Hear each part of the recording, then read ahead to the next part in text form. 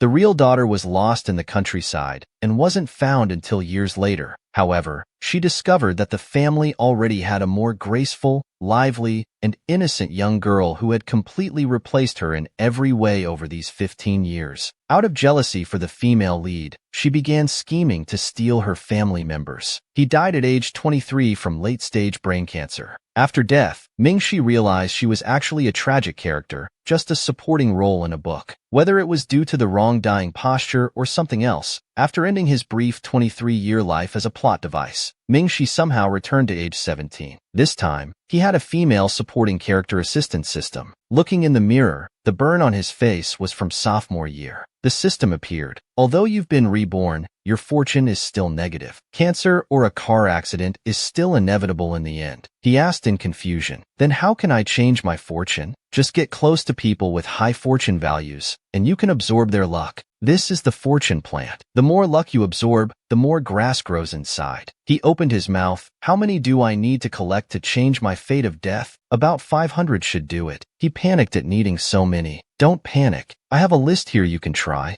Mingxi took a quick look. The list had many names, but only the top few had high returns. Fu Yangxi, the eldest grandson of the century-old Fu family conglomerate, second grandson Fu Ziyi, and the renowned Jiang Xiuqiu from the famous Jiang family. He had heard of these 3 stars, all popular figures at school. Mingxi felt discouraged. They were all in the international class. Then he remembered, last week his test score was 3rd in the grade. According to school rules, he could transfer classes freely. He immediately filled out the transfer application. He could report to the international class tomorrow. After finishing this, he opened his suitcase, laid it on the ground, and started packing his clothes one by one. There were several urgent knocks on the door. It was Zhao Yuning's lowered voice. Sister Mingxi, Sister Yuan is discharged today. What are you doing hiding in your room? While everyone's downstairs, properly apologize to Sister Yuan. Let's put this allergy incident behind us. The family had a big fight a few days ago when Zhao Yuan had an allergic reaction to peanut butter at He Yang's chain store. He Yang was Mingxi's friend, and the family thought Mingxi was involved. Mingxi zipped up his suitcase, opening the door with an icy expression. Why should I apologize for something I didn't do?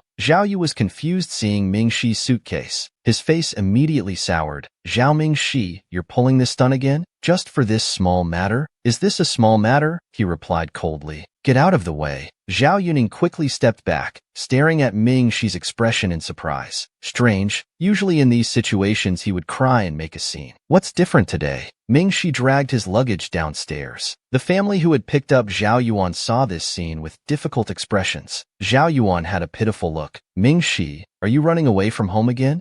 She stepped forward and grabbed his hand. I don't blame you for this incident. We can still be like before. Mingxi shook off her hand. His tone was harsh. Please move. You're in the way. After speaking, he walked past them. Zhao Zhanwei felt a headache. Let him go. Every day making the house chaotic. If he wants to live at school, let him. Don't stop him. Dragging his luggage, he turned and walked out of the Zhao family's front door.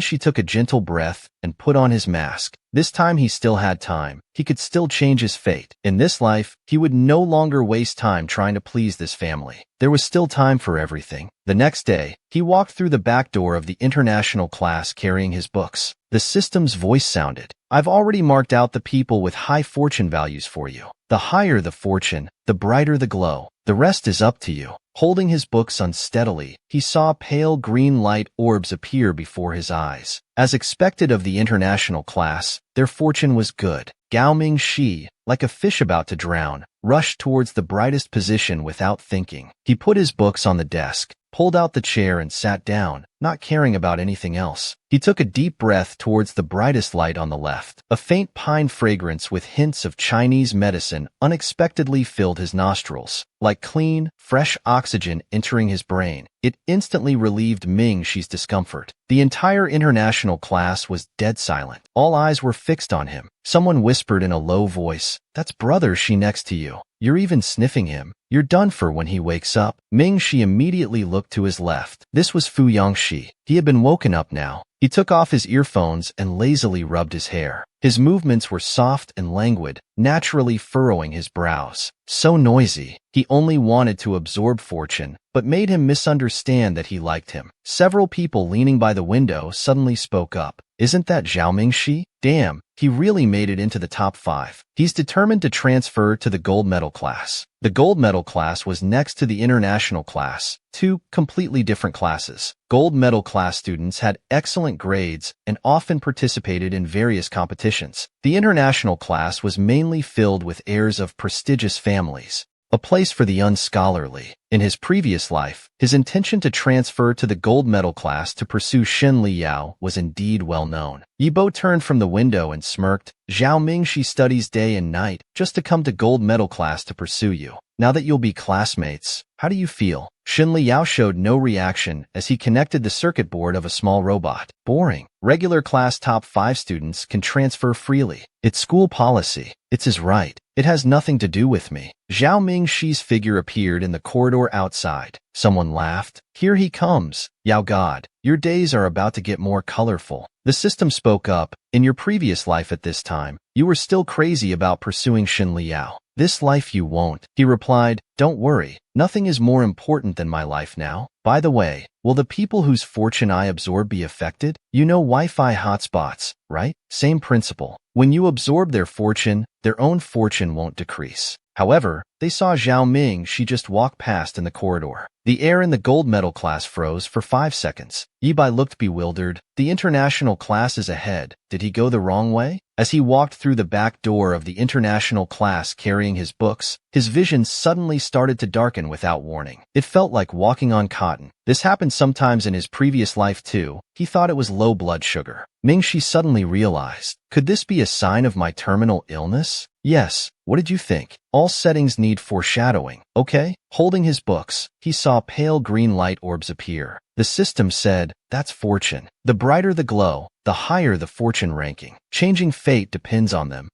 He saw the brightest glow coming from someone lying on a desk with no one beside them. He hurriedly ran over. After collapsing into the seat, he took a deep breath towards the brightest light on the left. A faint pine fragrance with hints of Chinese medicine unexpectedly filled his nostrils. Like clean, fresh oxygen entering his brain, it instantly relieved Mingxi's discomfort. The potted plant before his eyes suddenly trembled. At its edge, an extremely tiny and weak sprout emerged, less than a millimeter. It appeared to be only about 1/10 of a complete bud, but it made Mingxi's eyes widen. He almost cried with joy. He excitedly asked the system, what is this? Why did it suddenly appear? First, do you know whose fortune you just absorbed? Mingxi looked up. The entire international class was dead silent. All eyes were fixed on him. In the midst of shock, someone said, holy shit, am I seeing things right? He sniffed Brother Shi. Mingxi immediately looked to his left. A young man was lying on the desk, with red short hair, wearing white noise-canceling headphones. He was lazily sleeping. This was Fuyang Shi, number 1 on the return rate list. Someone asked, who are you? No one has ever sat in that seat. Mingxi turned to look at that person and replied, I'm Zhao Mingxi, transferred from ordinary class 6. Why can't I sit here? That person was shocked. Are you seeking death? Haven't you heard of the Fu family's young master? The school tyrant. No one dares to sit next to him. You'll definitely get threatened and end up becoming his errand boy. However,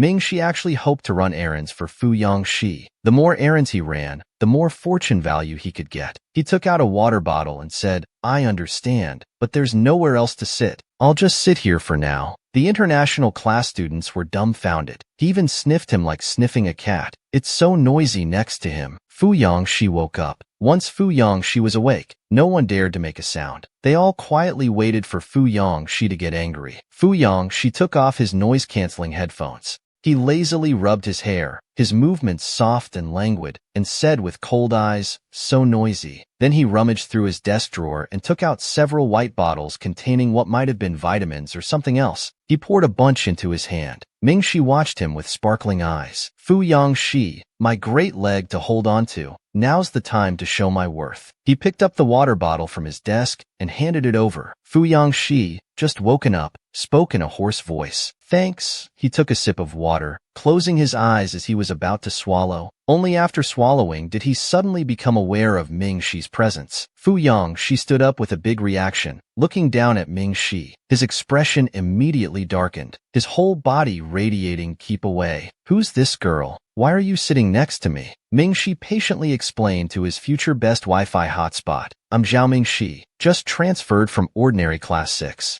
Everyone thought to themselves, obviously she's trying to get close to you. Incredible, she must really like you. Making me move is like taking my life." Fu Yongxi clearly thought of this too. Slightly uncomfortable, he swallowed the curse words that had reached his lips, but his face remained irritated. "Change seats immediately. Young master never has anyone sitting next to him." Ming-Shi knew it wouldn't be this easy. He shifted in his chair, unwilling to move. If he had wanted to leave, he would have done so earlier. "Making me move is like taking my life." Ming-Shi was internally monologuing when suddenly the whole classroom fell silent. Damn, he realized he had accidentally said his inner thoughts out loud. Fu Yongxi's ears turned red with anger, furious. "What nonsense are you saying?" He started gathering his textbooks to move him away. Just as Fu Yongxi finished speaking harshly, the international class's homeroom teacher stormed in through the classroom door carrying a stack of books. As soon as he entered, his eyes searched the classroom. Then his gaze landed directly on Fu Yongxi. The homeroom teacher walked over with a livid face. He slammed down a stack of newspapers. "Fu Yongxi, look at what you've done leading others astray. The school strictly forbids students from riding motorcycles. It's bad enough that you ride one yourself, but you even brought a whole group along." Fu Yongxi laughed. "Teacher Zhang, what era are you living in? You still read newspapers?" The homeroom teacher was furious, his face turning purple. "You think no one can control you? Go run 30 laps right now. If you don't finish them today, I'll do nothing but wait in the office for your parents to come." The smile on Fu Yongxi's lips instantly faded. He was about to say something while staring at the teacher. Suddenly, Ming-Shi beside him stood up.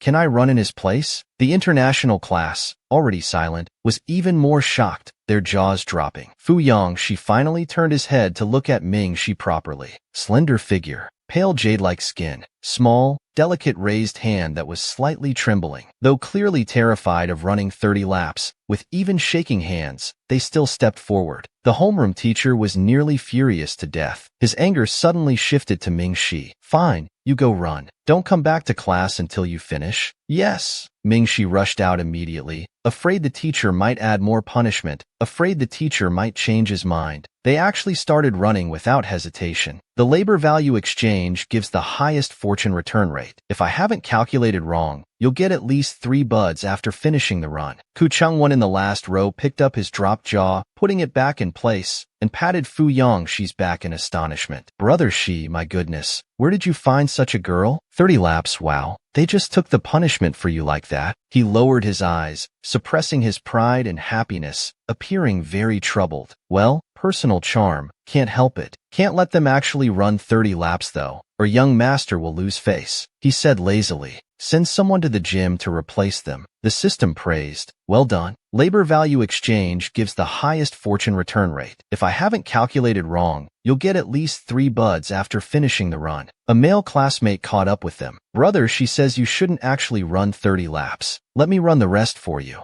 Ming-Shi refused. "No need, I can finish it." Thinking about 30 laps being 12 kilometers and 3 buds in return, their heart felt sweetly happy. The male classmate saw their smile and froze in place. Is love really this great? As soon as class ended, the whole international class was teasing. He came to Fu Yongxi's side. "Brother Shi, they won't let me run for them. And they seem to be really enjoying it, running and smiling like they're really happy." Fu Yongxi imagined them running and smiling. "Could someone be that happy? Does they really like me that much? Looks like my charm is irresistible." Fu Yongxi smiled contentedly. Zhang Qiuqiu, who had been absent from school due to a cold, was informed of this matter by a gossip-loving junior. Laughing until coughing nonstop, they couldn't help but call Fu Yongxi. "That's impossible, right? You must have gotten it wrong. The transfer student probably just needs something from you. You say they like you? Haha, what could they possibly like about you? Your hot temper? Your sour face? Or maybe your scene kid hairstyle? Your dog-like personality? Besides, apart from your family's money, if you can't speak properly, just keep your mouth shut." Fu Yongxi's face indeed turned sour. After hanging up, he angrily threw his phone into the desk drawer. But Fu Yang, she naturally didn't really believe the transfer student came for him. They must be after the money. Fu Yang, she kicked the chair beside him in frustration, planning to pay off the transfer student when they returned. Meanwhile, Ming Shi finished the 30 laps, nearly collapsing, and didn't return to the classroom. They went straight back to the dormitory. When they opened their eyes, they saw their potted plant. Sure enough, 3 complete small buds had grown. Ming Shi was thrilled and quickly rushed to the bathroom to look in the mirror. On his fair right cheek, the slightly darker patch was visibly fading. Unless looking closely in the mirror, it was almost unnoticeable. At this rate, he could soon remove his mask. In other words, as long as he stayed close to Fu Yangshi and kept trying to gain his favor, he could soon escape the fate of being the evil supporting character. Next, he needed to think about how to continue pleasing Fu Yangshi. He laughed out loud at this point. Using this trick would definitely help him gain lots of fortune. This Fu family young master truly had a fierce temperament. If it weren't for the running incident interrupting, he hadn't even had time to have someone move his books. Ming Shi wasn't angry though. After all, he was the one asking for favors. He just found it troublesome, wondering what he could do to get closer to him. Ming Shi quickly thought of one of his best skills, cooking. Before being found by the Zhao family 15 years ago, he had always cooked for himself and taken care of the grandmother who raised him. And in these 2 years since coming to the Zhao family, to integrate faster, he often prepared his specialty dishes for the dining table. Though Mrs. Zhao was picky, she had nothing to criticize about his cooking. But now he just wanted to live for himself. System, if I cook for Fu Yangshi, will it increase my fortune? Of course, any interaction with important characters will help you gain fortune. Ming Shi had made up his mind, his steps becoming lighter. Fu Yangshi, I don't believe you can resist my cooking. First fill your stomach. Looks like after school today, I'll need to visit He Yang's shop for ingredients. Meanwhile, in the cafeteria, the morning's events from the international class had reached the ears of Zhao Yun and his friendie Xiao Xia.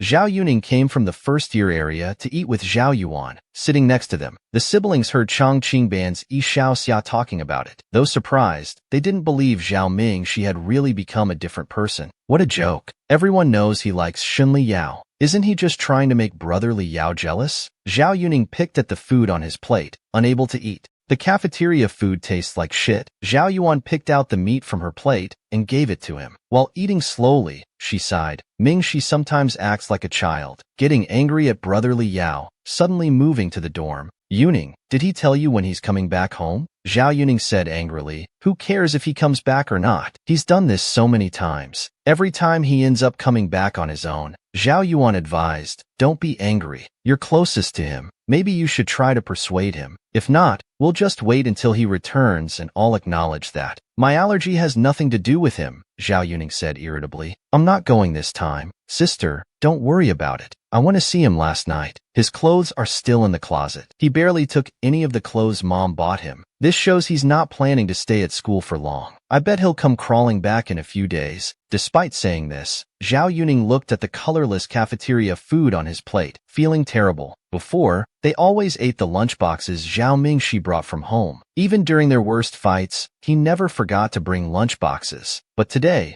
Zhao Mingshi unusually didn't appear. Zhao Yuning wondered where he went. Yi Xiao Xia was still laughing beside them. The running story has spread even to our Chongqing class. It must be to make Shunli Yao jealous. But people trying to pursue Shunli Yao are lined up to the next school. He definitely won't be interested. If he wants to pursue Yao God, he should at least look like Kong Jiaza from the next school, if not like Yuan Yuan. Zhao Yuning couldn't contain his anger anymore. He suddenly stood up and pointed at him, yelling, "What nonsense are you talking about? Look at yourself in the mirror first." Yi Xiao Xia was startled for a moment, finally realizing he had spoken thoughtlessly. Although Zhao Yuning and Zhao Mingshi's relationship was ordinary, he was still Zhao Mingshi's brother. Sorry, Yi Xiao Xia apologized quickly. Zhao Yu also said, don't talk about Mingshi like that next time. Let's eat. But Zhao Yuan couldn't help thinking about Zhao Mingshi's face. Yi Xiao Xia hadn't seen it. Zhao Mingshi's face when he first came to the Zhao family 2 years ago was far more beautiful than even hers. She had the pure, pitiful beauty of a delicate girl, while Zhao Mingshi had purely striking features and an exquisite, radiant beauty. That day when Zhao Mingshi arrived at the Zhao family, when they first saw him, no one could take their eyes off him. It was at that moment that Zhao Yuan felt a subtle sense of crisis in her heart. Of course, all of this ended with the burn incident a year ago. beauty was marked with scars, no longer flawless. This made Zhao Yuan feel slightly more balanced. As her thoughts wandered, she suddenly heard Zhao Yuming say, "Zhao Mingxi." Zhao Yuan and Yi Xiao Xia turned around.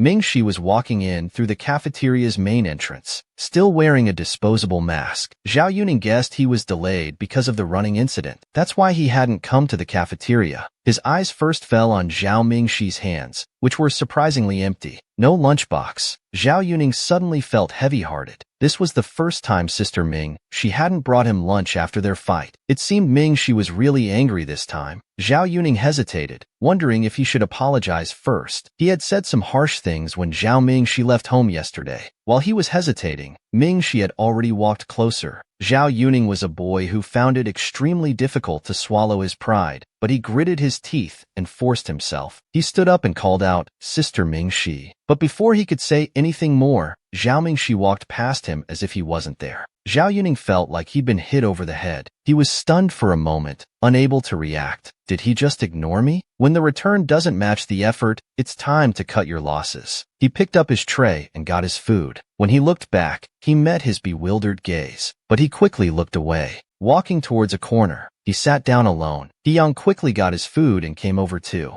He brought a dessert and handed it to Mingxi. "You made this at my family shop last weekend. Your skills are amazing. Even my dad said it was delicious. I brought some for you to try today." Mingxi's appetite was aroused, and he was about to open the package. But thinking of something, he put the delicate package away. "I'll eat it back in the classroom." Yang laughed. "Whatever, you poor thing." Mingxi couldn't help thinking if giving the dessert to Fu Yang she would increase his fortune. Yang glanced at Mingxi. "By the way, how's Zhao Yuan's allergy?" He finally came back to his senses. "Don't know. I moved out. I'm living at school now." Yang almost fell over. "What the hell? They kicked you out just because of Zhao Yuan's allergy? Who's the real child here?" Mingxi quickly pulled him down to sit. "Keep your voice down. I wasn't kicked out. I moved out on my own." Yang became even more angry. "This is infuriating. I think this whole thing was staged by that little bitch Zhao Yuan." Mingxi said, "It might have been Yi Xiao Xia." Yang's eyes widened. Yi Xiao Xia was Zhao Yuan's best friend, always protecting her. Wei Mingxi was always on the front lines, but his dislike for Mingxi was largely because he saw Mingxi as a romantic rival. Last Friday, Mingxi saw him giving water to Xinli Yao at the basketball court and realized he also liked Xinli Yao.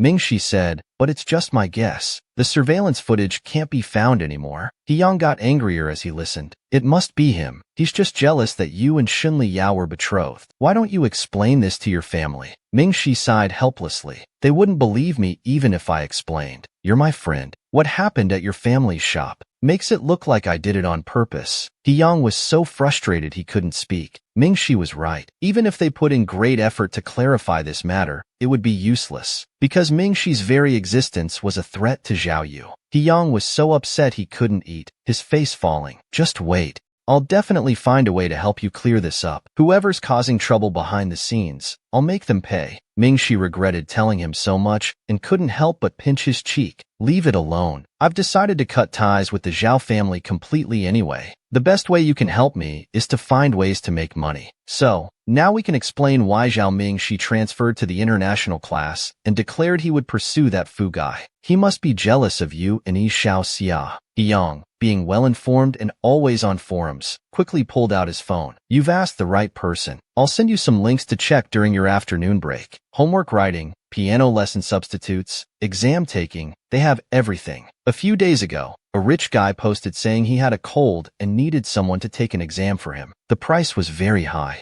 Mingxi was a bit excited about the 8,000 yuan. If he could get this job, it would cover a semester's living expenses. He looked at the poster's ID, Handsome J. It seemed familiar, but he couldn't remember who it was. Mingxi was a hard-working person with good grades. Back in his northern town, he'd never ranked second. Though the payment was high, with his current bad luck, getting stomach aches or inexplicably feeling unwell during every exam, he couldn't perform well. He needed to accumulate some good fortune first. Ming Shi and He Yang finished eating and left. Not far behind them sat the filial team. Ming Shi spoke quietly, but He Yang was loud, occasionally blurting out key words. The filial team members were smart, and Yi Bo was no exception. He quickly extracted precise information from the two girls' conversation. It seems something happened at the Zhao house last weekend. Yi Xiaoxia from the regular class caused Zhao Yuan's allergic reaction and blamed it on Zhao Mingxi. The family didn't trust Zhao Mingxi, they argued, and now he's moved out to live at school. Yi Bo watched Mingxi leave, then turned to look at Shunli Yao with great interest. So now we can explain why Zhao Mingxi transferred to the international class and declared he would pursue that Fu guy. He must be jealous of you and Yi Xiaoxia.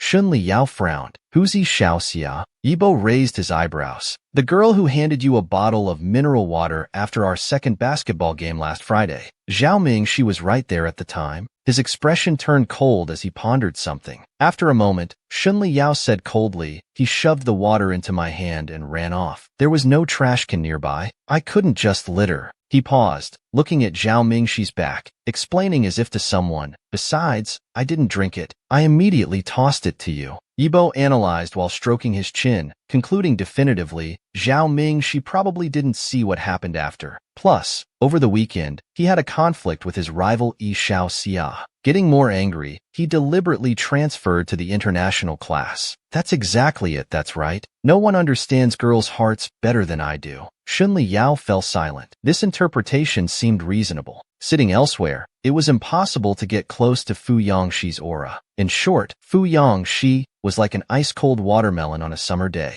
Mingxi was walking through the back door of the international class. It was still lunch break. The air conditioning was blowing cool air. No one in the classroom was sleeping. All eyes were fixed on him. With over 40 pairs of eyes on him, Mingxi felt immense pressure. He saw his books still piled on the desk next to Fu Yangxi, not thrown into the gutter. Slightly relieved, he pushed through the pressure and walked over. And Fu Yangxi himself, the school boss, with his sleepy spiky red hair, silver noise-canceling headphones around his neck, and chest chains, looked arrogant and dramatic. His eyes swept over, watching coldly as he approached. As he walked over, Mingxi couldn't help but take a breath. Sorry, the dry, pine-scented aura was too pleasant. He couldn't control himself and took in another breath of the aura. His Feng Qi acupoint instantly cleared. Fu Yangxi's 3 parts arrogant, 3 parts cold, and 4 parts cruel expression almost broke. Before he could regain his cold demeanor, his ears turned red with anger. What the hell do you want? Considering you ran 30 laps for me, I can't overlook you casually sitting next to me this morning, but that doesn't mean I'll tolerate you continuing to sit next to young master me.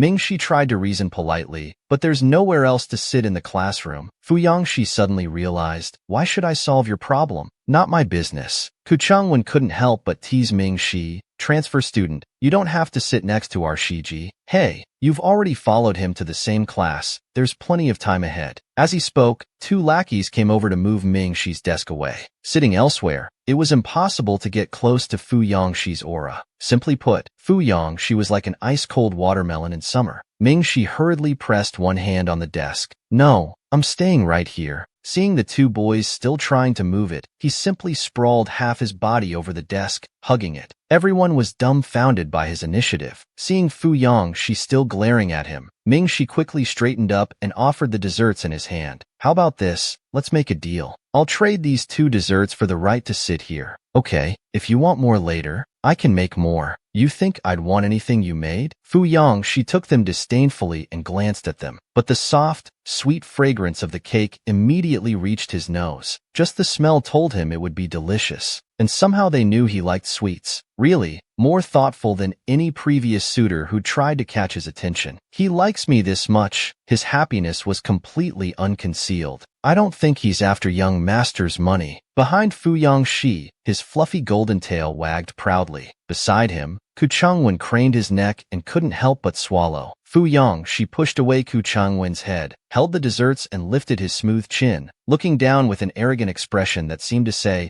I'm doing you a favor by even looking at you. I'll take these. You can sit next to me for 1 afternoon of classes, but if you're smart, you'll arrange a seat change with the homeroom teacher. I don't want to see you beside me tomorrow. Mingxi immediately said, 2 desserts for 1 afternoon, plus your WeChat contact info. The entire international class gasped. A true warrior. Shiji, in 17 years, had finally met a true warrior. Asking for contact information in front of everyone. This girl was too bold. Fu Yongxi almost choked. The redness from his ears spread uncontrollably to his face. Why you? I'm warning you, don't think about harassing me. Ming Shi, already past the point of no return, continued bargaining. Then how about half the WeChat QR code first, and we'll trade something else for the other half later? Still not working. Ming Shi frowned. Then how about 1/4? Come on, you're over 1.80 meters tall. The mighty Fu family young master. How can you haggle like this? Fu Yongxi was somehow drawn into Ming Shi's pace. He let him scan his WeChat. Really a beautiful fool. Ming Shi got the WeChat. Satisfied, Fu Yongxi's expression soured as he pulled out a bank card from his pocket and tossed it in front of Ming Shi. This is payment for your 30 laps. 30 laps were indeed tiring. Since he couldn't get someone to replace him, Fu Yongxi couldn't let him run for nothing. Ming Shi immediately accepted the money without hesitation. It would be foolish not to take it. Accepting this money from Fu Yongxi might bring more good fortune. Though he naturally had no plans to use it, if he did, it would be spent on the person beside him. Fu Yongxi lazily propped his chin with one hand, smugly raising his eyebrows. What could he do?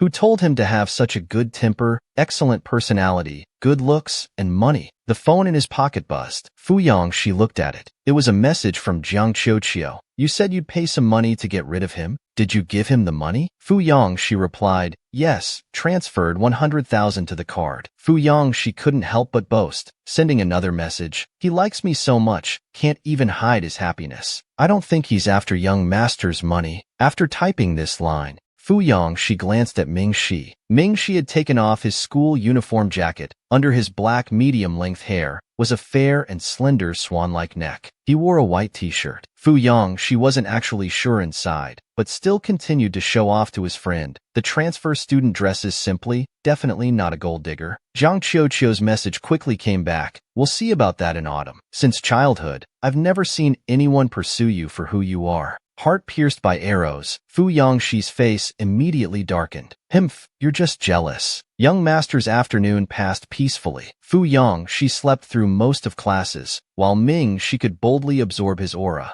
By the time Fu Yongxi woke up with a yawn, school was already over. Fu Yongxi instinctively looked at the seat beside him. Seeing it empty, the transfer student had left without saying goodbye. He frowned. Is this how you pursue someone? Just then, Fu Yongxi's phone suddenly vibrated. He casually looked at it. Your bank card ending in XXXX has just spent 12,000.00. Bank card ending in XXXX has spent 23,000.00. Bank card ending in XXXX has spent 21,000.00. Fu Yongxi's face instantly soured. He felt betrayed, claiming not to be after his money, but this clearly showed otherwise. 56,000 really is a gold digger. It seemed the length and content of messages didn't affect the sprout's growth rate. The only thing that mattered was how many times messages were sent. In that case, he would just send Fu Yongxi 3 messages each day. Fu Yongxi lay on his velvet bed at Fuji Mansion with his wet red hair after showering, coldly staring at his phone screen. It had been exactly 2 hours. He really underestimated the transfer student. 100,000 yuan,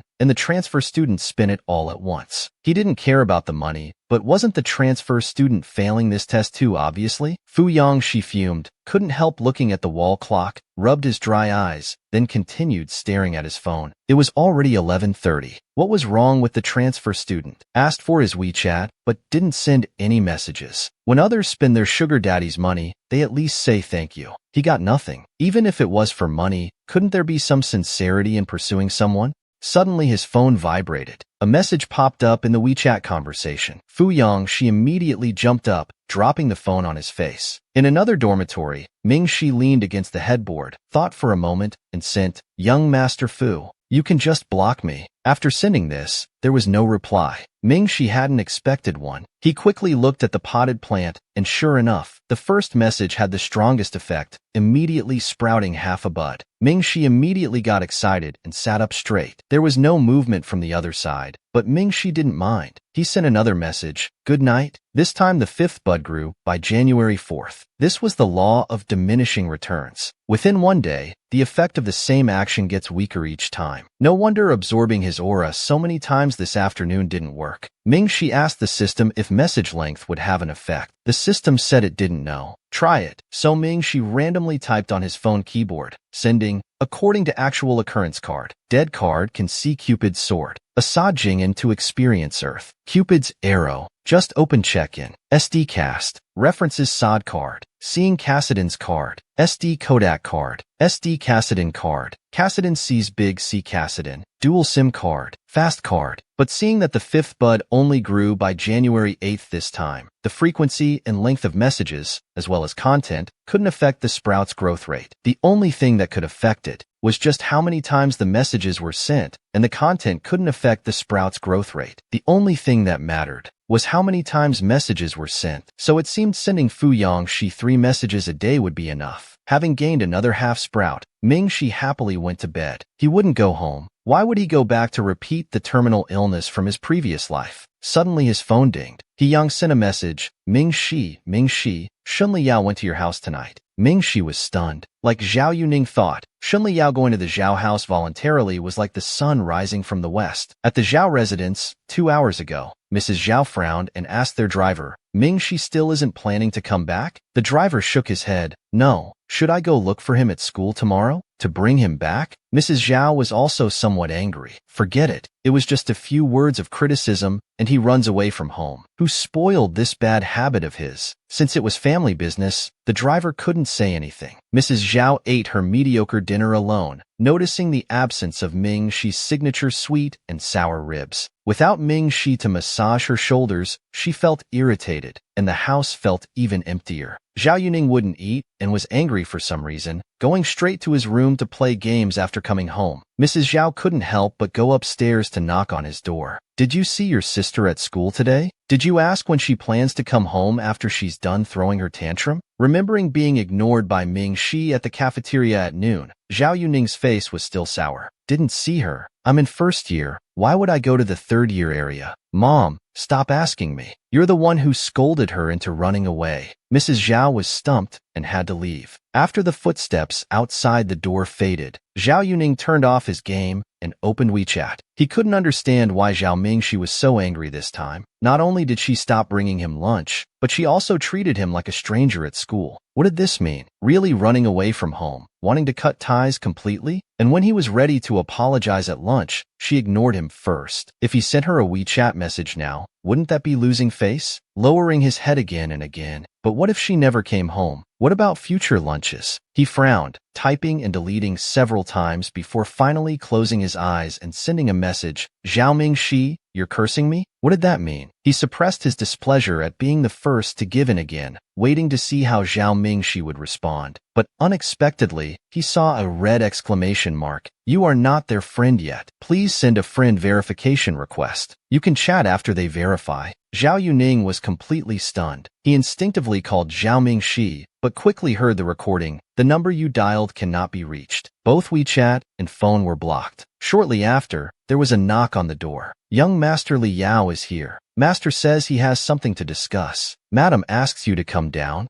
Zhao Yuning frowned, having to put aside being blocked by Zhao Mingshi for now. Going downstairs first, Zhao Yuning came immediately. In the living room, he heard Shun Li Yao talking to Zhao Wu. Auntie, I came to talk about Zhao Yuan's allergy incident. Zhao Mingshi is innocent. At these words, all three of them were shocked. The Fu family's young master received the transfer student's Morse code. Because he was too slow, he had to search Baidu to know it meant, I love you. I don't need you to respond. While Mingshi was sleeping, a phone call came in. It was his big brother. Zhao Zhanhui reached for the phone and answered. Big brother just found out about Yuan's incident. It seems it was his friend who accidentally caused it. We all wrongly blamed you. Big brother apologizes. However, it's not good that you run away from home whenever you face a little grievance. Look how upset mom is. When are you coming home? Big brother will pick you up. Mingshi hung up without answering, still as biased as ever. Then he received a message from his big brother. Mingshi directly blocked him. His world was finally peaceful. When Zhao Zhanhui hadn't received any call or text back from Mingshi, he reported to Mrs. Zhao, who showed some guilt on her face. It's already past 10 p.m. He might be sleeping. Though Mrs. Zhao looked guilty, she still insisted on being right. Nobody at home blamed him much. We just said a few words. Even if Yuan's allergy wasn't his fault, he shouldn't just be angry with us without caring about Yuan. Looking at Mrs. Zhao's mixed expression of guilt and anger,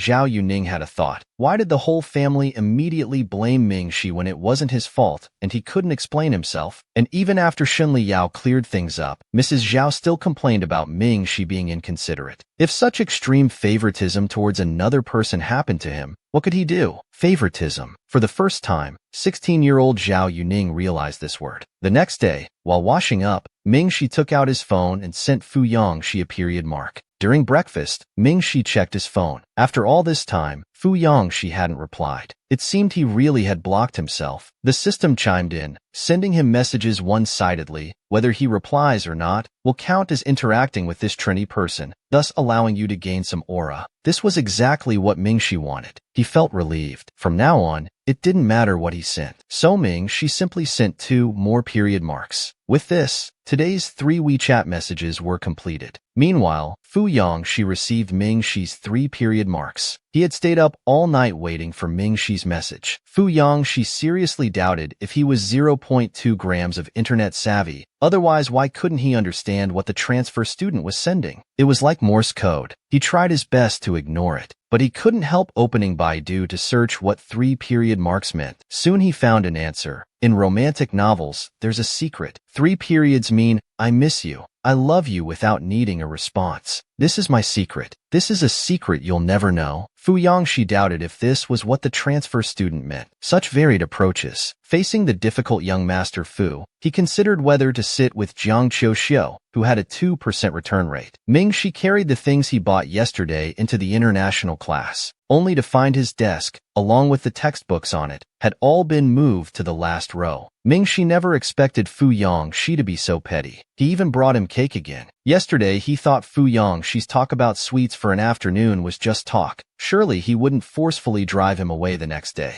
But unexpectedly, he really was that petty. Mingxi stood there stunned, completely taken aback. Ku Chengwen walked over yawning. Shiji is always late and leaves early. He hasn't arrived yet. I guess you won't actively go to the homeroom teacher to change seats today, so we moved your seat first. Also, you're on duty today. Before he could finish, Ku Chengwen saw the same desserts as yesterday in Mingxi's hands, and his eyes immediately lit up. Hee, since you can't catch up to Shiji anyway, why don't you give this to me? I'll take over your cleaning duties for a semester. Mingxi had already eaten breakfast and had brought this for Fu Yongxi, but now that his seat was practically moved to the trash bin, he suddenly didn't want to give it anymore. Fine, it's yours. The blackboard cleaning is your responsibility now. Ku Chengwen took the desserts with both hands, his impression of Mingxi instantly improving. He immediately became friendly. Transfer student, bring me another one tomorrow. I'll give you Shiji's home address. Mingxi asked the system if knowing Fu Yongxi's address would help grow sprouts. No, unless you can visit his house. Knowing he couldn't enter the Fu family's door,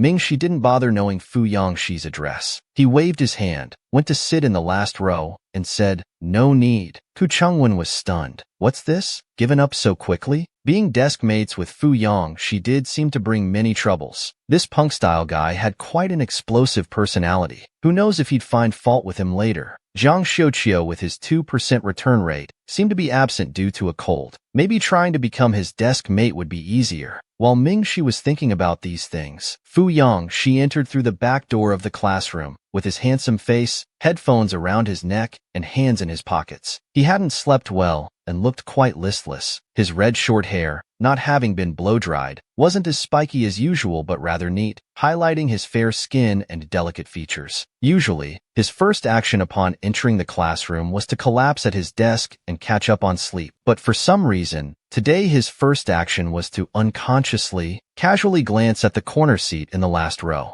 This time the transfer student wasn't making noise or causing trouble, just sitting quietly in the last row. He sat there silently, head down, his slim figure in the school uniform, bathed in the morning light. Fu Yangxi rarely paid attention to girls. Previously, boys and girls were all genderless beings in his eyes. This was the first time he noticed that girls' figures were indeed more delicate than boys. Was it because she was too poor, with nothing good to eat? Then perhaps approaching him for money wasn't so unforgivable. Whatever, it wasn't his business. Fu Yangxi withdrew his gaze and returned to his seat with a dark expression. As he walked over, he found Ku Changwen ducking under his desk. "What are you eating?" Fu Yangxi asked. "Haven't finished breakfast." Ku Changwen trembled. His head lowered even more. Fu Yangxi had an inexplicable bad feeling. Then he saw the desserts Ku Changwen was stuffing into his mouth. Fu Yangxi's expression changed instantly. He felt betrayed. Wasn't the gold digger supposed to be pursuing him? Even if she was after money, she shouldn't switch targets midway. How casual. Still sending him those secret messages this morning, yet bringing desserts to others as soon as she got to class. How fickle. Ming Shi's series of actions had successfully moved Fu Yangxi, but he still wanted to gain more connection points. Fu Yangxi grabbed Ku Changwen's clothes. "Did you pay him? What did you talk about?" Ku Changwen answered honestly. "What did you say?" Ku Changwen said, "I asked if he wanted your address. He said no." Fu Yangxi was furious. He felt utterly betrayed. He put on his noise-canceling headphones, turned around, kicked the chair, and sat down heavily, full of unnamed anger with nowhere to vent. Just then,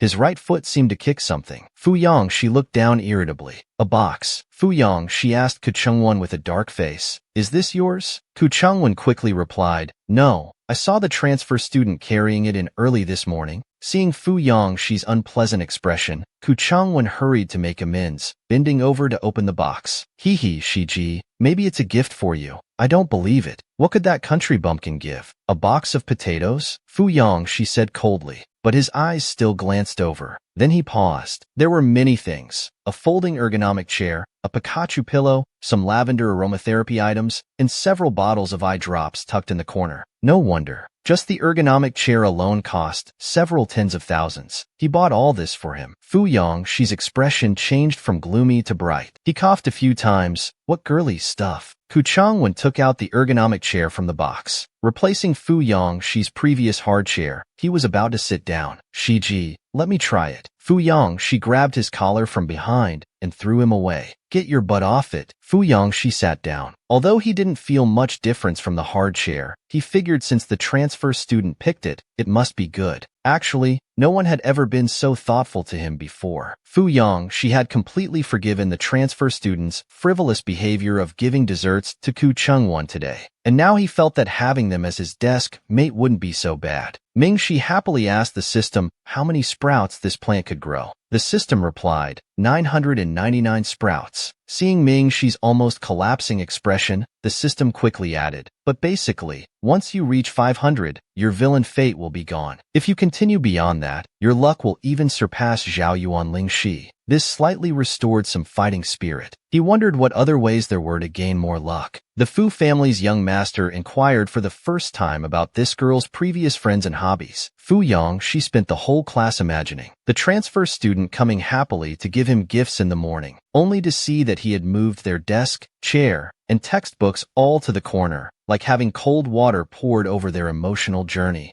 Thinking this way, Fu Yangxi glanced at Ming Shi. Had he been too harsh? And that day, the international class witnessed in amazement that for the first time in 3 years, the Fu family's young master didn't sleep through the first class, but instead watched a girl for the entire period. A high school's greatest miracle had occurred. He stared at Ming Shi all morning, but didn't see them voluntarily offer to move back. He felt both irritated and somewhat hurt. During lunch break, seeing the corner seat empty, Fu Yangxi removed his headphones. Asked where the transfer student was. Ku Changwen said, "Seems they want to find their friend from the regular class." He leaned against the wall with a book, his red hair spiking up again. He lazily asked Ku Changwen, "Do you have any way to find out who the transfer student's friends were before, what they like, basically everything, no matter how small?" Ku Changwen was very shocked. In the 3 whole years he'd known Shiji, this was the first time he'd seen him inquire about anyone, and about a girl no less. Ku Changwen couldn't help but lean in and whisper, "Shiji, you haven't really taken an interest in them, have you?" Fu Yangxi hit him on the head.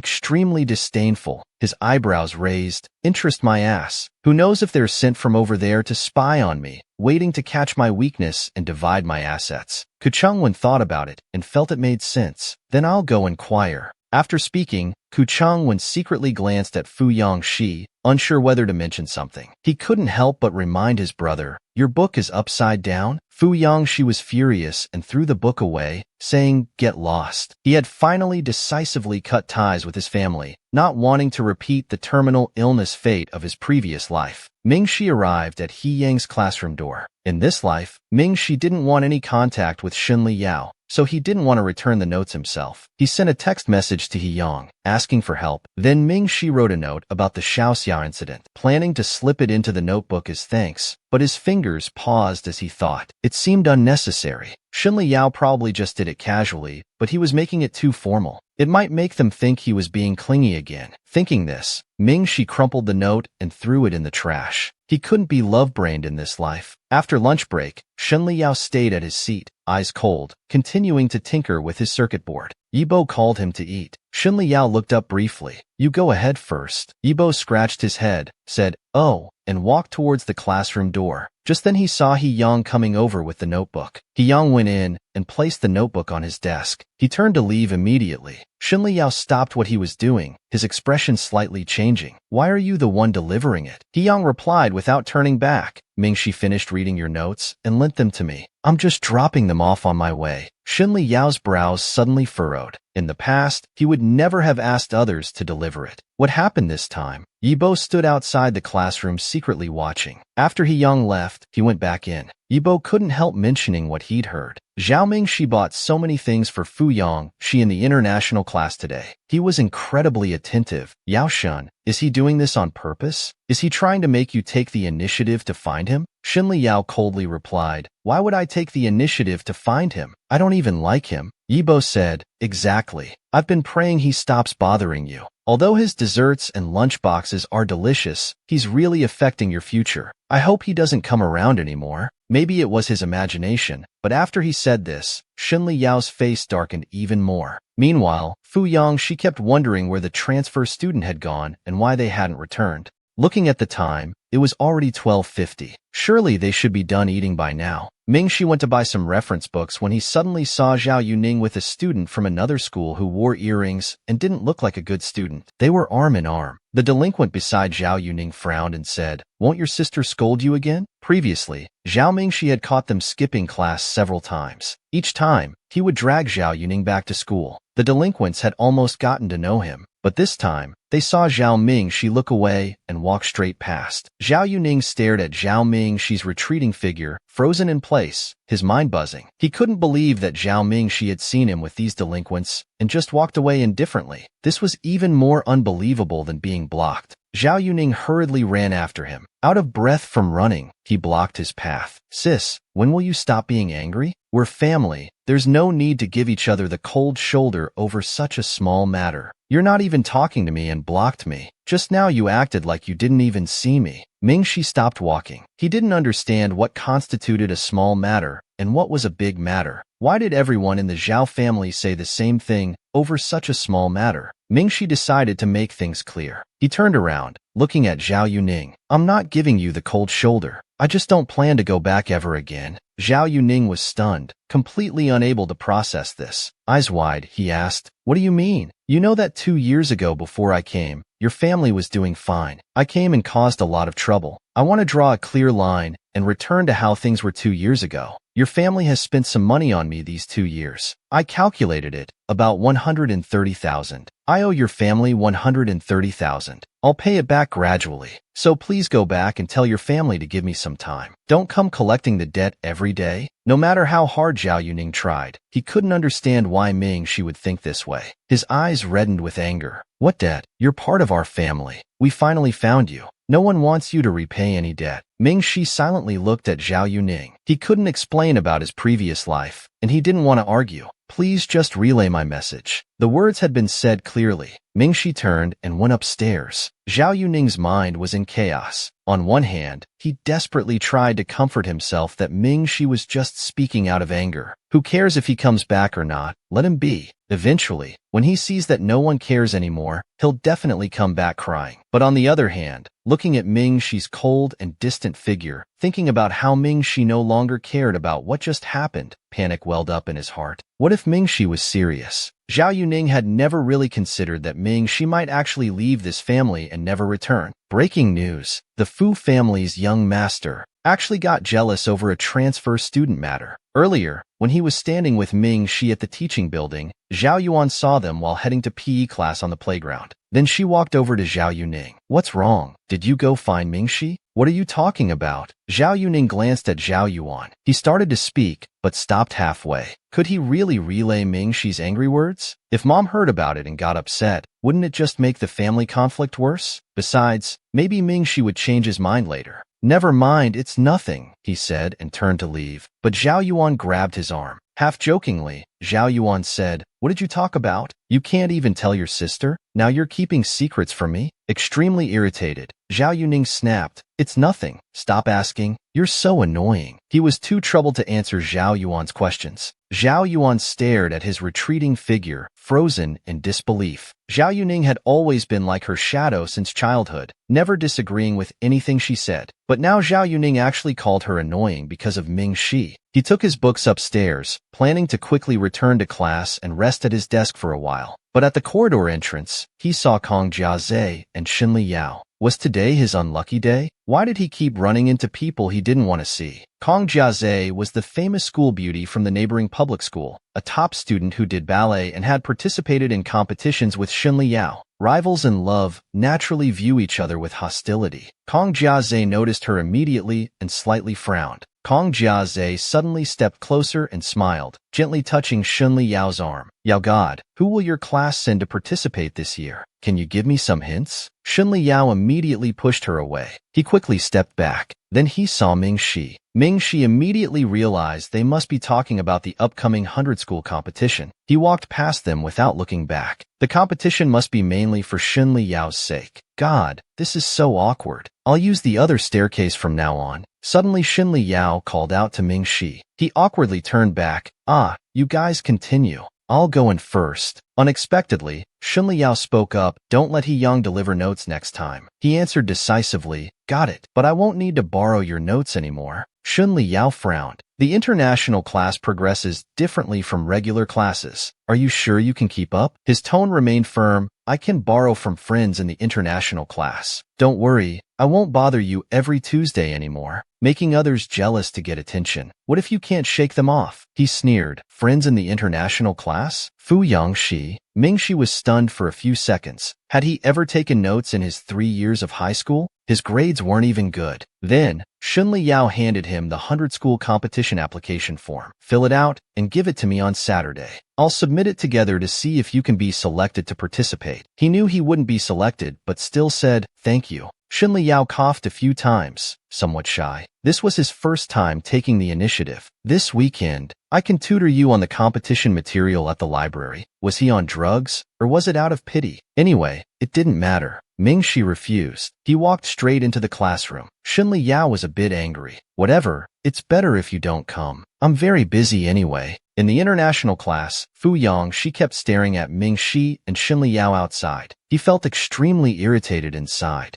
Ku Chungwen spoke up. Shiji, stop staring. He's coming in. Fu Yangshi put on his noise-canceling headphones. He picked up a Chinese textbook to pretend to read, but continued to stare at him intently. Ming Shi walked straight past without paying any attention to him. Fu Yangshi felt disappointed. He hadn't come to find him all day. Angrily throwing his book down, he asked, who was that person talking to the transfer student? An old friend? Ku Chungwen was shocked. Friend? More like someone involved in countless dramatic rumors. If he said that Shiji was just being used to make someone jealous, would they still need to talk about it? He might bring explosives to school tomorrow. He started racking his brains, thinking how to casually bump into Fu Yongxi's body as if nothing happened. Ku Changwen nervously suggested, Shiji, why don't you just have someone move his desk back? Fu Yongxi raised his eyebrow in warning, but Ku Changwen hadn't sensed the danger yet. Better than craning your neck to look. You'll get cervical problems. Hearing the last sentence, Fu Yongxi angrily hit his head. He's the one trying to pursue me, not the other way around. Which eye of yours saw that I wanted him to move back? Ku Changwen quickly ducked his head and agreed. Right. Fu Yongxi bristled. He hasn't called me young master all morning. My sleep has improved. Fu Yongxi snorted arrogantly, listening to Ku Changwen continue flattering him. If you ask me, that transfer student doesn't know his place. He even dares to play hard to get with you. The next second, his brows furrowed. Watch how you talk. I threw his desk away early this morning. It's understandable if he's upset for a while. Don't judge others with a petty mind. Playing hard to get, that sounds awful. Ku Changwen helplessly spread his hands. Fine, it's all my fault. Being a man is hard. Class time arrived. Fu Yongxi couldn't help glancing at him again. How could he still sit there calmly? Humph, young master won't speak first. Mingxi looked at his potted plant that hadn't progressed all day, still stuck at 7 sprouts, feeling somewhat worried. Fu Yongxi really hates me and doesn't want to be my deskmate. Is there any way to increase Qiyun significantly at once? The system asked. When reading novels, what part makes you feel most delighted? Mingxi thought for a moment. Naturally, it's when the main characters have physical contact. The system said, right? What you're doing now is more like being a follower. But what if it's not just that? Mingxi understood immediately. Physical contact with people on the list could increase more Qiyun. Mingxi started thinking hard. So if I hug Fu Yongxi, kiss Fu Yongxi, would I get loads of Qiyun? Mingxi slapped his head a few times. What was he thinking? If he really did that, he'd probably end up died at 17 under Fu Yongxi's fists. The system encouraged. Try touching him and see how many sprouts grow. Just one touch shouldn't get you beaten up. After going in circles, it seemed he still needed to become Fu Yongxi's deskmate. Perhaps because Mingxi's desire to survive was too strong. Heaven heard him. The homeroom teacher saw him sitting alone in the last row and called him to the office. Fu Yongxi turned to Ku Changwen. Go see what the teacher wants. Ku Changwen stood up, grumbling reluctantly. If you're so concerned, go yourself. In the office, Ku Changwen poked his head in and heard the teacher asking Mingxi, you just transferred here? Are you having trouble adjusting? Mingxi quickly seized the opportunity and shook his head. I'm not adjusting well. It's too far from the blackboard. Mingxi spoke little, with dark eyes and soft, obedient hair. The homeroom teacher had a good impression of him and asked, where would you like to move? Mingxi hesitated. It seems only the seat next to Fu Yongxi is available. Let me sit there. Ku Changwen, who was eavesdropping, was stunned and quickly ran back to the international class. Shiji, the transfer student, just asked the teacher to be your deskmate. He imitated Mingxi's gentle tone. Let me sit there. Fu Yongxi isn't bad. Fu Yongxi was now completely awake. He grabbed a book and threw it at him. Get out. Fu Yongxi irritably ran his fingers through his hair, trying hard to look annoyed and angry, but his ears were uncontrollably red. What's with this transfer student? Why is he so clingy? Can't even last a day. He didn't make any moves this morning. Thought he'd given up, but in the afternoon he secretly went to the teacher. He's really clingy. Mingxi returned from the office. The homeroom teacher poked her head out from behind, saying to Fu Yongxi, have someone help Zhao Mingxi move his seat back. Don't bully the transfer student. The class followers all looked at Fu Yongxi. Without his word, they dared not move. Fu Yongxi crossed his arms, legs propped up, defiantly staring at the teacher with a sour expression. Inside, he was anxious. What's wrong with these people? They weren't even listening to the teacher anymore. The transfer student voluntarily requested to sit beside young Master Fu again. He even passed notes during class. Looking at the happy transfer student, he couldn't help thinking, being so clingy, what will happen in the future? The teacher got a headache and shouted, go move it now. Still, no follower moved. Fu Yongxi frowned, looking very reluctant, and mumbled, fine, for the teacher's sake. Move it then. 3 followers immediately sprang into action. They went to move the desk, slowly moving it next to Fu Yongxi. Moments later, Ming Shi sat back in the position beside Fu Yongxi. He secretly glanced sideways at Fu Yongxi. Class time began, and the noisy atmosphere had to quiet down. Ming Shi couldn't help but steal another glance at the sleeping Fu Yongxi. How could he casually make physical contact with Fu Yongxi? Next class, Ming Shi extended a little finger, wanting to touch his head, but noticed his ears were red. He quickly withdrew his hand. Ming Shi guessed he was angry. Being forced to sit together, he must be furious. He pondered that because of this incident, Fu Yongxi probably hated him more now. This might affect his future attempts to get close to him. So he wrote a note. Sorry, it was the teacher's arrangement. I didn't know beforehand. Ming Shi used a small trick. The teacher on the podium suddenly sneezed. Ming Shi silently apologized in his heart. Sorry, teacher. Fu Yongxi lay on his desk, feeling very irritated. Will he talk to me? If I keep sleeping like this, he won't have a chance. Maybe I should sit up. Fu Yongxi turned his head. He saw that jade-white, slender finger pressing on the note, carefully pushing it over. So impatient, writing notes right after moving here. Young master's charm is indeed invincible. After scanning the note's contents, Fu Yongxi's lips couldn't help but curl up. Humph. Clearly he actively asked the teacher to change seats. Yet he says this. I understand girls. They're always shy about their crushes. Fu Yongxi coldly snorted, propping his face with his left hand, while quickly scribbling something on the note with his right. Then he crumpled it up and threw it back. Since he wasn't looking, he missed and it landed on the upper right corner of Zhao Mingxi's desk. Bad timing. The teacher almost noticed. It seemed like the teacher was about to come over. Fu Yongxi immediately reached for it. Zhao Mingxi glanced at him, thinking this was a good opportunity. He could pretend to grab the note too, casually letting their fingers touch. Who knows how many sprouts would grow? Such chances were rare. Mingxi immediately reached out too. Sure enough, their fingers touched. Fu Yongxi's fingers were ice cold. He immediately felt the girl's soft fingertips. Warm. He withdrew his hand as if shocked, quietly demanding, What are you doing? Mingxi softly apologized. Sorry. Then Mingxi unfolded the note. Fu Yongxi had only written 2 cold words. Whatever. Mingxi sighed in relief. Though Fu Yongxi wasn't happy, he seemed too lazy to make a big fuss with the teacher over this small matter. This way, things were finally progressing. He could sit here peacefully now. Mingxi looked up and immediately noticed his potted plant, rapidly sprouting 5 new buds. Adding to the original 7, it suddenly became 12. What was happening? Just one touch of hands could grow so many? Mingxi wished he could touch the hands of everyone at the top of the list. Fu Yongxi continued hiding behind his book, noticing from the corner of his eye Mingxi's undisguised joy. His face reddened, heart pounding. Was it really that big a deal just touching hands? It's not like they were dating. Why was he so happy? Being so clingy, what would happen in the future? He was solely focused on gaining luck. But young Master Fu misunderstood it as affection. These days,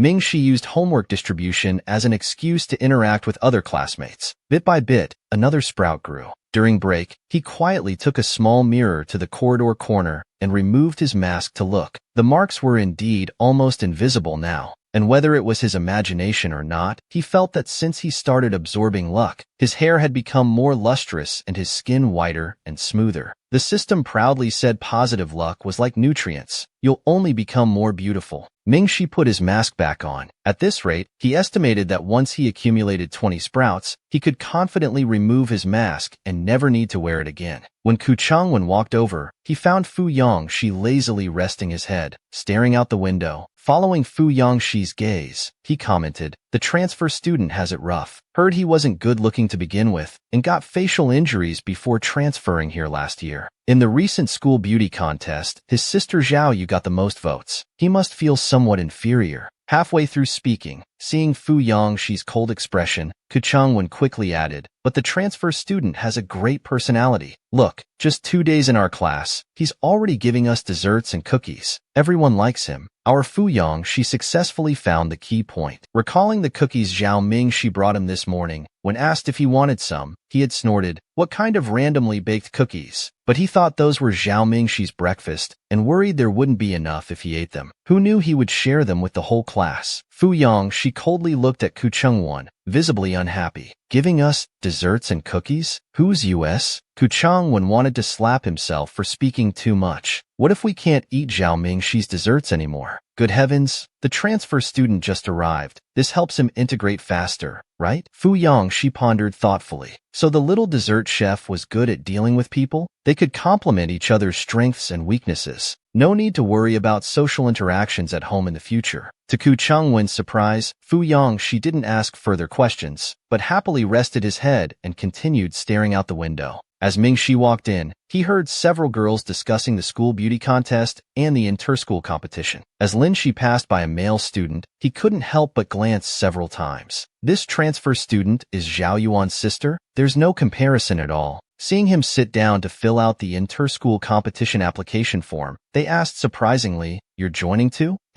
Wanna try?" That boy thought he was overestimating himself, but didn't say it directly. Instead, he asked, "By the way, what's wrong with your face? Can you take off your mask and show us? Your sister is pretty and has good grades. You shouldn't be too far off, right?" Another girl added, "Yeah, we still don't know what you look like." Lin, she saw the boy's ill intentions and didn't want to engage. "What could I look like? Just 2 eyes and a mouth like everyone else." Suddenly, a pencil case flew through the air. With a bang, it hit the joking boy's head. Fu Yang, she glared at him coldly, as if saying, "You think I'm dead? How annoying. You're always running your mouth." The boy's face turned pale with fear. He immediately fell silent. He picked up the pencil case to return it. "Sorry." The girl was also startled and quickly left with her head down. Mingxi looked at his deskmate in surprise. Seeing Mingxi staring at him without speaking, Fu Yang, she became uncomfortable, his face slightly red, mumbling, "Don't get cocky. I wasn't helping you. They were disturbing me." Mingxi couldn't help but smile. "Thank you." Fu Yang, she embarrassedly laid down,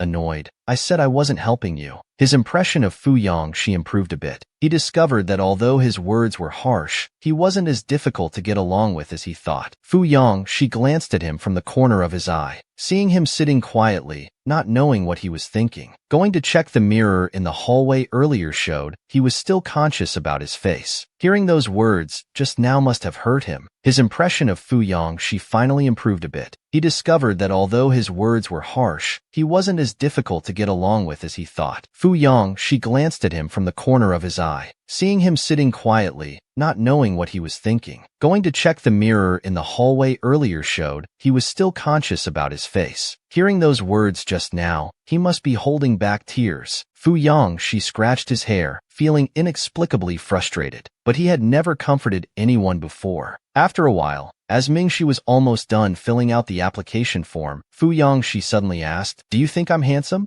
This idiot's narcissism was acting up again. But honestly, this young master was indeed flawless. Beautiful eyes, tall stature, and a school tyrant BGM aura. He was so good-looking that anyone would want to look twice. Of course, no one at a school dared to stare at him, because just one extra glance would make him explode. Mingxi looked up at him and honestly replied, "Handsome." Fu Yang, she snorted and continued glancing at him. "That's settled then." Fu Yang, she explained, "Because I'm handsome? So I." He suddenly paused and coughed a few times. "When I make friends or accept followers, I don't care about their looks. Anyway, no one can look better than me." Fu Yang, she proudly patted his shoulder, "So you can rest assured, I don't care if you're beautiful or ugly." Mingxi was speechless. "Thank you so much. I feel so comforted now." Because the school beauty contest had been discussed all day in class, Mingxi casually checked the forum before going to bed. Very unexpectedly, he found that he had also been shortlisted. Of course, currently ranked last, but surprisingly, he had 45 votes. A photo with a mask could actually be nominated. Were the people who submitted it blind or just messing with him? Sure enough, many people on the forum were shockingly asking, "Who is this? How can a photo with a mask be nominated?" Lin, she thought it must be Xiao Xia, or someone who dislikes him playing a prank. Having no energy to deal with these matters, he decided to ignore it. Meanwhile, Ku Chang-won and his group of followers were staying up with panda eyes, being urged by the impatient Fu Yang she to vote faster. Use more accounts to vote. The group complained and cursed this slave driver. They thought having a sister-in-law would be a joyous thing, but they didn't expect it to be so painful. The next day, when Shen Liao returned to the classroom after playing basketball, he heard people discussing Zhao Mingxi's nomination for the school beauty contest, already at 20th place. He frowned and checked his phone. Indeed, Zhao Mingxi had risen to 20th place. Shen Liao knew Zhao Mingxi was good-looking. When they first met 2 years ago, she was eye-catching. However, her grades were terrible, and she was thick-skinned. At first, when Shen Liao saw her entrance scores, he felt talking to her was a waste of time and would avoid her. But these 2 years she worked very, very hard, putting in tremendous effort. She finally managed to climb to the top 5 in the regular class. Actually, she wasn't that bad. When she tried hard, no one could match her. Shen Liao casually lowered his eyes. He casually voted for the 20th place. Suddenly he heard someone calling his name, sounding like Zhao Mingxi. He stopped in his tracks. He curved his lips slightly.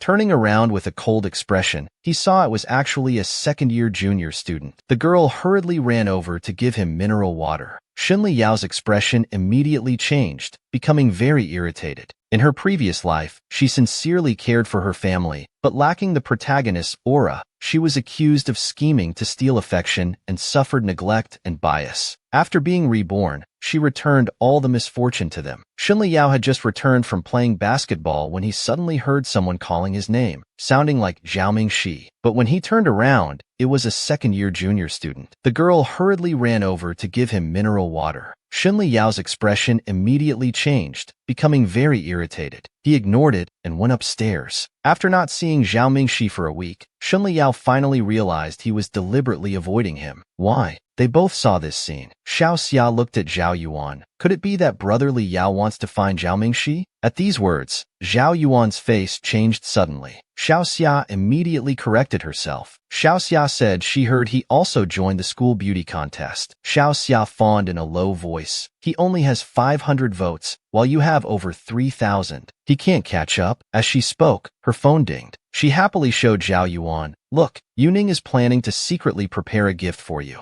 She told me not to tell you." Zhao Yuan's lips twitched, her expression softening. "I don't really need anything. Let her give whatever." Xiao Xia envied. "If only I had such a brother." Zhao Yuan smiled. Feeling better, she said, "My big brother is coming to pick me up. See you next week." Meanwhile, Mingxi was carrying his backpack preparing to return to the dormitory when he saw Zhao Zhanhuai and Zhao Yuning coming to pick him up. Mingxi asked in an indifferent tone, "Why are you here?" Zhao Zhanhuai walked over, his gaze falling on Mingxi. After not seeing him for so long, it was completely unexpected. His eyes weren't red, he hadn't lost weight, and his hair even looked more lustrous. His eyes were also clearer. He decided not to argue with the child. "Let's talk while we walk. I'll take you for hot pot." Mingxi was very impatient. "That's what Zhao Yuan likes. I don't like hot pot." Zhao Zhanhuai continued trying to please impatiently. "Then let's eat something else. Also, next week is Mom and Yuan's birthday. You'll definitely come home before that, right? Don't be stubborn." Mingxi glanced at Zhao Yuning. "It seems you didn't convey my message." Zhao Zhanhuai also looked at Zhao Yuning beside him. "What message?" Zhao Yuning's face immediately darkened. He thought with Big Brother here, Mingxi's attitude would soften. But why was he still like this, still so cold towards them? Mingxi suddenly took off his backpack. He pulled out a thin photo and handed it to Zhao Zhanhuai. Zhao Zhanhuai frowned. "Don't take it out, keep it safe." "Why are you taking it out?" So Mingxi just crumpled it into a ball and threw it into the nearby trash can. When he did this, it was like throwing away garbage. Without even lifting his eyelids, he said seriously, "Except for this photo, I shouldn't have any other things from my birth family left." The backpack and clothes he brought were all from grandmother. Even the gentle Zhao Zhanhuai was getting angry, his voice very low. "You just crumpled up the family photo and threw it in the trash? What are we to you?" Mingxi looked at him with strange eyes. "It's just a copied photo. What's the big deal?" Zhao Zhanhuai suddenly felt these words were familiar. He suddenly remembered when Mingxi first came to the Zhao family, he had several copied photos of his previous hometown and his grandmother. Mingxi only showed them one photo. After they looked at it, it somehow ended up with either Zhao Yuan or Zhao Yuning, and they forgot to return it to Mingxi. It later disappeared. That was the first time Mingxi cried and argued with them. They had said the same thing then. "It's just a copied photo. You have many more? What's the big deal?" Zhao Zhanhuai's face looked terrible. His heart too stung to speak. He looked at Zhao Mingxi, but Mingxi had already turned to go downstairs. Zhao Yuning completely panicked. Big brother, what should we do? Zhao Zhanhui asked. What did Ming Shi ask you to convey? He became more panicked. He said he wants to completely cut ties. Zhao Zhanhui was troubled. He looked at Zhao Yuning. Why didn't you tell me earlier? You go home first. I'll follow Ming Shi and have a good talk. Zhao Yuning was at a loss and could only say okay. The Fu family's young master decided to stand up for Little Mask and get revenge. Fu Yangshi walked out the back door, turned his head, and saw Zhao Mingshi leaving from in front of two men. The atmosphere looked terrible. He instinctively walked over. Who are those two idiots standing there? Ku Changwen pulled him back behind the classroom doorframe, whispered, it's other people's family business. Shiji, why are you getting involved? Fu Yangshi quickly realized. He didn't know what the situation was with his family, but thinking of what the person he hit with the pencil case said earlier, he astutely guessed, could Little Mask's family also be showing favoritism? Fu Yangshi's anger rose rapidly. Are his family members all blind? Do they all think that so-called school beauty is better looking than Little Mask, has better grades, so they show favoritism? Fu Yangshi angrily said Little Mask is 100 times better. Ku Changwen agreed, sucking up.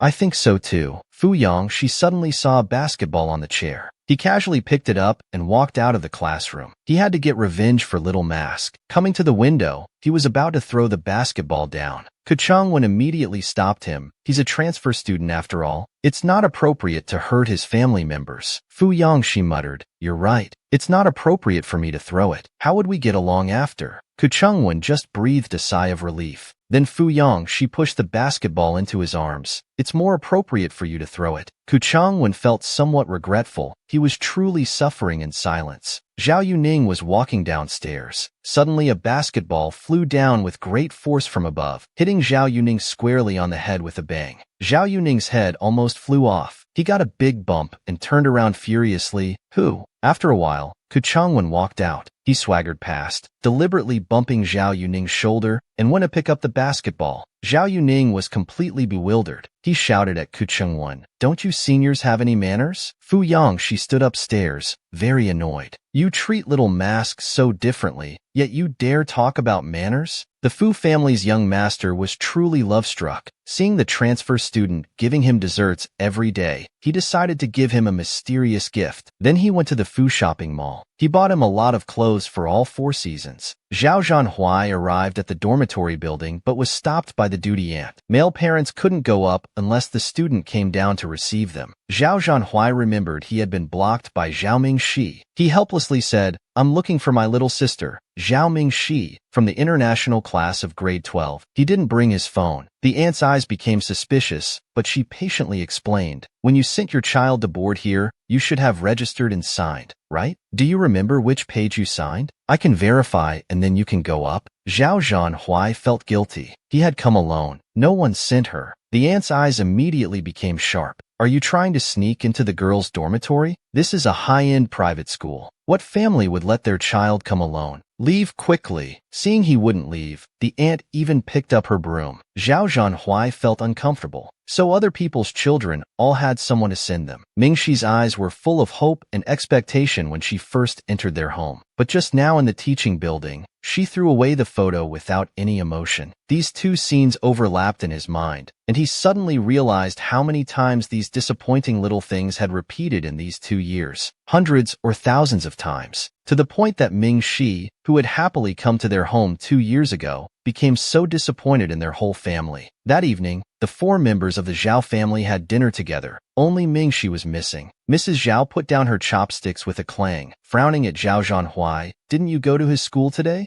Zhao Zhanhui felt a headache coming on. He casually picked up some food. Zhao Yuan then realized that Big Brother hadn't gone to pick him up, but had gone to find Zhao Mingshi instead.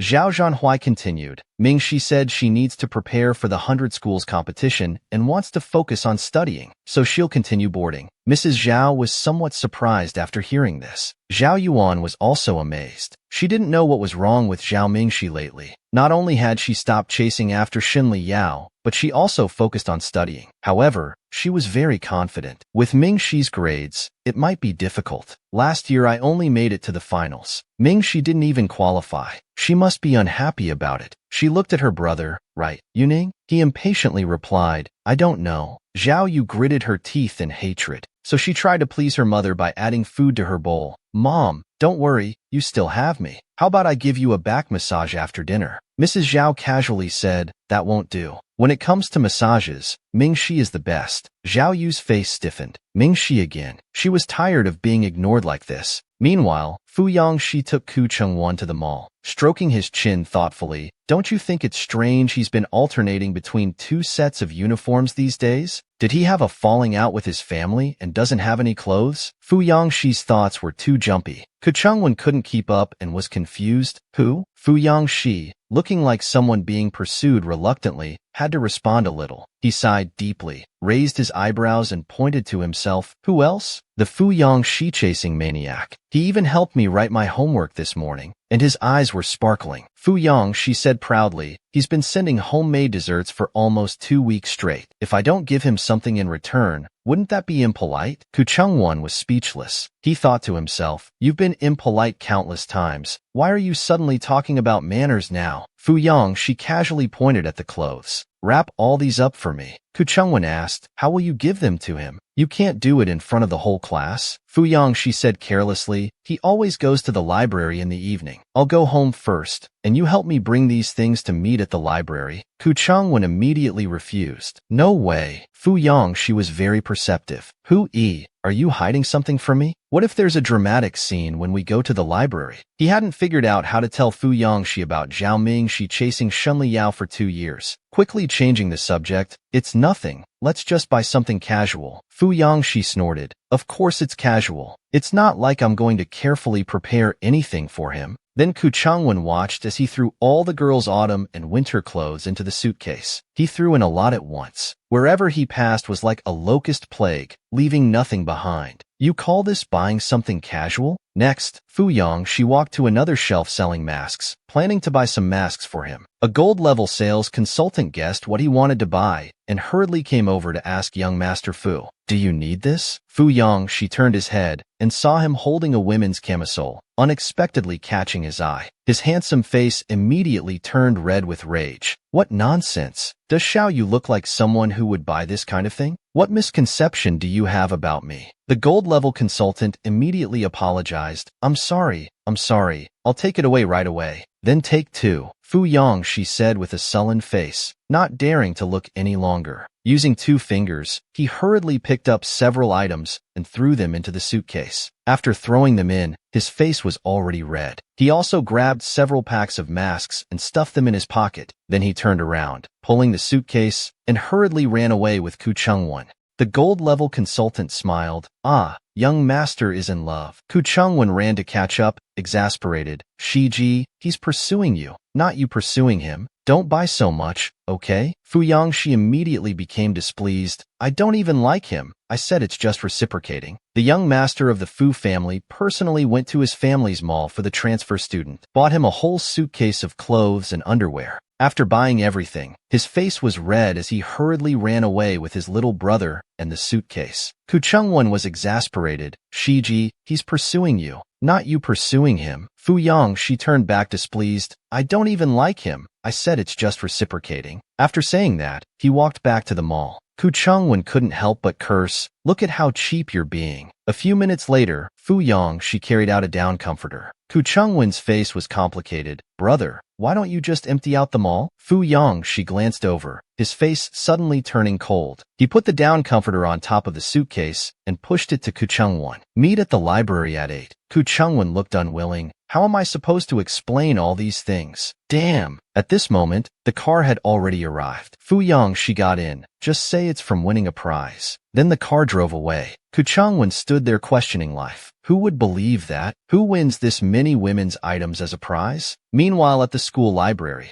Mingxi was holding books, studying seriously in the library. The system helped him calculate time. You used 75 minutes on this paper. You're getting faster. This test wasn't difficult. It doesn't reach 80% of the college entrance exam difficulty standard. However, it's indeed much better than when you used to get 10 points. And the gain Qiyun is also counteracting the debuff from your previous life. Mingxi found a forum post and excitedly said, "Quick, help me check if this is Teacher Gao's grandson." The companion system replied, "Yes, if you can get this job, it could help ease your financial pressure." This anonymous post was rather stiff, with strict requirements, asking for someone to accompany an autistic child. Mingxi decided to give it a try and sent a private message to the poster, expressing his interest in the job. Suddenly, the chair across the long table was pulled out. Mingxi looked up and, as if by coincidence, met Xinli Yao's eyes. Mingxi looked around and didn't see Kong Jiazhe from the neighboring school. "Why are you here?" Xinli Yao coldly sized him up, with anger in his heart, and replied harshly, "Why can't I be here? Does your family own the library? What's with this attitude?" Mingxi felt puzzled. "Why are you being so aggressive? What did I do to you?" Xinli Yao's gaze fell on the test paper beside him. On the left side of the paper was Fu Yongxi's name written in flowing script. His temple throbbed. "Why are you doing his homework?" "Because I want to." Mingxi had been helping Fu Yongxi with homework these days. It helped accumulate qiyun on one hand and served as practice on the other. Writing multiple times helped deepen the impression. Xinli Yao's voice grew even deeper. "Haven't you had enough?" Full of questions about why he had to get involved with Fu Yongxi. Why couldn't that person just stay out of his sight? These words reached his lips, but couldn't be spoken due to youthful pride. Mingxi, usually good-tempered, was now at his limit. "Yaoji, we've only known each other for 2 years. You have no position to advise me." He glared at Mingxi through gritted teeth, retorting, "Just 2 years? Then what about all the like you spoke of during these 2 years?" Mingxi stood up. "I'm sorry for bothering you before. It won't happen again." After saying this, he turned and left. Xinli Yao was in disbelief, his fists gradually clenching under the table. Ku Chengwon, from outside the window, saw the transfer student and Xinli Yao from the gold medal competition class sitting face to face. "Oh my, how should this be handled?" Ku Chengwon's heart was pounding when suddenly someone patted his shoulder. "Why are you still here?" Ku Chengwon almost stopped breathing. Turning around, he saw Fu Yongxi's injured hand. "Shiji, what happened to your hand?" Fu Yongxi dismissed it casually, putting his hand in his pocket. "Got cut by some broken glass." Ku Chengwon quickly said, "Shiji, why don't you eat first before going in? It's freezing out here." Fu Yongxi grew more suspicious that he was hiding something and entered the study room without hesitation. As soon as he entered, he put dinner on the table. Ku Chengwon pushed the suitcase and down comforter to Mingxi. "Shiji and I went to the internet cafe copyright after school to play games. We won these prizes, but they're all girls' things. We can't use them, so we're giving them to you." "It looks like Fu Yongxi gave them to me." He picked up Mingxi's pen from the table. "Don't overthink it. We're all classmates, just helping each other." Mingxi looked at the down comforter and other items, not believing they were prizes. He was almost certain that Fu Yongxi had bought them specially. His eyes curved into a smile. He said thank you, and Fu Yongxi, meeting Mingxi's eyes, quickly looked away and snapped, "I said they were prizes. What are you thanking me for?" Suddenly noticing Xinli Yao sitting behind, he thought, that person again. He noticed that person was staring at his little mask, and so the two of them stared intently at each other. Xinli Yao snorted coldly and finally turned away. Fu Yongxi felt sour inside. "You seem to be good friends with that person. The transfer student is so attentive in picking out cilantro for me. How much must he like me? Being so attentive, how much qiyun would that generate?" Fu Yongxi noticed that person was staring at his little mask. Feeling jealous, he couldn't help but ask, "Is that person your friend?" "We're quite close." Mingxi paused. "Just acquaintances, really." This answer seemed evasive. Fu Yongxi glanced over and asked, "He looks capable. Is he a good student?" Mingxi understood. Although he considered himself a good student, there was still a big gap between him and Xinli Yao. Fu Yongxi must be thinking of having someone else do his homework. Mingxi pleaded earnestly, "Young Master Fu, just let me help you with your homework. Why look elsewhere?" Fu Yongxi was stunned, then realized. If this wasn't jealousy, what was it? He held back his rising smile and quickly composed his expression. Dropping his arrogant attitude, he waved impatiently, "Fine, fine, fine. Won't let others write it." Mingxi sighed in relief and asked, "What prizes did you win?" Ku Chengwon immediately opened the suitcase. Fu Yongxi hurriedly tried to stop him. "Wait, open it later when we get back."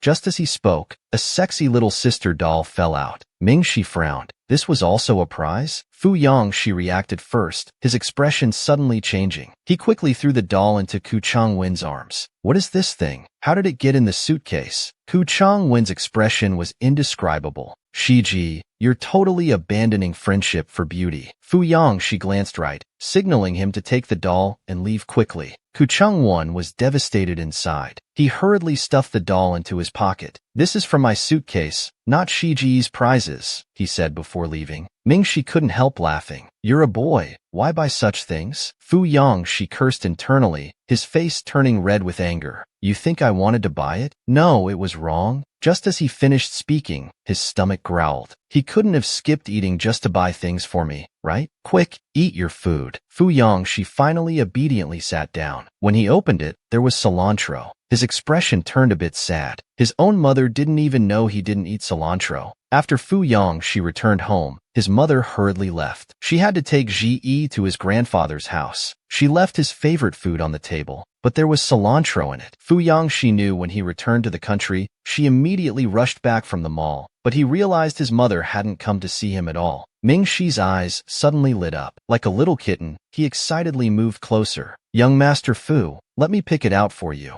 Mingxi took the lunchbox and carefully picked out the cilantro. Fu Yongxi lowered his eyes, his face slightly red. Such detailed work, he wanted to do it for him. How much must he like him? While Mingxi was happy inside, thinking how much Qiyun such detailed work would generate. Shin Liao came to the library again and saw Mingxi picking out cilantro for Fu Yongxi. He naively thought Mingxi was just being stubborn. He decided to let Zhao Mingxi cool off for a while, thinking once this awkwardness passed, everything would return to normal. He walked to the front desk and handed the compiled key points from the 100-school competition to the librarian, asking them to pass it to Zhao Mingxi from the international class. Fu Yongxi stared intently at Mingxi, who was carefully picking out cilantro for him. Mingxi finished picking out the cilantro and handed the box to him. He happily went to check his potted plants. 3 new sprouts had grown. It was totally worth it. While Fu Yongxi was eating, his phone suddenly buzzed. It was a message from Jiang Qiuqiu. What the hell did you buy with my card? People might think I have a sugar daddy. Fu Yongxi replied one-handed. Many things happening since returning home. When you get back to school, buy your fishing rod with my card. Jiang Qiuqiu was satisfied, her tone softening. So who's pursuing whom here? You pursuing them, or they pursuing you? You've almost emptied the account. Fu Yongxi replied carelessly. What's there to worry about? He's not after my money. He might not be after your money, but the Fu family is wealthy. Fu Yongxi froze when he read this. Jiang Qiuqiu continued. Outsiders don't know about the Fu family situation. They think you're the sole heir. If, hypothetically, Fu Ji inherits everything, would he approach you, or Fu Ji? I've never seen anyone pursue you for who you are. So why is this person different? Fu Yongxi's composure crumbled. He put down his phone and cursed under his breath. In his heart, a subtle fear began to emerge. He instinctively looked at Zhao Mingxi.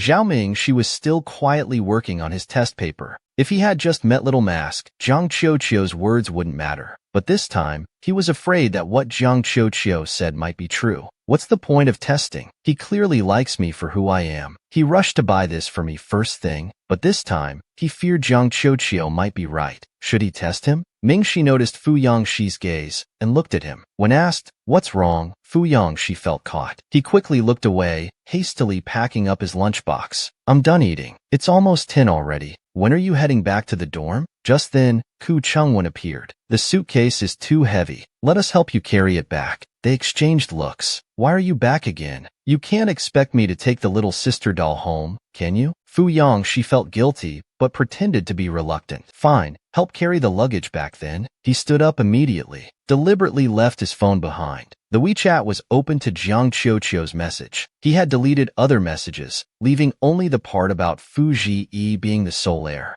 Zhao Mingxi accidentally glimpsed Fu Yongxi's WeChat conversation and was stunned, completely dumbfounded. He quietly looked up at Zhao Mingxi. What's wrong? Mingxi quickly averted his gaze. Nothing. So Fu Yongxi's dark mood was because Fu Ji took his heir status. Mingxi had planned to get close to Fu Ji and Jiang Qiuqiu when they came to school, but now it seemed he couldn't approach Fu Ji. No need to offend Fu Yongxi's 6% for Fu Ji's 2%. As for the family fortune, it wasn't his concern. These rich people wouldn't share a penny with him anyway. Ming-Shi suddenly noticed a scratch on Fu Yongshi's left hand. His hand is injured. How much Chi-Yun would buying a Band-Aid generate? He quickly said, "Wait for me. I have something to do," and hurried away. Ku Changwon watched Ming-Shi's retreating figure in confusion. What's wrong with him? Fu Yongshi pulled out a chair and sat down again, this time surrounded by a gloomy aura. Let's wait. As time passed, Ku Changwon felt him becoming increasingly depressed. After waiting for who knows how long, Ku Changwon couldn't help checking his watch. Shiji, maybe he's embarrassed about taking all these things? Maybe he found an excuse to leave first? Fu Yongshi thought complexly. After learning I'm not the heir, did he just run away? He stood up irritably, feeling somewhat dejected. Forget it, let's go. He had considered that Zhao Ming-Shi might not withstand the test, but he never imagined that, like all the others, he was approaching him just because of the Fu family's wealth. Ku Changwon followed behind Fu Yongshi, not knowing what was wrong with Shiji. If only he had pushed him away the first time he approached. Now his heart wouldn't feel like it had been stabbed. Suddenly, he heard someone calling out. Fu Yongshi stopped in his tracks. He turned around and saw Ming-Shi. He walked towards him slowly, breathing heavily from running. "Didn't I ask you to wait for me?" Fu Yongshi's heart started pounding. He thought he wouldn't come back. Ming-Shi pulled him down. Sitting on the steps, he opened his bag and took out a Band-Aid. "Your wound is quite long. It could get infected if not treated promptly." He had thought after seeing that message, Ming-Shi wouldn't want to be close to him anymore. For the first time, someone genuinely liked him. He couldn't help but smile. What test? Zhang Qiuqiu was just jealous of Zhao Ming-Shi. He really likes me, Fu Yongshi, for who I am. Then with a knowing expression, he clicked his tongue. Such a bad temper. So, you rushed off just to buy this for me? Ming-Shi was tired and didn't want to waste words. He grabbed his hand directly, applied iodine, and pressed the cotton swab firmly. Fu Yongshi startled. "What are you doing, pulling and pushing here?" Ming-Shi held his hand and suddenly gentled his touch, carefully applying the cool medicine. Fu Yongshi licked his lips, watching the gentle movements and couldn't help smiling. Ming-Shi felt a pang of sympathy, wondering how such a deep wound happened. He looked at him lovingly. "He really does like me for who I am." They were very close. Fu Yongshi leaned down. When Ming-Shi finished and looked up, he almost bumped into Fu Yongshi's face. He had a very handsome, superior face, with a beautiful Adam's apple, exuding youthful hormones. Fu Yongshi was already blushing. They were too close. Since he only wants me for who I am, I should treat him twice as well. They walked Ming-Shi back to the dormitory. Walking back, he happily took out his phone. He called Zhang Qiuqiu triumphantly. "Say things like that again and we're done." Zhang Qiuqiu couldn't help asking, "But he's not after money or the Fu family. What's he after then?" Fu Yongshi looked at the Band-Aid on his hand, trying to suppress a shy smile, finally concluding, "I, Fu Yongshi, have decided." Now that he was sure Ming-Shi wanted him for himself and truly liked him, he had to treat him twice as well. Ming-Shi returned to his dorm. The first thing he did was happily check the sprout in the potted plant. There were somehow 38 grams in there. So his face must be. Ming-Shi excitedly ran to the mirror. Taking off his mask to look, it was completely gone.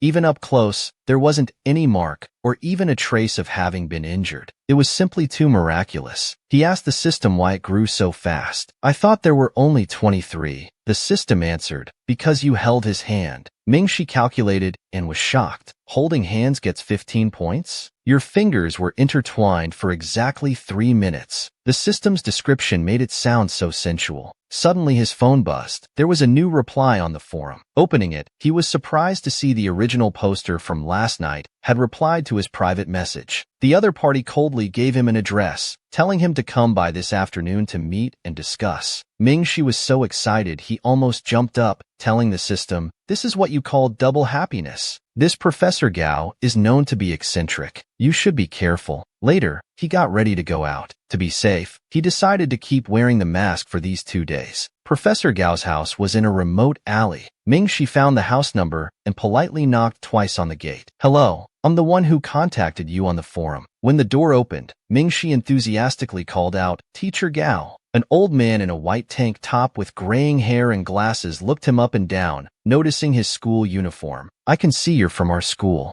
Ming-Shi nodded. Yes, I'm doing work study. Though the old man was eccentric, he couldn't leave Ming-Shi standing outside. So he said, come in first. I have some questions for you. Ming-Shi followed him in and saw a sullen teenager in the courtyard. An elderly person caring for an autistic child must be very difficult. The old man frowned. This job isn't easy. If you feel uncomfortable, leave early. Ming-Shi immediately replied he had no discomfort. In the living room, the old man had him take a test. He briefly evaluated it. The test is okay. You think quickly, but your habits aren't good. You skip too many steps, making the logic unclear. Come once a week on Sundays, 200 per session. Okay, the pay isn't much, but you can ask me any questions you don't understand. The only conditions are no being late and don't tell anyone at school. Ming-Shi happily stood up immediately. Yes, teacher, no problem at all. That evening, he went straight to the library. Fuyang-shi happened to be at the library too, perhaps deliberately waiting for him. Perfect timing to tell him about the campus beauty contest surprise. Fuyang-shi sat down beside him, staring at him. He'd gotten him to 20th place in the campus beauty rankings. He should be happy about that. But Ming-Shi was completely focused on reviewing the points Professor Gao had taught that afternoon. With Professor Gao's guidance, he finally had some confidence in the inter-school competition. Fuyang-shi decided to forget it. Surprises aren't fun when revealed. Just then, his junior sent a message. Shi-ji, aren't you going to keep voting? Not going for top 10. After seeing this, Fuyang-shi, like a possessive little miser, kept stealing glances at him. Everyone had discovered his long eyelashes, fair skin, and talent for making desserts. What if others tried to steal him? Fuyang-shi wanted to hide him away. Lu Xiaxia watched from the side, feeling very jealous. Why was everyone always surrounding Zhao Ming-Shi? Jealous of his arranged marriage with Shen Liyao, jealous that he wore a mask all day, not knowing what he looked like, yet dared to hang around Shen Liyao. She had known Shen Liyao much longer than Zhao Ming-Shi, but why did Shen Liyao only notice Zhao Ming-Shi? How did he qualify?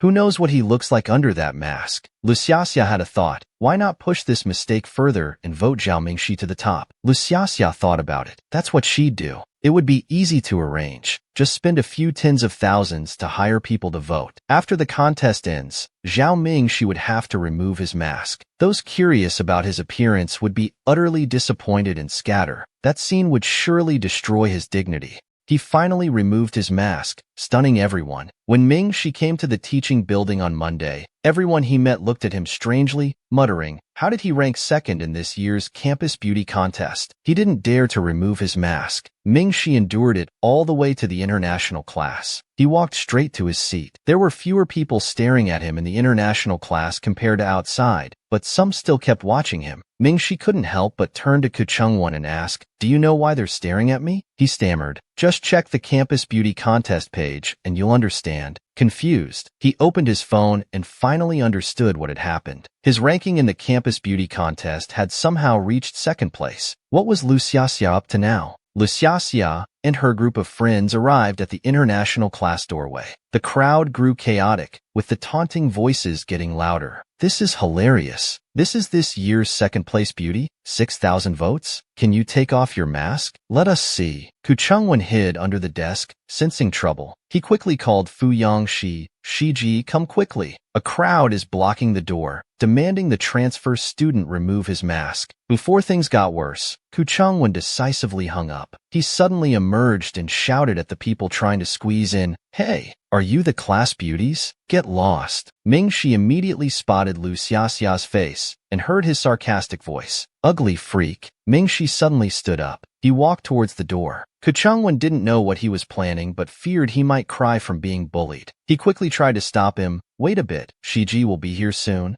Before he could finish speaking, the people outside saw the transfer student slowly removing his mask. The air went completely still for a moment, almost dead silent. Everyone was stunned, staring at Zhao Ming-Shi, their minds frozen. Ming-Shi looked at Lu Xiaxia in the crowd and said coldly, if I'm an ugly freak, then what are you? Lu Xiaxia's face changed dramatically, suddenly feeling like a joke. He recalled how every time he said such things, Zhao Yuan never argued back. At most, she would just frown and say, "Don't talk about Mingxi like that." He was incredulous. So Zhao Yuan meant Mingxi was beautiful? Had he misunderstood everything all along? Someone couldn't help but mock Luciacia. Hilarious. Turns out he's the real ugly one. What right does he have to criticize others? Just then, Zhao Yuan arrived. Many people couldn't help but whisper, "Campus beauty? He's even better looking than second place." Luciacia suddenly shouted, "How did the international class's Zhao Ming she get over 6,000 votes? Those must be fake votes." After shouting, he finally realized he'd messed up, making Zhao Yuan as embarrassed as himself. Zhao Yuan maintained a forced smile but cursed Luciacia in her heart. "You fool, you've dragged me into this." A male student suddenly realized something and pointed at Luciacia, shouting, "You used us? If you hadn't encouraged everyone in class, we wouldn't have come to watch this spectacle." Another boy added, "Jealousy is truly terrible. You've shot yourself in the foot." Luciacia turned to Zhao Yuan for help. "Does this have something to do with the campus beauty too?" He became panicked. If he didn't distance himself now, his whole family would know about this. He steadied himself and said to Luciacia in a condemning tone,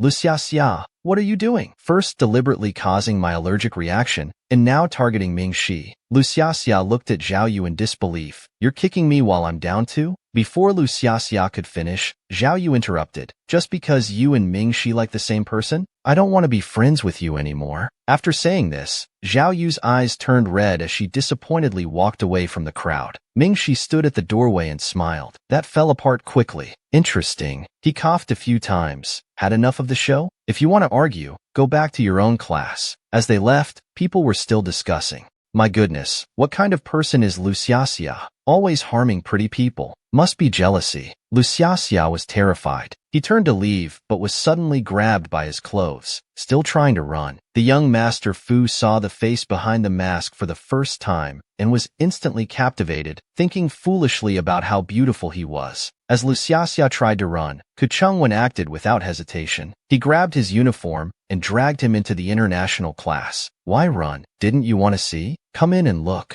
Luciacia was almost crying. "I'm a girl. Don't you have any manners as a boy?" Kuchungwen couldn't care less, dragging him in. "Shut up. What are manners? Can you eat them?" A boy got angry and pushed Kuchungwen. "You international class students, what right do you have to lecture us from Chongqing class?" Neither would back down, and they eventually started fighting. Lin Shi stood at the classroom door, dumbfounded. He was just angry at Luciacia. He just wanted to show off. How did it turn into a brawl? Kuchungwen, being choked, shouted to Mingxi, "Sister-in-law, get in the classroom." Mingxi couldn't enter and was suddenly bumped into. As his body started falling backward, at that moment, someone suddenly grabbed his waist. In the chaos and noise, a familiar pine scent with medicinal notes suddenly reached his nose. Without looking back, Mingxi knew Fu Yongxi had arrived. Somehow, this scent carried a reassuring power. Fu Yongxi anxiously looked down. "Are you okay?" The next second, he froze completely. This was Fu Yongxi's first time seeing Zhao Mingxi's face. His gaze uncontrollably fell on his fair and beautiful face, then down to his slightly moist lips. Mingxi shyly pushed him away quickly, tucking his disheveled hair behind his ear, and softly said, "Thank you." Just as he was about to look up at Fu Yongxi, he suddenly noticed his potted plant had grown instantly again. What's happening? Was it because he hugged Fu Yongxi? Hearing the commotion, Mingxi quickly looked up. "Oh no, young Master Fu is fighting." Fu Yongxi thought foolishly. Of course he knew there was a fight, but how could he be so beautiful? Mingxi felt like he was drowning, frozen in place, wondering whether to slap his face to wake him up. He shouted, "There's a fight outside. Stop it." Fu Yongxi suddenly came to his senses. There's a fight outside. Damn. He quickly walked outside, protecting his subordinates behind him. "Let's see who dares to bully people from our class." The boys from Chongqing class who were fighting suddenly froze in terror when they looked over. Seeing it was him, they ran away. Fu Yongxi grabbed one's clothes directly. "Were you the one who called Little Mask an ugly freak?" He trembled in fear. "I'm sorry." but the next second, he got punched. Mingxi was speechless. I asked you to stop the fight, not join it. In the chaos, someone called the discipline teacher. You lot fighting first thing in the morning. All of you come to my office. Ku Changwen retreated to the classroom, panting, not daring to look at Mingxi's face. He whispered, "Don't worry, no one can beat Shiji in a fight." Mingxi asked if he was particularly good at fighting. No wonder everyone ran when they saw him. Ku Changwen proudly puffed up his chest. "No, you know about the Fu family's legal team? They've never lost a case. Anyone who fights with Shiji can only take the beating, not dare to fight back. If they fight back and hurt even a hair on his head, the Fu family's lawyers will sue them until they're bankrupt." Mingxi chuckled. That's really something to be proud of. At the office door, the discipline teacher scolded the Chongqing class boy. Why try to copy Fu Yongxi? His family can play Gamoku with airplanes. And you? Teachers don't even dare to stop him when he sleeps in class. The boy felt wronged, but he started it first. The discipline teacher was being sarcastic as usual. In the past, Fu Yongxi wouldn't care, letting it go in one ear and out the other. But today, these words felt particularly harsh. Shouting so loudly. What if Little Mask in the classroom heard it? The young Master Fu thought Little Mask's face was simply too dangerous. He almost wished he would wear his mask like before. But he's so close to me. Is he deliberately flirting? Why does he have to stick so close to me? What should I do from now on? During morning self-study, he covered his head with a book and couldn't help turning to ask Ku Changwen, is his family really rich enough to buy dozens of planes to play Gamoku? Ku Changwen replied, pretty much. He knew the Fu family was wealthy, but didn't expect them to be this rich. Mingxi's beautiful, aggressive face was just within reach. Ku Changwen couldn't help but glance at him several times. Will you not wear a mask anymore? Mingxi explained, my face was injured before. Now it's healed, so there's no need. Ku Changwen thought it was a shame such a beautiful girl would end up with Shiji. The moment Fu Yongxi entered the classroom, he saw Ku Changwen leaning over chatting happily with Zhao Mingxi. He felt that everyone looked like they wanted to steal his person. It was truly dangerous. He quickly strode over, pushed Ku Changwen away. Follow the rules, will you? No talking during morning self-study. Ku Changwen was speechless. You're the one who breaks rules the most. Fu Yongxi sat down in his seat. Mingxi, hiding behind his book, tilted his head right. Thanks just now. Did the teacher punish you? As he leaned closer, Fu Yongxi tensed up, not daring to look at him, turning his head slightly away, awkwardly saying, what punishment could there be? Just cleaning the toilets. Another chance to get close. Mingxi quickly said, young Master Fu, let me help dash. Fu Yongxi didn't know why, but he felt like a cornered rabbit about to be violated, his ears turning red as he backed against the wall. No need dash. Mingxi leaned even closer, whispering, young Master Fu, please let me handle the toilet cleaning. Fu Yongxi felt he was deliberately flirting. Why did he have to stick so close? What should he do in the future? Fu Yongxi's heart was pounding. With great self-control, he stared at him saying, you can't clean the men's bathroom. Mingxi could only say, oh, then suddenly looked suspiciously at Fu Yongxi. But why are you stuttering? Fu Yongxi spent a long time building up mental fortitude, telling himself not to be nervous, but blushed just from one look. Damn, still so flustered. I'm not stuttering. He picked up a Chinese textbook, hurriedly changing the subject. What were those people up to anyway? Mingxi shrugged, explaining, Lu Xiaxia from Chongqing class and I had some personal issues, but it's resolved now. Fu Yongxi frowned, considering whether to send someone to warn this Lu Xiaxia. Just then, one of his followers reading on the side couldn't help glancing at Mingxi again. Fu Yongxi shot back a fierce glare. He almost wanted Mingxi to put his mask back on. So many people staring at him now, he didn't like it at all. He noticed Mingxi's school bag was still the old one from before. He couldn't help asking, don't you like the new school bag I gave you? Why haven't you used it? Mingxi smiled with curved eyes, saying softly, I like it, but I want to air it out first. I'll bring it tomorrow. Mingxi hesitated, then added, but even making desserts for you for 3 years won't match these gifts. Young Master Fu, let me earn money to repay you instead. Fu Yongxi grumbled, just 3 years of desserts? What are you planning after 3 years? Going abroad? Is this the 7-year itch coming early? Planning to like someone else? He muttered unhappily, I could consider going abroad with you if you asked. Ming-Shi was confused, blurting out, "What are you talking about?" Fu Yang, she saw his blank expression, and his face soured. Doesn't he think about their future at all? Could he just be playing around? Ming-Shi noticed his unhappiness and asked, "Young Master Fu, what do you mean?" Fu Yang, she complained, "Why do you still call me Young Master Fu? Even using my full name would be better than this formal address." After all, he had protected him today. Shouldn't he acknowledge him as his boss like others do? Ming-Shi immediately complied. Shiji, when he heard Little Mask call him that, his heart skipped a beat, and he blushed. How could this title sound so cute coming from his mouth? The young Master Fu thought. Seeing Little Mask reject other boys, he thought, he doesn't look at anyone but me. I must be special to him. The Chongqing class was dead silent. Zhao Ming-Shi's photo at the classroom door had replaced the masked one from the voting page. Those who were curious went to check the forum. Many immediately became suspicious. Is this photo Photoshop? How come I've never seen such a beautiful girl at school? It's real. I went with Luciacia to see this morning. The beautiful Luciacia lay on her desk all day, not daring to raise her head, afraid others were discussing the morning's events and mocking her. She looked at Zhao Yuan with complicated feelings, whispering, "I never thought Zhao Yuan would kick me when I'm down. She doesn't consider me a friend at all." Pu Shuang heard this and immediately turned to slam Luciacia's desk.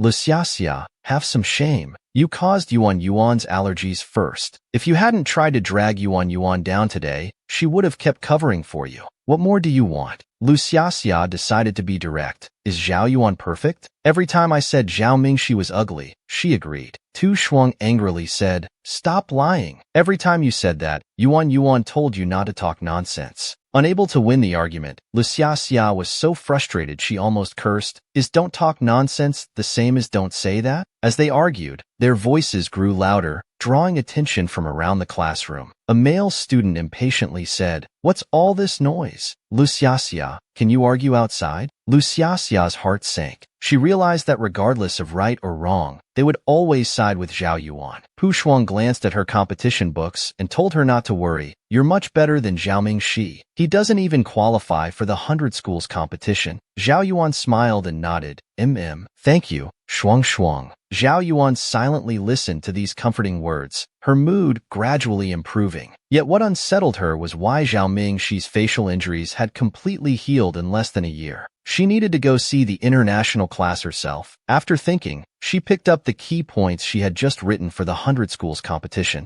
After all, even if she gave Zhao Ming-Shi the key points, he couldn't participate anyway. Maybe she could gain a reputation for being kind. Luciacia kept watching Zhao Yuan, and when she left, quickly followed secretly. She wanted to see what tricks Zhao Yuan had up her sleeve. Meanwhile, in the international class, just after the second period ended, someone told Ming-Shi there was someone looking for him outside. As soon as Ming-Shi left the classroom, he was surrounded by boys. A decent-looking boy pushed forward, encouraging him to hand theater tickets to Ming-Shi. "Zhao Ming-Shi, Li Haiyang wants to invite you to see a play." Li Haiyang stood there stiffly, pulling out 2 theater tickets from his pocket. He handed them to Ming-Shi, saying this Saturday at 5 p.m. "Would you like to go?" Ku Qingwen became anxious and quickly reached out. He pushed Fu Yang hard. "Shiji, there's trouble. Why are you still sleeping?" Fu Yang was pushed awake, his face dark and surrounded by a gloomy aura. He removed his earphones and turned to glare at Ku Qingwen. "Are you tired of living?" Ku Qingwen quickly covered his head and pointed outside. "Shiji, someone's trying to steal your sweetheart." He saw everything happening outside. Fu Yang stood up abruptly, almost knocking over his chair. "Damn, what gave these people such courage? Do they think I'm dead?" Fu Yang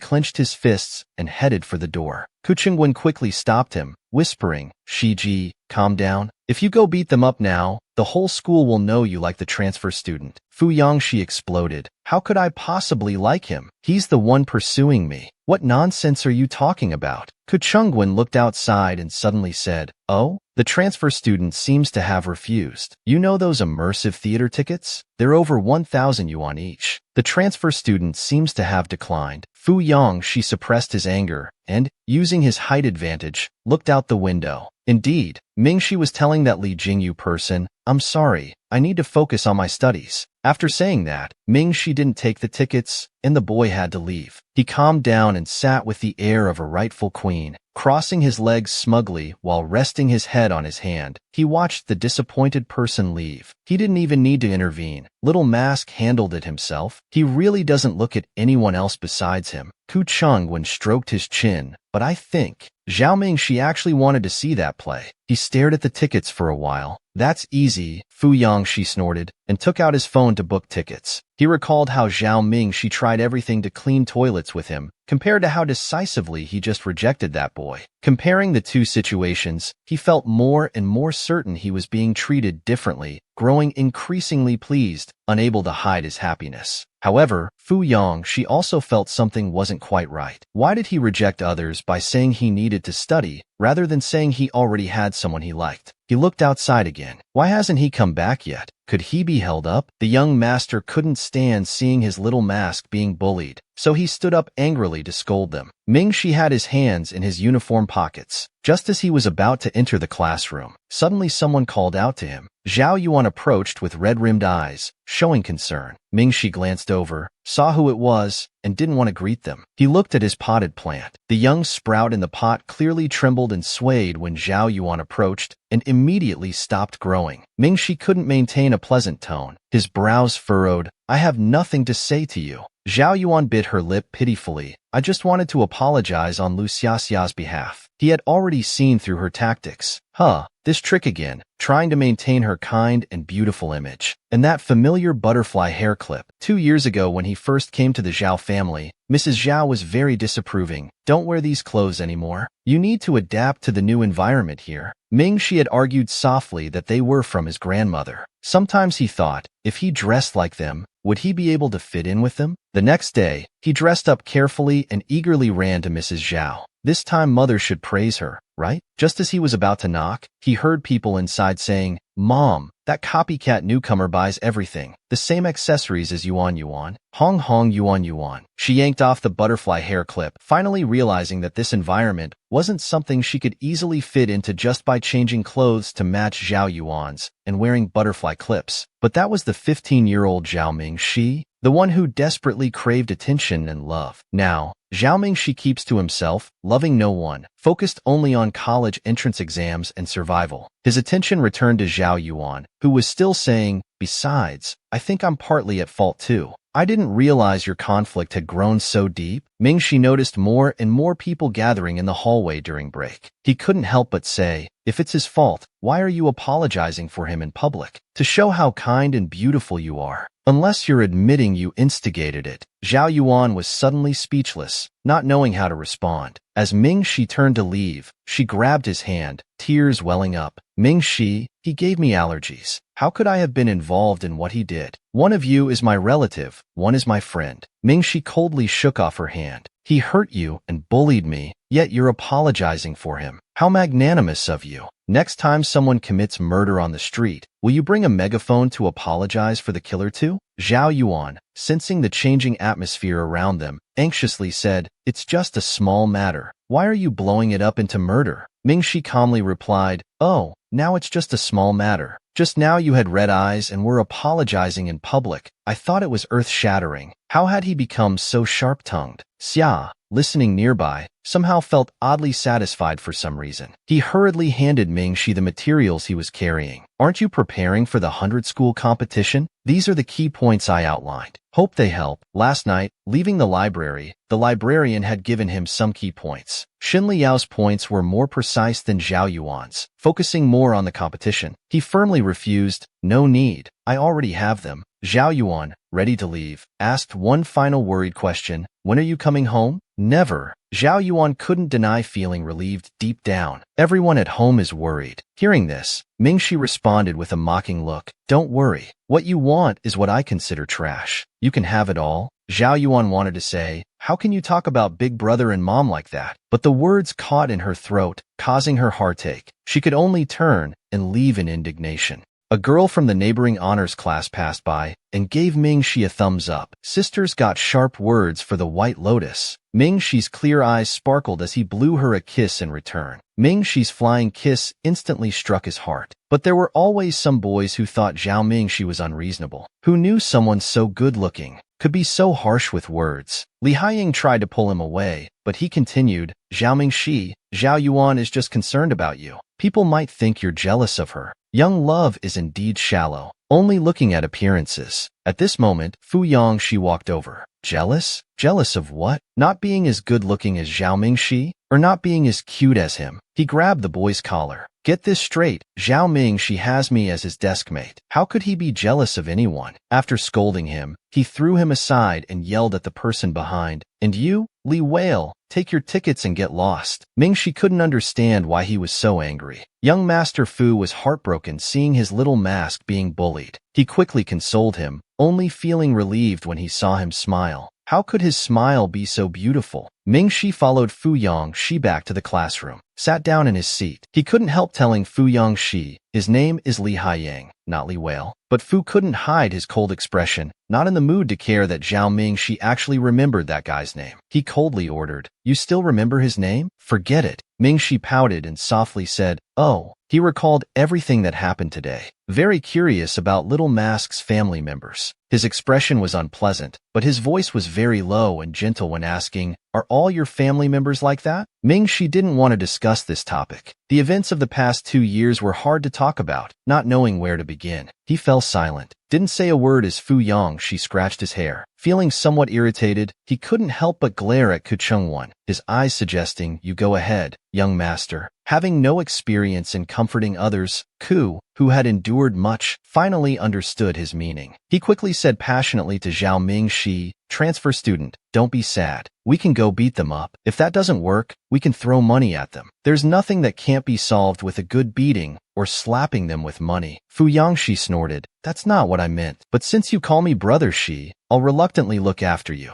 So tell me, what do you want to do? Mingxi actually didn't care about Zhao Yuan at all, but seeing Fu Yangxi and Ku Chengwan, 2 grown boys, awkwardly trying to comfort him, he smiled. Fu Yangxi saw his smile. He was stunned. How could his smile be so beautiful? He joked, Instead of throwing his money away, why not buy me an airplane? When he didn't hear Fu Yangxi respond, he quickly turned to look. Fu Yangxi seemed to be seriously considering the possibility. Should he ask his mom for airplane money or use Jiang Xiuqiu's card? Mingxi, afraid he might actually buy one, quickly waved his hand saying, Stop. What would I do with an airplane? I can't even fly it. I'm still underage. Speaking of being underage, Fu Yangxi remembered something. He had heard them talking about Zhao Yuan's birthday in the hallway. So when is your birthday? This was another thing Mingxi didn't want to answer. That wasn't really his birthday. His actual birth date was about 10 days after Zhao Yuan's. 2 years ago, after the Zhao family found him, besides transferring his household registration here, they also changed his birthday to match Zhao Yuan's. Because otherwise, they couldn't explain why he and Zhao Yuan were siblings but had different birthdays in the same year. Mingxi vaguely said, October 24th. Do you have something planned? Fu Yangxi tried to act casual. If you don't want to spend your birthday at home,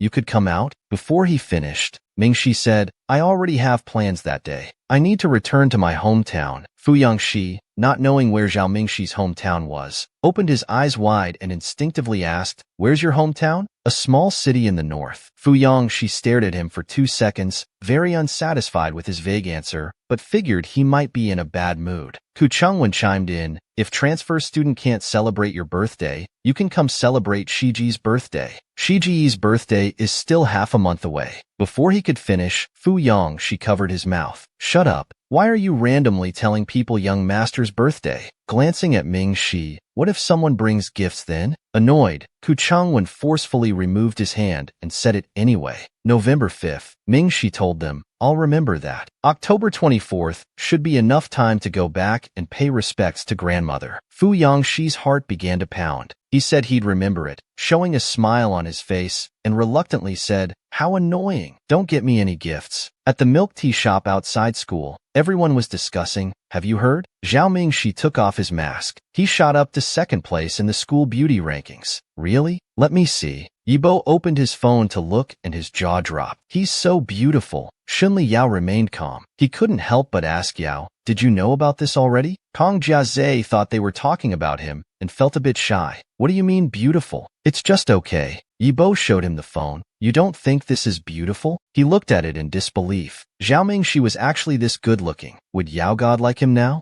The Fu family's young master is truly a wife-doting maniac. When he sees someone bullying Little Mask, he's always the first to protect him. Yibo showed Kong Jiaze Xiaoming Shi's profile picture on the forum. He's actually this good-looking. Would Yao God like him now? He suddenly understood what was happening. No wonder Xiaoming Shi had the courage to pursue Shunli Yao. He was this good-looking. It seemed like he had shot himself in the foot. He walked over, holding Shunli Yao's arm, trying to speak casually. Yao God, did you know Professor Gao from your school got an extra participation spot for the 100 schools competition? Yibo finally looked up from his phone. How is that possible? What's Professor Gao's background? Shunli Yao disgustedly shook off his hand. Professor Gao is a national competition gold medal coach. Yibo shared his opinion. In my view, looks don't matter. Intelligence is what's important. Kong Jiaze felt better and smiled at him. Yeah, though Xiaoming Shi looks good, he doesn't even qualify to compete. Hearing this, Shunli Yao suddenly stood up, his face cold. Are you done drinking? If you're done, shut up. Back at school, he walked to the counter, looked up at the menu, and ordered a royal cheese strawberry drink. Kong Jiaze hadn't ordered yet and thought it was for him. He happily walked over saying, I almost forgot I haven't ordered. Thanks, Yao God. Shunli Yao looked at him and said, it's not for you.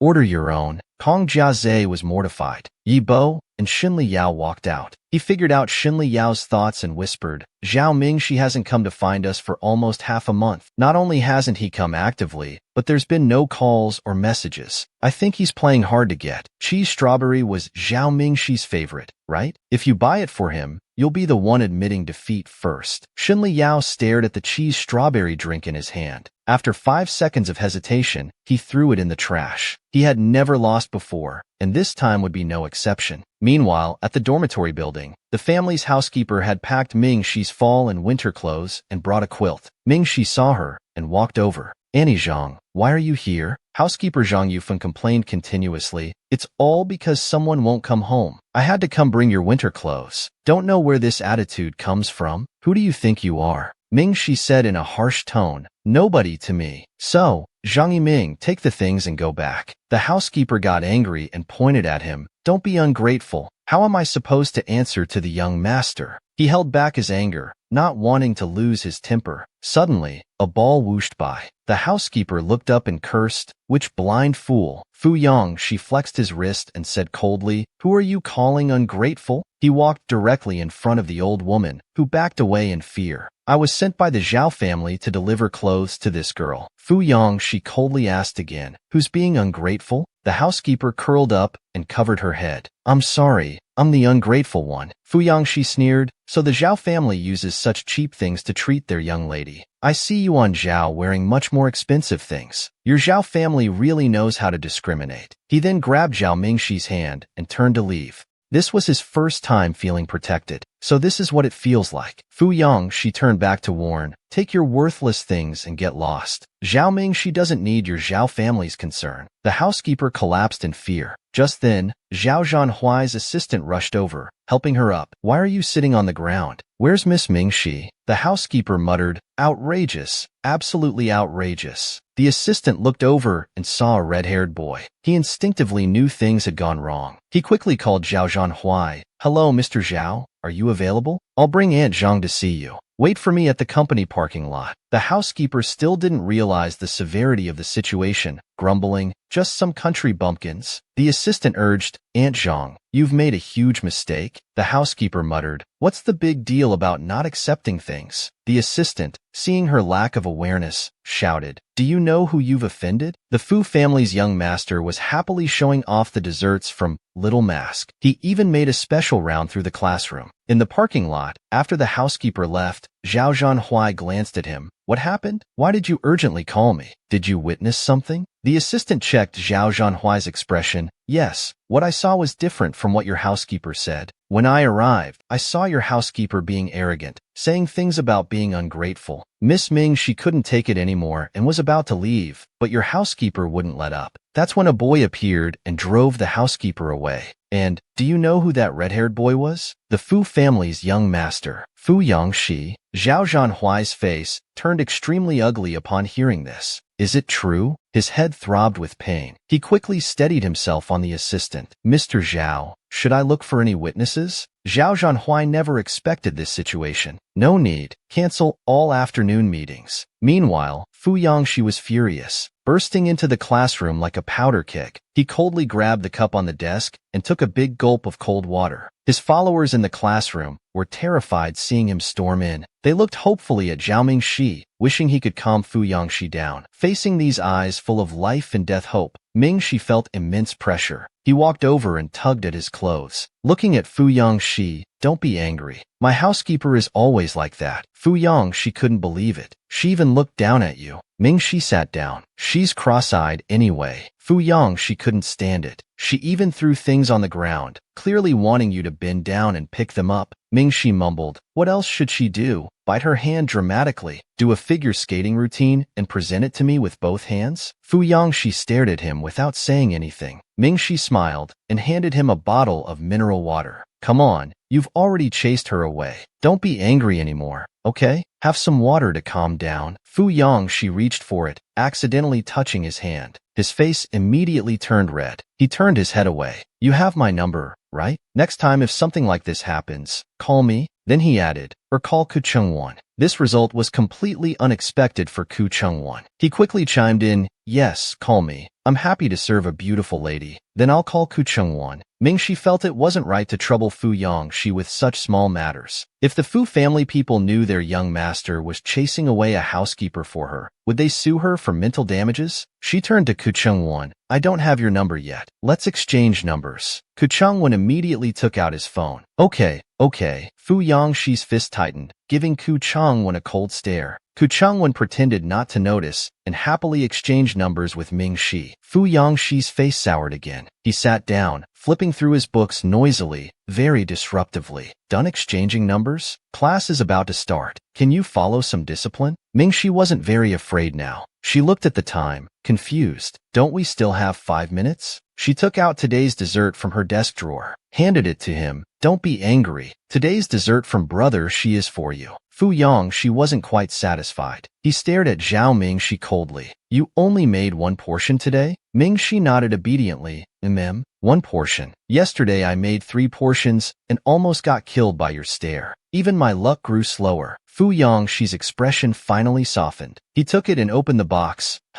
That's more like it. Given their relationship now, how could she make desserts for others? Fu Yongxi took 2 bites, but wasn't satisfied. After thinking for a moment, as if suddenly inspired, he jumped up with the box, declaring confidently, "Nobody move. Today, I'm on duty. I'll inspect the hygiene." Then he carried the dessert in one hand, taking small bites of the hazelnut cream, while slowly walking around the aisles with his long legs. Ku Chengwon was speechless. "He's showing off, right? He is, isn't he?" Fu Yongxi, satisfied, finished his inspection and sat back down. Mingxi looked at him and asked, "Was it good?" Fu Yongxi, scraping the last bit with his spoon, said, "Just okay." Mingxi reached over, about to wipe the cream from the corner of his mouth. Fu Yongxi grabbed her hand, quickly asking, "What are you doing?" She couldn't help but smile. "You got cream on your face." Fu Yongxi turned his head away embarrassedly, face red. "I'll do it myself." Why is he being so forward? Everyone's watching. He was the most popular campus beauty and had become the school celebration host. Zhao Zhanhui returned home and first called Mrs. Zhao to the study. He briefly explained the situation. Mrs. Zhao was still unclear. "Zhangyi has worked in our house for so many years, always honest and dutiful. Why would she target Mingxi?" Zhao Zhanhui, remembering Mingxi's resolute photo throwing, held back his anger and called in the servants one by one to check the details. A few minutes later, the housekeeper saw a servant walk out and had an inexplicable bad feeling. She asked what happened. The hourly worker aunt looked at her strangely and said, "Better pray for yourself. The young master says you treated Miss Mingxi poorly." She hadn't expected the young master to rush back from the company just to question this matter. The housekeeper instantly understood what it was about, but didn't take it seriously. She said to the hourly worker, "So what? They can't fire me over such a small thing. At most, they'll just scold me a bit." She looked at her somewhat defiantly, knocked, and entered the study. "Young master, I'm coming in." Zhao Zhanhui frowned. "I heard everything you said at the door just now." The housekeeper wanted to explain but couldn't. He angrily threw down his cup, raising his voice by 8 degrees. "Small matter? You, a housekeeper, forgot your place, and you call this a small matter?" Do you know because of these small matters? Ming-Shi, Mrs. Zhao asked. Yuran, what's wrong with Ming-Shi? Zhao Zhanhui was distressed. He didn't dare mention Ming-Shi wanting to cut ties with them and could only say, nothing. Because of these things, Ming-Shi ran away from home. Mrs. Zhao was puzzled. Hasn't Ming-Shi run away from home many times before? Why are you so angry today? Zhao Zhanhui didn't know how to explain. Holding his aching head, all right, Zhang Yi, take some money and leave. Mrs. Zhao was confused. Why not just have her apologize to Ming-Shi? Why does she need to leave? His head buzzed, and he couldn't believe it. He was very panicked and opened his mouth wide. Zhao Zhanhua spoke fiercely, spitting out one word, get out. The next day, Ming-Shi was called over by the international class homeroom teacher. Ming-Shi, the October monthly exam is coming up soon. The school allows transfer students to apply for exam exemption. Ming-Shi understood the teacher's meaning, but pretended not to.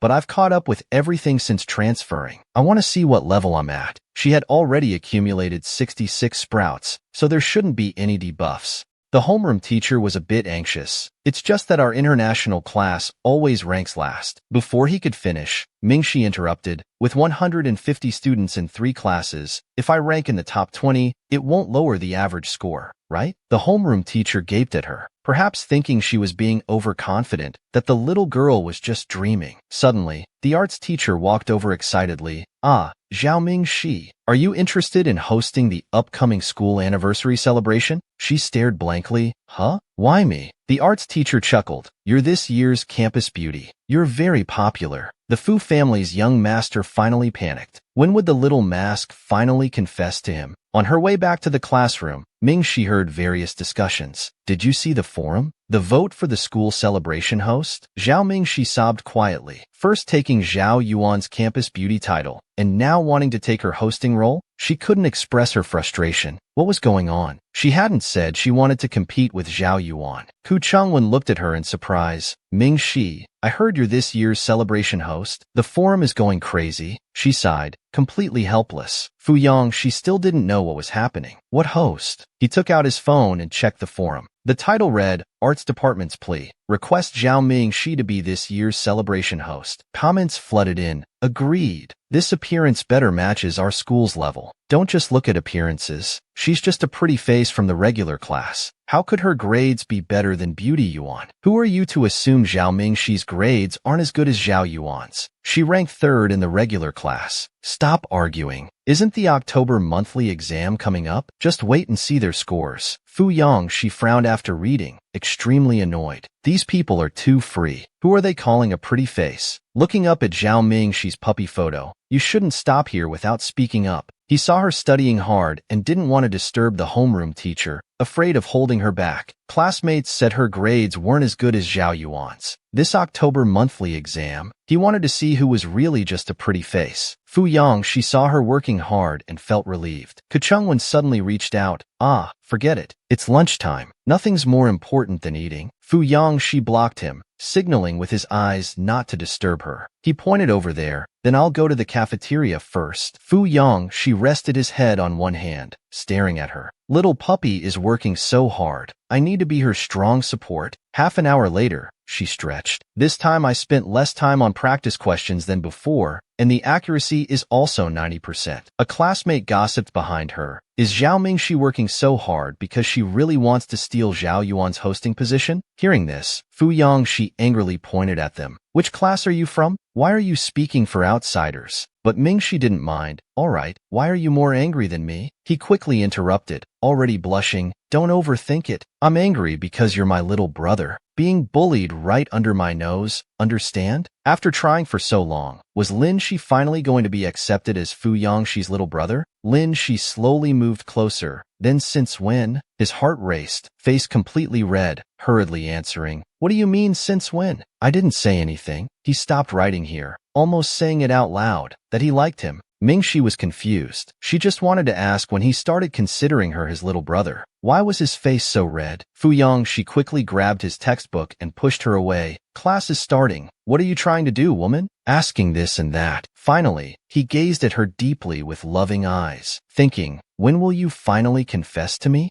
Young Master Fu thought, in all my life, this is the first time I've held hands with a girl, and being held tightly with both hands at that. His mind wandered. He felt that his relationship with Zhao Ming she should be at this stage too. On exam day, before it started, Zhao Ming she was still frantically solving practice problems. Her serious and hardworking attitude made the teachers like her even more. They even regretted telling her not to take the exam yesterday morning. But despite their goodwill, thinking about their performance bonuses being deducted, they still felt uneasy and heavy-hearted. This was Ming Shi's first exam since her rebirth. She couldn't help feeling nervous. Looking at the 66-week sprouts in her potted plant, she wondered if they were enough to offset the debuff. She turned to the spiky red-haired head resting on one hand and said, "I'm a bit nervous." When he looked over, Fu Yangshi immediately averted his gaze, randomly flipping pages, coughed and said, "What can we do about that?" He also became nervous because of her, took off his noise-canceling headphones. "It's just the October monthly exam. As my little brother, who dares to criticize your results?" Lin Shi held out her hand and looked at him. "Then I'll be direct. Can you hold my hand for a few minutes?" Fu Yangshi looked at the two slender, fair hands in front of him, then glanced up at her, immediately blushing. "If you want to hold hands, just say so. Why use nervousness as an excuse?" Fu Yangshi frowned. "Right here? With so many people in class? No snow, no rain, not romantic at all." Ming Shi became anxious. Quick, quick, only 15 minutes until the exam starts." Fu Yangshi's heart raced at her urgency, reluctantly extending one hand. But before he could fully extend his hand,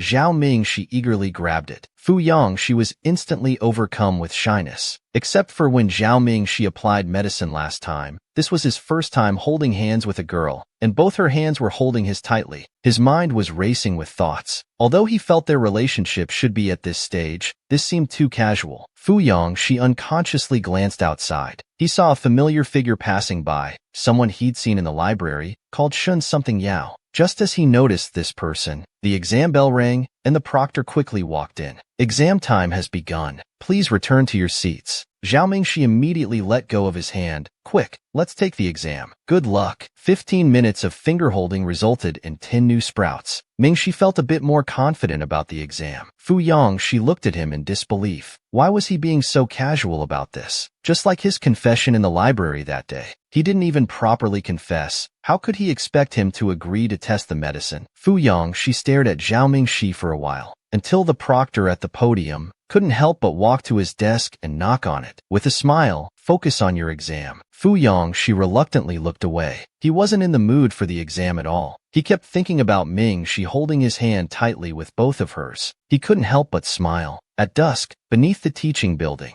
Zhao Zhanhuai and his assistant were walking, not knowing where the dean's office was. Behind them, a girl holding snacks spotted him and exclaimed excitedly, "Brother Zhanhuai." Zhao Zhanhuai didn't recognize her and asked, "Who are you?" The girl walked over. "I'm Pu Shuang, Yuan's friend. I visited your house before." Zhao Zhanhuai nodded. "Oh, hello. Do you know where the dean's office is?" Pu Shuang looked past him and saw his assistant carrying large bags. They seemed to be gifts. She immediately understood and cheerfully said, "Third floor, turn left at the end. That's the dean's office." As Zhao Zhanhuai turned to leave, he remembered to say thanks. Pu Shuang kept staring at his back enviously. Yuan's brother is so handsome and dotes on her, even bringing gifts for the dean for her sake. Just then, Zhao Yuan walked up behind her. Shuang, why are you standing here?" She turned to face him. "Guess who I just saw at school?" Zhao Yuan asked. "Who?" She smiled and leaned close to Zhao Yuan's ear. "Your big brother came to see the dean's assistant with gifts. Must be trying to secretly give gifts to get teachers' special attention." Zhao Yuan smiled faintly. "Is that so? Everyone at home dotes on him. But somehow, I feel different about big brother." She happily pulled Pu Shuang to pack her bag. "I'll treat you to hot pot. Then we'll call big brother to take us home." Pu Shuang was extremely envious. "You're like a princess. So blessed." Zhao Yuan felt a subtle stirring in her heart. Though she wasn't sure about her feelings for her big brother yet, she hoped he would stay by her side forever. Ming Shi refused the 300,000 from big brother. In this life, she just wanted to live well, not wanting to get involved with them. As they were talking while going downstairs, they suddenly saw Zhao Mingshi walking up. Seeing Zhao Mingshi, Pu Shuang deliberately raised her voice. Yuan,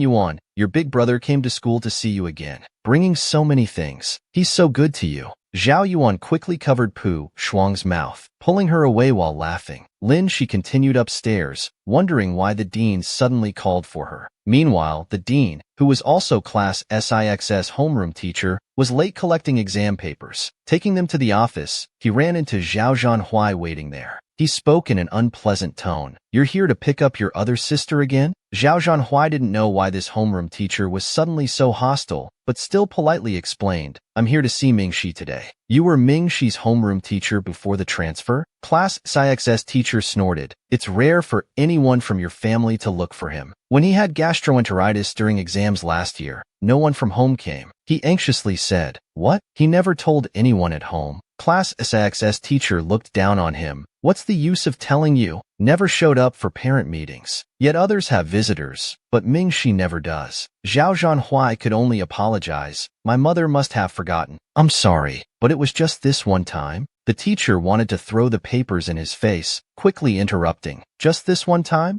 Do you know Mingxi falls asleep in class because he's cooking at home the night before? Isn't your family wealthy? Why make him cook? Grade 11 coursework is so heavy. Don't you want him to go to college?" Zhao Zhanhui was stunned. Mingxi being sleepy in class, he'd never thought about it. He assumed cooking dinner made Mingxi happy, since he was good at it and wanted to please the family. But he had never considered how this affected Mingxi. But Zhao Yuning was inconsiderate, always insisting on eating Mingxi's cooking. Mingxi would say with bright eyes, "It's okay, big brother. It doesn't take much time." But if it were Zhao Yuan, Zhao Zhanhui couldn't imagine the family letting her enter the kitchen, washing vegetables with her clean hands. Class SIX's teacher snorted. "He's not made of iron. Of course he gets tired. I thought you were just negligent." But seeing how Zhao Yuan is treated, as a teacher, seeing such discrimination hurts my heart. Last year when he hurt his knee at the sports meet, no one came. Then he injured his face and fell behind in studies. Would you neglect your other sister like this? Zhao Zhanhui felt stung. "Teacherly, you're right. I came here to have a good talk with Mingxi, to make it up to him." Class SIXS teacher clearly disliked him and turned to leave. Before leaving, he said skeptically, "I hope you mean what you say." Zhao Zhanhui felt dejected. The teacher was right about one thing. If their family had done well enough, why would Mingxi need to please them? Weren't they the ones who owed Mingxi?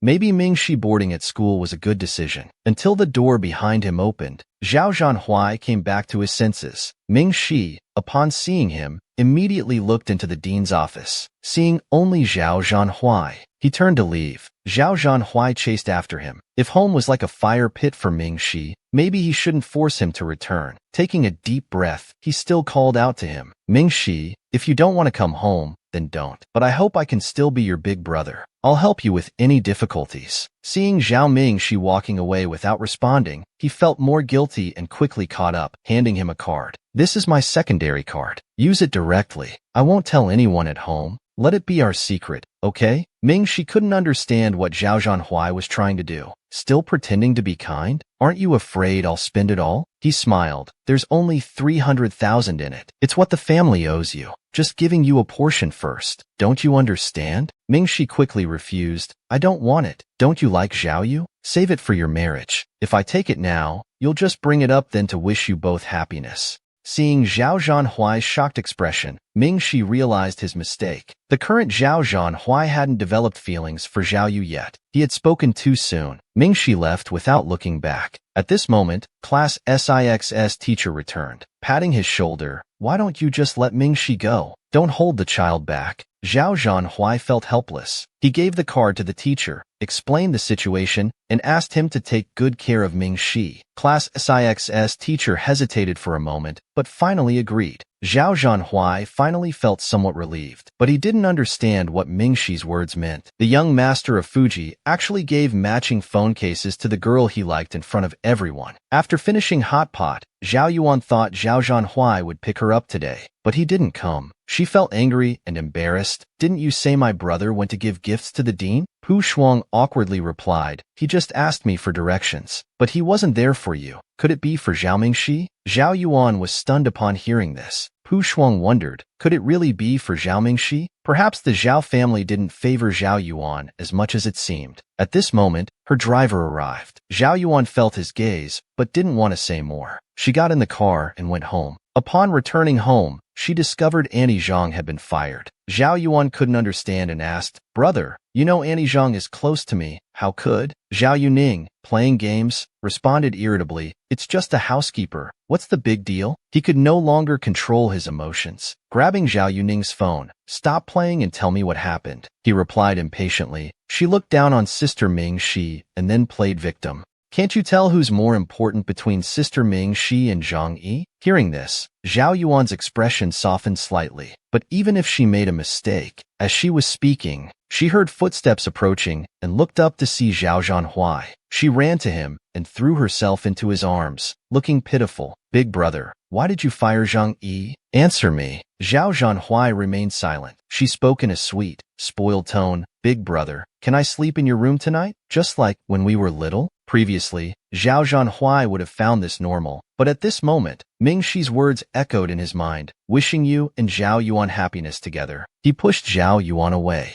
"You're grown up now. Don't cry over small things. Sleep in your own room." He turned and left after saying this. She watched the scene in shock, suddenly feeling panic rise in her heart. Zhao Zhanhuai had never refused her before. It seemed everything was changing since Ming Shi left. The next day after PE class, during free time, Pu Shuang apologized. Yuan, yesterday was my fault. I didn't know your brother went to find Ming Shi. I think it's because Ming Shi's running away caused such a stir that it got your family's attention. She tried to control her temper. I know, but I can't just run away from home too. Pu Shuang thought for a moment and consoled her. The monthly test results come out today. If your scores are better than his, your family's attention will naturally return to you. Zhao Yuan turned her head, her gaze unconsciously falling on Ming Shi from the international class in the distance. Like her, many people were secretly looking at Ming Shi. Ming Shi was lost in thought while holding a basketball, still thinking about the last monthly test. There were 2 questions left. He needed to ask Professor Gao about them this weekend. Suddenly, a girl took the ball from his arms and gave him a phone case. The girl smiled. "Fu Yang, she asked me to give this to you." Lin Shi was confused. He instinctively looked back and saw the tall Fu Yang Shi standing aside, waving something in his hand. Lin Shi looked carefully. He noticed Fu's phone case was black with a simple sun design. Looking down at his own, it was a white phone case with a simple mass design on the back. Couple phone cases. Ming Shi was almost frightened, but when he looked back, he saw several boys behind him all taking out their phones to show him. They all had identical phone cases, just in different colors and with different patterns on the back. Ming Shi's racing heart finally calmed down. He thought Fu Yang Shi was suddenly giving him a couple phone case. It turned out to be their group's custom-made phone cases. He curved his lips into a smile, thinking how childish it was, and took out his phone. He put on the phone case, then raised his phone, showing it to Fu Yang Shi without looking back. This feeling of being accepted by everyone felt really good. Fu Yang Shi's ears immediately turned red. He said to Kucheng when beside him, "I told you he would put it on." Zhao Yuan saw this scene. She heard Fu Yang Shi had protected Ming Shi several times. Could they be? Shunli Yao remained expressionless. "Ming Shi, are you this happy just because of a phone case?" Kucheng looked left and right, silently praying. When would Brother Shi develop some awareness? He reminded, "Brother Shi, keep it low-key. Everyone's watching you." Fu Yang Shi raised his eyebrows and smiled. "I want everyone to know that I've got his back." The young master of Fu family had really fallen in love. He impulsively wanted to say, "Little mask, let's date." Kucheng muttered, "If you want a couple phone cases, just buy them. Why make everyone else change too?" Fu Yang Shi denied it, glaring at him. "I bought gang phone cases. Can't your young master have some personal preferences?" Kucheng immediately agreed. He waved his hand. "Get lost." Lin Shi saw him taking out the trash after basketball, and his eyes lit up. He quickly followed. Recently, the potted plant's growth had stagnated. He helped take out the trash, being watched. Fu Yang Shi heard footsteps behind him and turned around. "What are you doing?" Lin Shi quickly grabbed the trash can Fu Yang Shi was carrying with one hand.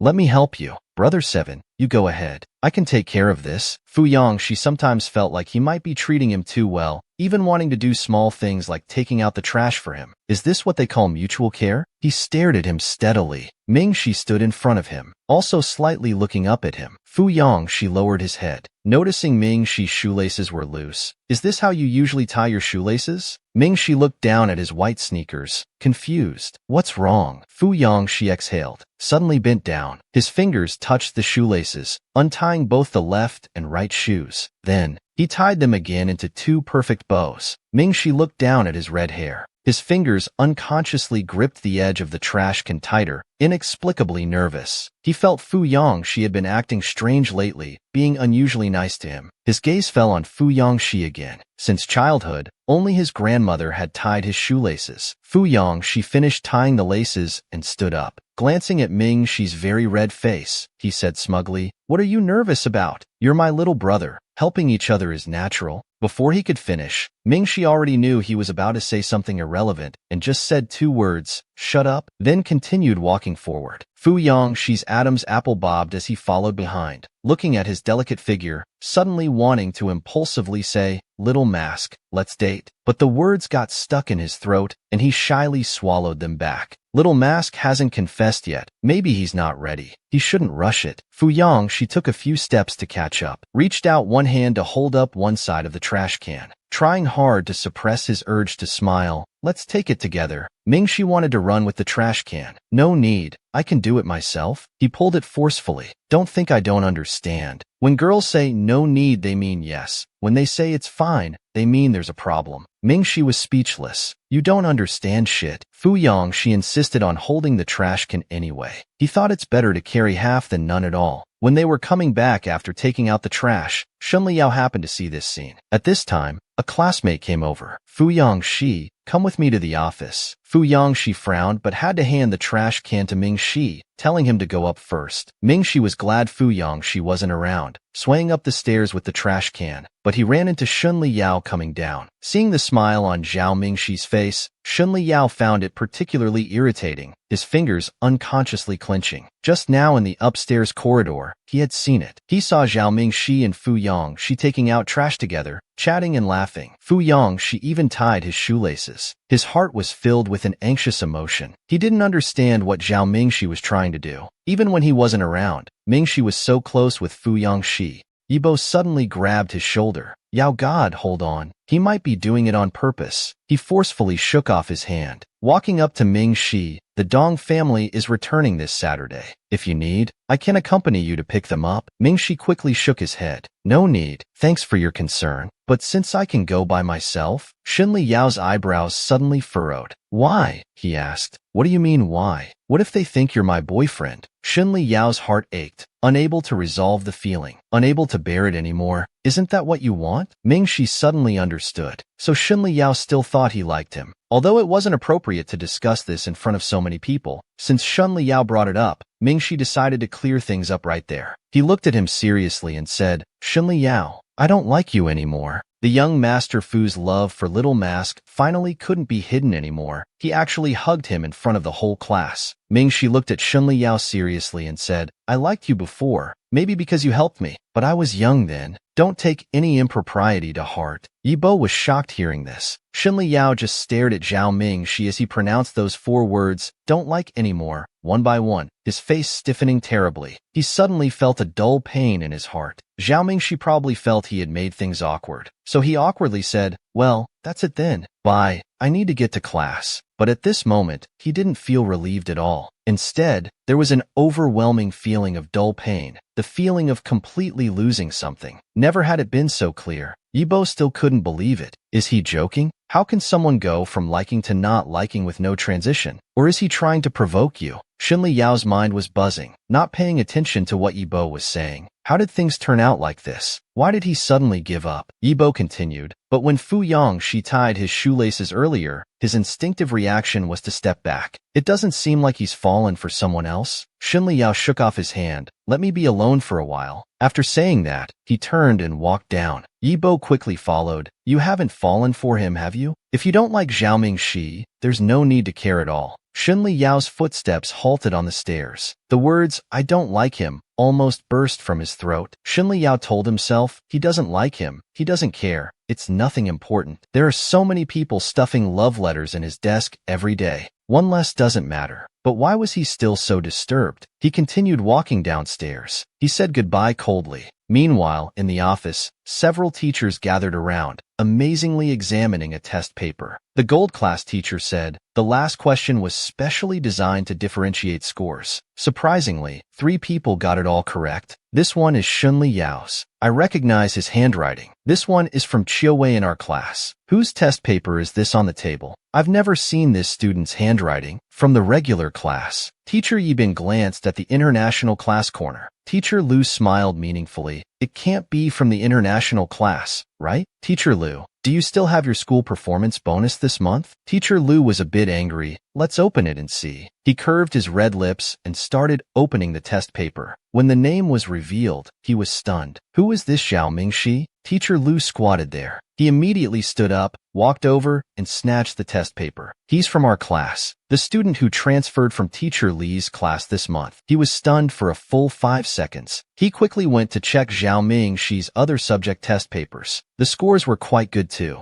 He had found a gem. Yibin couldn't help saying, a regular class student with such good grades? Quick, add up the other students' scores to calculate rankings. Teacher Lu was very proud now. Teacher Yi, don't underestimate our international class students. Meanwhile, Mingxi was extremely nervous, not knowing how the results would turn out. He really wanted to participate in the 100-school competition. He turned to ask Ku Cheng-won, when does the international class usually announce results? He rested his head on his hand and smiled. Before class probably. Little puppy, you seem very nervous. As soon as he finished speaking, Fu Yongxi rolled up his book and hit him hard on the head. Looking at him threateningly, did you teach Little Mask that? Ku Cheng-won quickly corrected himself. Zhao Mingxi, you seem very nervous? He nodded. Of course I'm nervous. I want to participate in the competition. This is the fastest way for me to make money. Ku Cheng-won looked him up and down, saying honestly, but your grades probably aren't that good, right? Fu Yongxi hit him again. Watch how you talk. Ku Cheng-won's head was swollen. He quickly lay back down. Earlier, someone had maliciously asked Mingxi what he looked like under the mask. That student recklessly whispered, we'd be thankful if he doesn't lower our class average. He thought his voice was very low and wouldn't be heard in the noisy classroom. But Fu Yongxi immediately stood up, eyes cold. Tao Han, come out for a minute. Ku Cheng-won couldn't help correcting, Brother Shi, his name is Wang Han. That person immediately ducked under his desk. Damn, I'm sorry bro. Fu Yongxi rolled up his sleeves, angrily said, get out here. This isn't over. Mingxi held him back. Brother Shi, let it go. Let go. Little Mask, step aside. Tao Han, come out. Just then, homeroom teacher Lu suddenly rushed in. Everyone watched as teacher Lu's face beamed with joy. He strode towards Zhao Mingxi, looking at him like a precious daughter, and suddenly hugged him. We've made it. We've made it. You're really my precious. Fu Yongxi was furious, pulling him away. What the hell, Zhongwei? Let go. What are you doing? While saying this, he quickly protected Mingxi in his arms. As a teacher, don't you know there should be proper distance between men and women? In the regular class, teacher Yibin was furious. This math test had 3 perfect scores in total. The international class upstairs got 1, but our class didn't get any. Zhao Yuan was shocked. Could it be Zhao Mingxi from the international class? Little Mask got a good score on this test and was very excited. Fu Yongxi thought he wanted a hug and specially opened his arms. Pu Shuang sat beside him and whispered, don't be nervous. You've always been in the top 20. Zhao Mingxi just transferred. He probably can't keep up with the pace. Zhao Yuan shook her head. I'm not nervous. My grades will definitely be higher than his. I'm just worried. Worried that the gap with Zhao Mingxi isn't big enough. Only if Zhao Mingxi ranks at the bottom will our family see the difference between us. Before Zhao Yu finished, she heard someone shout, Yuan Yuan, the rankings are out. You're amazing, 20th place overall among 3 classes. Zhao Yuan looked up. She let out half a sigh of relief and smiled at Pu Shuang. I didn't perform particularly well this time. Suddenly someone said, wait, holy shit, am I seeing things? That's Zhao Mingxi's name. He actually made it into the top 50. Zhao Yuan's face changed upon hearing this. She quickly looked up. Then she saw something completely incomprehensible and incredible. The number before Zhao Mingxi's name was 19. Looking from left to right, the most eye-catching was the perfect score in mathematics. She felt like she was in a vacuum. She had to collect herself. Am I seeing things? Is it Mingxi? 19th place. Ahead of me? Pu Shuang was still in shock. Mouth agape. Ah, the boy in front of Zhao Yuan heard and turned to her. Yes, it's her. Your sister is amazing. Except for biology, All other subject scores are very high. Zhao Yuan's heart sank, her mood dropping. How could this be? In the international class, Teacher Lu excitedly said, "You got a perfect score in math this monthly exam, first in the international class, and 19th overall among 3 classes." Ku Chungwen was very surprised. "Damn, little mask. Zhao Mingxi, you've got skills. If I had known, I would have asked to copy from you and brother Shi." Fu Yangxi raised a proud smile. "Copy, copy, copy. That's all you think about. I never cheat, okay?" Ku Chungwen said honestly, "You're too lazy to even fill in the answer sheet." "What, cheating?" Fu Yangxi shouted at him. "You're getting brave, huh?" Zhao Mingxi hadn't processed it yet, pointing at himself and looking at Fu Yangxi. "I'm 19th place? They didn't grade it wrong? Is this real?" Fu Yangxi's heart melted. "Why are you so silly?" He couldn't help messing up his hair, unable to stop smiling. "You got first in class? And you're asking me, who's at the bottom, if it's real? Are you showing off?" Teacher Lu stood at the podium, very happy. "Today is the happiest day in my teaching career, and a day for our international class to hold our heads high." Suddenly, a biology teacher appeared at the classroom door, saying there was a problem with 2 students' biology scores, and the total scores needed to be recalculated. This startled Teacher Lu. Fu Yangxi looked outside with furrowed brows. If the score ends up lower than before, wouldn't that be getting everyone's hopes up for nothing? Mingxi sighed. "So it was a mistake after all? This is more like the normal outcome." Meanwhile, the regular class also received news about the rankings needing to be recalculated. The discussions grew louder. "I was wondering why Zhao Mingxi scored so high. So there was a problem with the scores. But it's just one fill-in-the-blank question. Even deducting these 3 points, 697 is still impressive." Blood rushed to Zhao Yuan's head, creating a buzzing sensation. After it subsided a bit, she managed to calculate that if Zhao Mingxi lost those 3 points, she would be 19th. Zhao Mingxi would be 22nd, still below her. 10 minutes later, Yibin replaced the chart. The biology fill-in question had 2 answers, but the other one belonged to university level, so it was initially marked wrong. Zhao Yuan kept staring at the projector. Zhao Mingxi actually moved up instead of down. Points were added, not deducted. She dropped to 21st place because of this. How could this happen? Mingxi's grades used to be so poor. Lu Xiaoxia looked at Zhao Yuan with a sarcastic tone. "Looks like he's not that great after all." Teacher Lu from the international class was so excited her eyes became moist. 17th place. I produced a 17th place student. Mingxi, you've set a great example for our class. Mingxi stood up in shock. 17th? There won't be any more mistakes this time, right? Teacher Lu was moved to tears. No, there won't be. Fu Yangxi also stood up. Seeing him get first place gave him a feeling like completing a game, a sense of satisfaction. Mingxi turned to look at Fu Yangxi. He stood up. Why did he stand up too? Fu Yangxi thought Little Mask was overwhelmed with emotion. Looking at his expression, it seemed like he wanted to suddenly hug him. Fu Yangxi glanced at others. But there are so many people here. It's not appropriate, but if I don't agree, he might get upset. Then he blushed, opened his arms, and said resignedly, "Come on."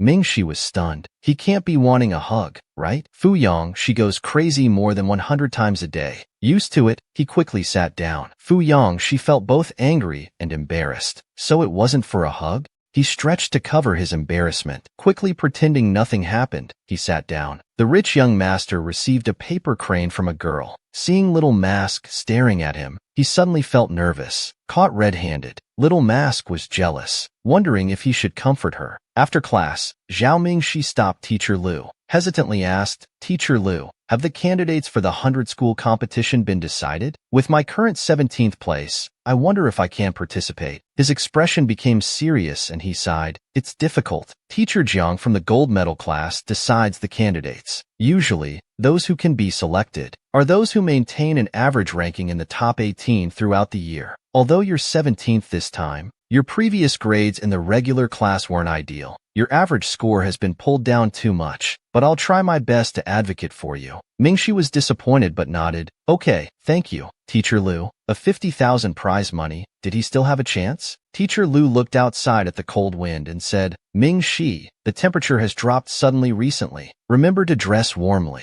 Teacher Li specifically asked me to take good care of you." Mingxi was stunned, then finally smiled. With a brilliant smile, Thank you for your concern, teacher. I didn't expect Teacher Li to still care about me. As he was about to leave, he saw Shun Liao looking at the ranking board in the corridor. Wasn't he someone who never looked at rankings? Why this time? Ming Shi thought for a moment. Better take a detour back to class. Shun Liao had a strange feeling. One day, he would gradually climb to a position equal to his own, letting everyone see his brilliance. However, before he could be sure he was climbing up for himself, this time he was completely uncertain. At the cafeteria, Zhao Yuning rushed over after hearing the news. Sis, I heard on the forum that Sister Ming she might be the host for this year's school anniversary. Is it true? But Pu Shuang said, the forum talks nonsense. It's always been Yuan in previous years. There's no way they'll change this year. He poked at his food, clearly disappointed. It's always been Sister Yuan. It would be nice to have a change this year. Pu Shuang couldn't help but shout,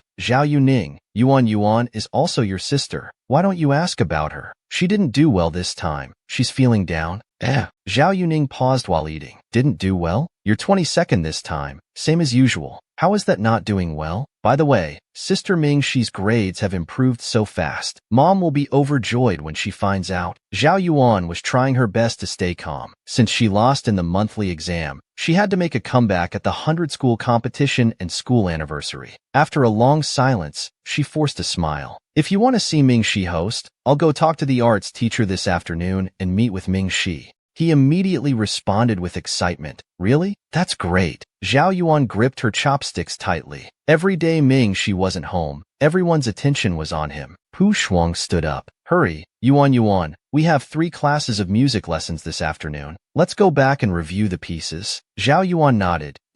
Okay. Yuning sat there dumbfounded, watching them leave. He didn't know what happened. Had he said something wrong? During the afternoon group music class, Zhao Yuan saw Fu Yang. She was there too, and became more anxious. What exactly was the relationship between Fu Yangxi and Zhao Mingxi? Why did Fu Yangxi have to sit with him even in these general classes? Fu Yangxi lay on the desk, looking at Zhao Mingxi. He couldn't help but frown. What's wrong with Little Mask's family? They won't even give money for clothes? He turned to look at Zhao Yuan. Why was she dressed so warmly? They're clearly playing favorites. He scratched his hair in frustration. No good. It bothered him to see Little Mask being treated differently. Suddenly remembering something, he pulled out a black card from his pocket. He handed it to his younger brother with a meaningful look. Take the card. You know what to do. He made a gesture. Don't worry, big bro, and quietly slipped away. Fu Yangxi sat on the desk, stretching his arms contentedly with his legs crossed. He accidentally kicked the chair of the girl in front. The girl turned around, and seeing it was Fu Yangxi, her face inexplicably turned red. It was that someone from the international class, the super rich one. Watching them whisper, his expression changed as he irritably removed his noise-canceling headphones. What? Wanna fight? The girl placed a paper crane in front of Fu Yangxi. Stammering, she said, This is for you. Fu Yangxi looked at the paper crane. His brows furrowed and lips pursed. What's this? A love letter? Such an old-fashioned approach. He was about to pick up the paper crane but suddenly stopped, feeling something wasn't right. He turned his head and found Ming Shi staring at him. At that moment, he finally panicked. Oh no, caught in the act. Little dog Zhao must be jealous. He was very conflicted, wondering if he should comfort him. The young master was truly love-struck, actually thinking Little Mask was jealous and deciding to comfort him. Fu Yangxi took out his phone and started searching how to comfort girlfriend. He stared at Zhao Mingxi for a while, suddenly feeling annoyed. Someone had given him a love letter, yet he was still focused on solving problems. He pretended to accidentally bump Mingxi with his elbow. Zhao Mingxi thought Fu Yangxi was complaining about him taking up too much space. He looked at him in surprise. You have so much space. Why are you pushing me? Then, choosing not to argue, he moved his book to the left and continued solving problems. Fu Yangxi was sometimes really frustrated by Zhao Mingxi's denseness. He started to doubt whether he actually liked him. Was it that he was too tolerant, or was he confident that he had won him over? Ming Shi lowered his head to work on problems, feeling Fu Yangxi's frowning stare. What had he done wrong now? Fu Yangxi's gaze fell on his thermos, and his cold expression instantly crumbled. How could he tell him that he wasn't so easy to pursue? He needed to stay vigilant at all times. Zhao Mingxi noticed his gaze on the thermos, so he picked it up and tentatively asked if it contained soy milk. Fu Yongxi immediately blushed, taking up a cup that had touched his lips. Wasn't this some kind of hint? This must definitely be some kind of hint. Zhao Ming, she unscrewed the thermos and carefully poured some into the cuplet. He picked up the lid and pretended to be reluctant. If you insist on me trying it, I'll grudgingly take a sip. Why was he using the lid to serve him? After he finished drinking the soy milk, the potted plant strangely moved a bit. 50 small sprouts could grow into a small tree. Now, he had one small tree and 29 sprouts. The system's voice rang out. Congratulations on unlocking a new way to increase energy. 50 sprouts can grow into one small tree. Just 21 more sprouts until you can grow a second tree. Mingxi immediately poured another cup for Fu Yongxi, eyes bright. Have another cup. Fu Yongxi drank another without understanding why. One more. He downed another. Another. He drank yet another. One more. And another. Now there was one small tree and 31 sprouts. Mingxi was overjoyed. One last cup. Fu Yongxi was about to be sick and tightly closed his mouth. No more. No more. He must be doing this on purpose, punishing him for talking to that girl earlier. Mingxi whispered to him, if you like it, you can have one cup every day. We can replace desserts with this. Though Fu Yongxi felt sweet inside, he immediately refused. I want desserts. What kind of man drinks soy milk all day? What if my chest grows bigger? Zhao Mingxi was a bit disappointed. Oh well. At this moment, the music teacher walked in and immediately spotted Fu Yongxi. He usually skipped these classes and had never attended before. Today he actually came to class. His red short hair was very eye-catching. The music teacher couldn't help but call him up to play the piano. This was bad. Previously, Fu Yongxi wouldn't even bother to stand up, but today, seeing Zhao Mingxi sitting beside him, he wanted to show off. His lips curled into a smile. So he lazily went up to the stage. After getting up there, Fu Yongxi played a piece smoothly and fluently. Zhao Mingxi couldn't help but put down his pen. He saw Fu Yongxi in a new light. When he was this serious and quiet, he had a different kind of handsomeness than usual. A few minutes later, he finished playing. As soon as he stood up, he looked at Mingxi in the audience. He walked over slowly. Stop daydreaming. If you like it, I'll play for you again later. The teacher's calling you up. After Zhao Mingxi went on stage, he played a familiar short piece. The deep, elegant music flowed smoothly. Though he hadn't played for a long time, he was a bit rusty, but playing one piece shouldn't be a problem. Xinli Yao sat in the last row, pressing her lips together, her gaze fixed on Zhao Mingxi. He actually knew how to play the cello. Yi Bo beside her spoke up. Zhao Mingxi can play an instrument? I've never heard about this before. Xinli Yao didn't know either. She had known Zhao Mingxi for 2 years, yet seemed to have never really understood him. Pu Shuang's mouth fell open. When did Zhao Mingxi learn to play the cello? And he played so well. Zhao Yuan was panicking inside. Now he had even more advantage in competing for the school anniversary host position.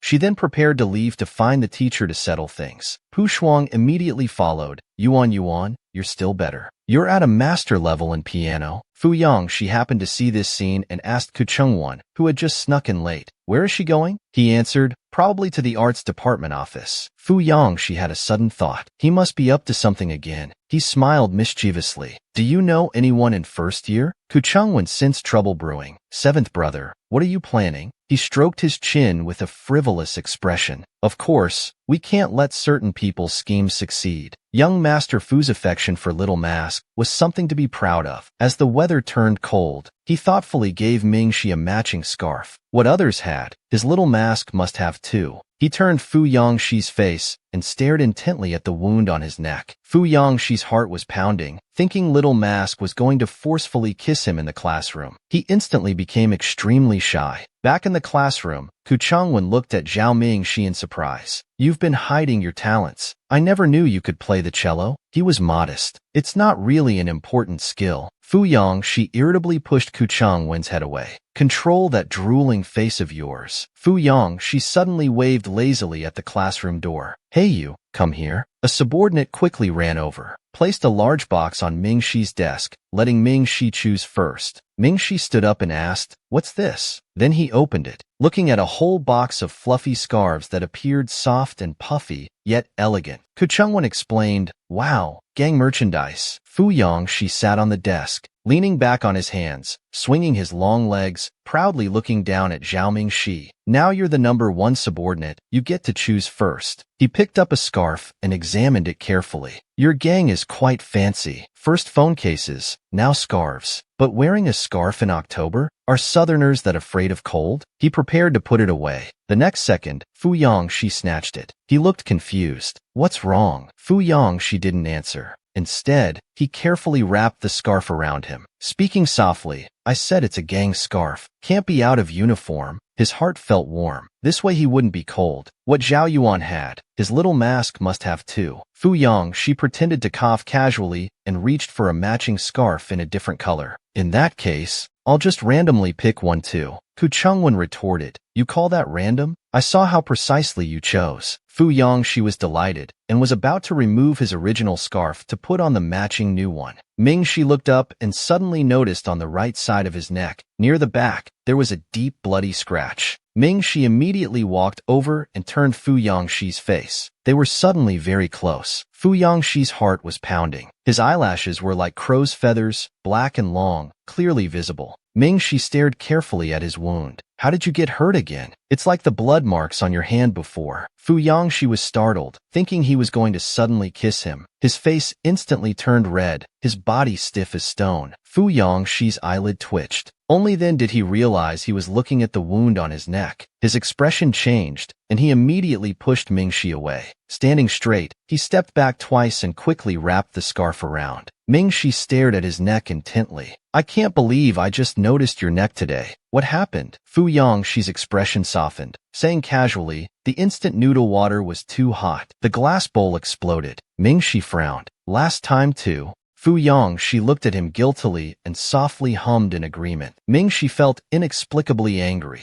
A little more to the side, and it would have hit your carotid artery. Are you always this careless? Fu Yangxi saw his expression and suddenly felt soft inside. He raised his eyebrows proudly and said cockily, Little mask, haven't you heard? Scars are a man's medals. Mingxi rolled his eyes at these words, but he remained uneasy. He wondered if he had drained Fu Yangxi's energy, causing him to get hurt frequently. The system told him, you're just borrowing luck, not absorbing it. Fu Yangxi's injuries are definitely not your fault. Mingxi felt somewhat relieved hearing the system's words, but still felt uneasy. He decided to pause borrowing luck for a few days, to observe the situation. Meanwhile, Zhao Yuning was suddenly dragged urgently to the arts department office by a friend. Hurry up, a senior from 3rd year is looking for you. Zhao Yuning didn't know anyone in 3rd year, but his friend's grip was too strong to break free. With an irritated mood, he was dragged to the arts department. Before getting close, he suddenly heard a familiar voice. Teacher, have you decided on the host for next month's school anniversary? Zhao Yuning instinctively stopped in his tracks. Thinking Zhao Yuan came to recommend Zhao Mingxi, he admired Sister Yuan's generosity, so he dared not disturb and waited outside. He secretly glanced around a few times. This should count as fulfilling the senior's request, right? Inside the office, Zhao Yuan spoke reluctantly. Teacher, I've been the host for 2 years. I have the ability and qualifications for this role, but teacher thinks Mingxi has a lot of support too. She frowned. But many people on the forum suspect he cheated. He's my brother. I know his level. He even sought help from Xinli Yao before the exam. He heard everything clearly from outside and was suddenly shocked. How could this be?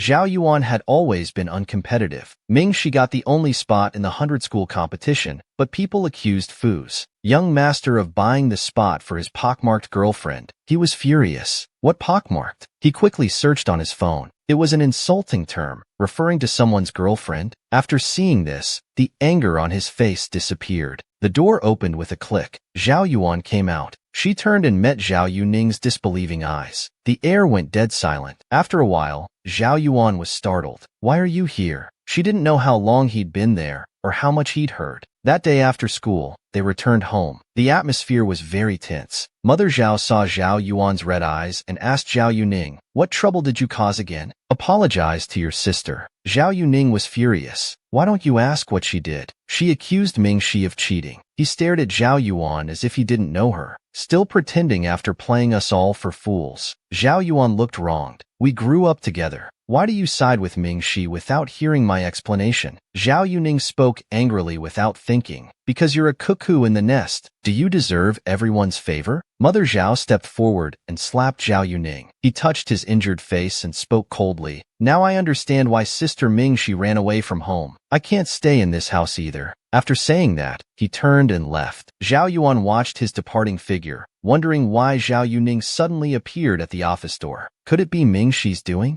During the next day's long break, Zhao Yuan walked beneath the teaching building, holding a book. Last night, she asked classmates who all said Zhao Ming Shi was still performing when they left. She unconsciously looked up and suddenly met a gaze from the 5th floor of the teaching building. It was too far to see clearly who it was, but the striking red short hair, gilded by sunlight, revealed their identity. Could it be Fu Yangxi? Zhao Yuan could hardly believe it. Would the mighty Fu family's young master target a mere girl for Zhao Mingxi? She had to investigate their relationship. Inside the teaching building, Teacher Lu caught up from behind and stopped Mingxi. Miss Jean, our school got an extra spot for the 100 school competition. Mingxi was stunned, heart pounding with undisguised excitement. Really? Teacher Lu was also happy. I'll go tell Teacher Jiang from the gold medal class right away. Maybe you can go. Yibo overheard their conversation. He quickly told Xinli Yao, damn, Kong Jiaze was right. Our school really got an extra spot. He couldn't help saying, Yao God, I think Kong Jiaze is pretty good too. He can do ballet and has good grades. Xinli Yao's face turned frighteningly cold, spitting out 2 words, shut up. Yibo obediently closed his mouth. He turned his attention to the components Xinli Yao had finished, only to find the robot was assembled incorrectly. Ever since Zhao Ming, she said he no longer liked Yao God. Yao God's error rate had become too high. He tentatively said, why don't you try to win Zhao Mingxi back? Xinli Yao's hand paused. His cold brows furrowed as he said, shut up or get out. Yibo sighed. It's over. Completely over. The news about the extra spot also reached the Chongqing class. Mu Jiao from Chongqing class ranked exactly 19th in average scores, always just missing the competition spots. But now with the sudden news of an extra spot, wouldn't it surely be his? The school was promoting it, so it seemed Zhao Mingxi had no chance. At least he'd won in the 100 school competition. At this time, a bombshell exploded in the building. After the list was published, the last participant was surprisingly Zhao Mingxi. Pu Shuang stood up and shouted, by average grades, the 19th place is Mu Jiao. Why was he eliminated? Another backroom deal. How much money did Mingxi spend? Oh no, I mean how much did Fu Yangxi spend for him? And I heard this spot was specially requested by Professor Gao. How careless is the school? Zhao Yuan gritted her teeth hard. Fu Yang, she just loves helping Zhao Mingxi, opposing me at every turn. Meanwhile, a classmate from the international class exclaimed, Zhao Mingxi, you've really made our class proud this time. Mingxi was stunned. Really? It's me? Fu Yang, she was secretly delighted. Go away, go away. Little Mask is going to compete. Don't make him catch your stupidity. Someone shouted in the corridor. Fu Yangxi, if you have the guts to buy spots for your pockmarked girlfriend, have the guts to come out? Fu Yangxi was extremely angry hearing this. What pockmarked? He quickly searched on his phone to see what insulting term it was. Turned out it referred to someone's girlfriend. After seeing this, half of his anger disappeared. Ku Changwen looked at Fu Yangxi's mysteriously reddening ears. Aren't you angry? Fu Yangxi frowned symbolically. Oh, I'm so angry. The Fu family young master's injuries weren't related to Little Mask's luck borrowing, but to be safe, Mingxi decided to pause contact for a while. But Fu Yang, she thought Little Mask was angry and instantly felt his composure crumbling. That's why Mingxi's second brother, Zhao Mo, appeared. Fu Yang, she stood up displeased. These people are really troublesome. He walked out with a dark face, and everyone immediately stepped back. He lazily swept his eyes over them. What's all the noise about? Zhao Mingxi has the ability. The Chongqing class students became more arrogant. If you've got what it takes, compete fairly. Don't use underhanded methods behind our backs. Fu Yang, she was completely furious. Say that again. Zhao Mingxi got up to go out but was pulled back by Ku Chengwan. You going out there will only add fuel to the fire. Wait for Brother Shi to handle it. He sat restlessly watching outside, hoping there wouldn't be a fight. As the situation was about to escalate, the dean of students rushed over, sweating profusely. What are you doing? Want to clean toilets? Fu Yang, she stared at the dean with dangerous eyes. He spoke icily. If you dare make me clean toilets, I dare to tear them down. The dean swallowed, terrified by these words. Teacher Yibin also rushed over. Dean, You need to explain clearly. Why was the spot given to Zhao Mingxi instead of Mu Jiao? The dean explained until his tongue nearly blistered, saying this was a spot Professor Gao specifically requested for Zhao Mingxi. Teacher Zhang also questioned, Dean, we can't bow for mere benefits. Let's give this spot to Mu Jiao according to the rules. Fu Yangxi sneered, interesting. I never gave you anything. Who needs your pittance? Teacher Zhang was furious, face red with anger, eyes wide. How dare you speak to a teacher like that? Suddenly, a stern, harsh voice interrupted them. Zhang Guangping, what nonsense are you causing? Zhao Ming, she is my personal student. Only 3 people solved that big question in the monthly exam, and he was one of them. What's unfair about that? Teacher Yi Bin, how about you become the competition vice chairman? Everyone looked and saw the dean holding up his phone on a video call. It really was Professor Gao. They quickly bowed. Professor Gao was annoyed and ordered them not to call again. Mu Jiao couldn't accept it and ran away. Teacher Yi Bin, seeing his students still there, shouted, what are you standing around for? Get back to class. Fu Yang, she walked back to the classroom smiling. He knew Little Mask got the spot on his own merit. He glanced at Mingxi's seat, but he wasn't there.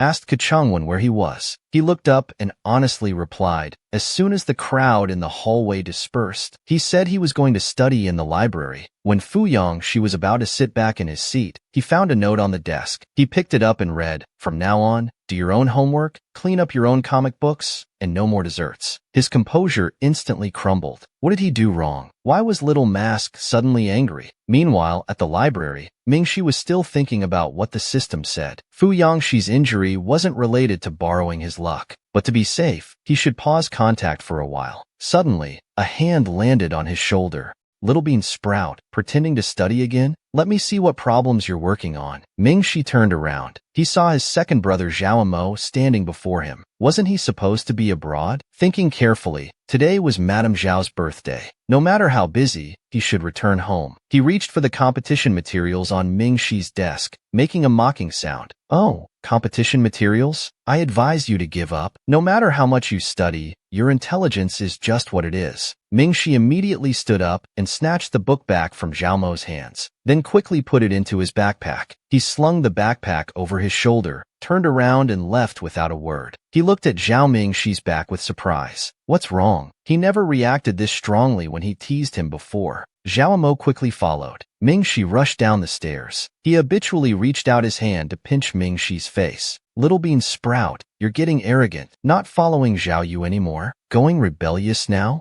Mingxi slapped his hand away with a pat. He coldly said, get lost. He wouldn't waste another 5 years on them. Young Master Fu saw a strange man, pulling and pushing Mingxi around, mistaking him for a hooligan. Without a word, he kicked at him fiercely. Dare to bully my person? You're asking for death. Fu Yang, she showed unusual affection for Little Mask, gently rubbing his head. Little Mask was touched. No one had ever stood up for him like this before. Marriage didn't seem so important anymore. What mattered most was someone who treated him well. Zhao Mo thought his ears were playing tricks on him. His hand froze. He looked at Zhao Mingxi with disbelief, repeating in shock, you told me to get lost? He cursed angrily. I just returned from abroad, and you don't even greet me, instead telling me to get lost? Zhao Mingxi, aren't you being too rebellious? He grabbed Mingxi's wrist. Come with me to the hotel. It's the birthday celebration today. I don't have time to discipline an ungrateful brat like you. Mingxi flung his wrist, swatting his hand away. Maybe it was Zhao Mo's imagination, but he felt Zhao Mingxi looked at him like a fly he once got too close to. With regret. What did he regret? Regret trying to please him, this second brother, or coming to this family?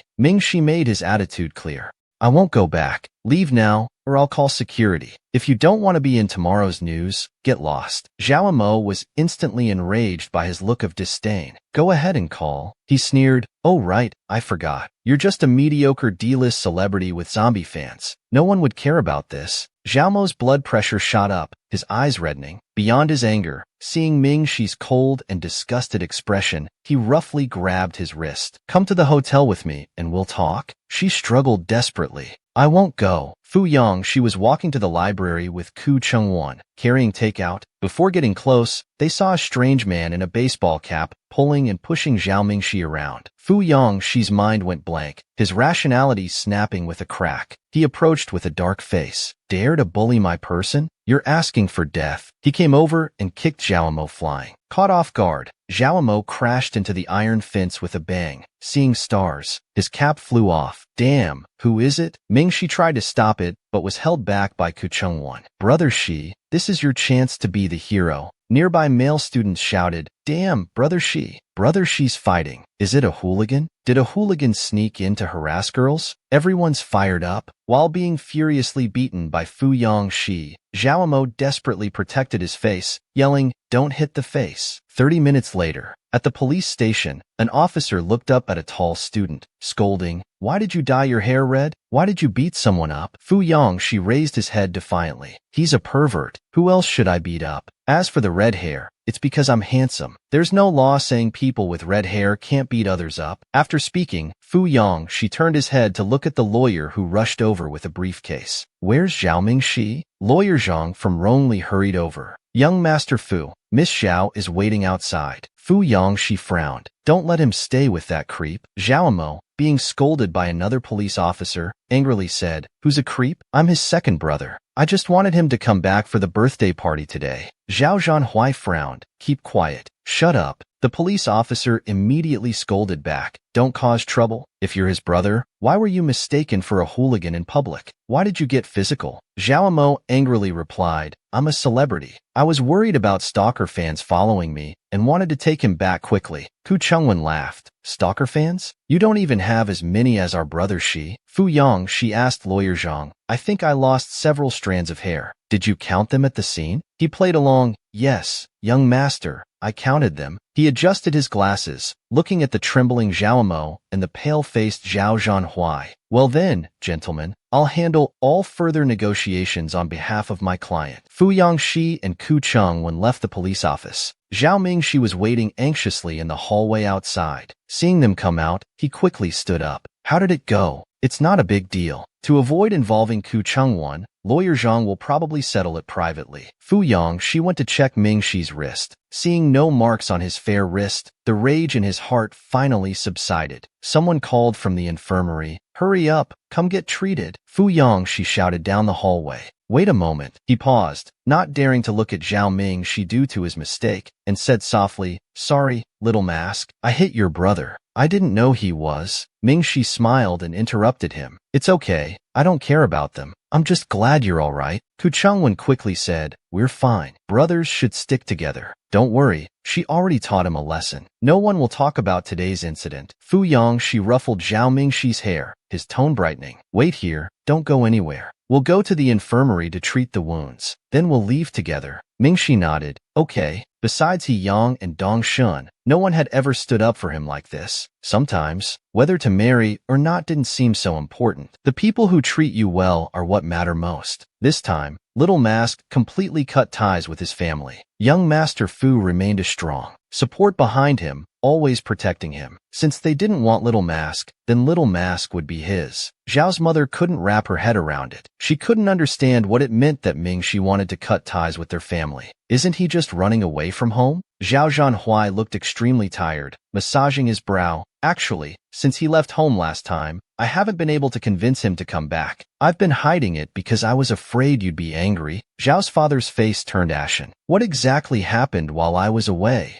Zhao Zhanhui couldn't explain, his usually gentle expression starting to crack. Why don't you two ask yourselves if you ever cared about Mingxi? Zhao's mother said firmly, He's just throwing a childish tantrum. Zhao Yuning crouched to the side, listening to the three argue, equally frustrated. This is exactly why Zhao Mingxi doesn't want to come back. The three of them walked out of the police station. Turning to Fu Yongxi, he said, Wait for me a bit. There are some things I need to handle. Ku Chungwon worried, Zhao Mingxi, you're not really going to cut ties with your family dash. Fu Yongxi immediately interrupted, only he knows what he's been through. Others can't understand his feelings. They all really hate Zhao Mingxi. Don't listen to anyone else. Make your own decision. As long as you think it through, any decision is a good decision. Ming Shi looked at Fu Yongxi and nodded firmly. Fu Yongxi coldly glanced at the whole family, feeling somewhat uncomfortable, but understanding that Little Mask needed space to resolve things himself. After thinking for a moment, he reached out and said, "Give me your phone." Ming Shi took out his phone and handed it to him. Fu Yongxi quickly switched to the phone interface and entered his phone number. Then he put it back in Ming Shi's hand, took his backpack, and spoke with unexpected maturity. "I've set my number as your screen's always on display. Just press dial, and I'll come right over." Ming Shi nodded and turned towards his parents. The night was cool, but he felt like he had a solid wall behind him. Ming Shi spoke first. "Stop looking for me. Over and over again. It's annoying." Mrs. Zhao's expression began to change, her body trembling with disbelief. "What are you talking about? Let's go home and talk about this," Ming Shi said coldly, trying to speak as clearly as possible so the family would understand at once. "Cutting ties means you don't need to raise me anymore, and I won't be responsible for supporting you either.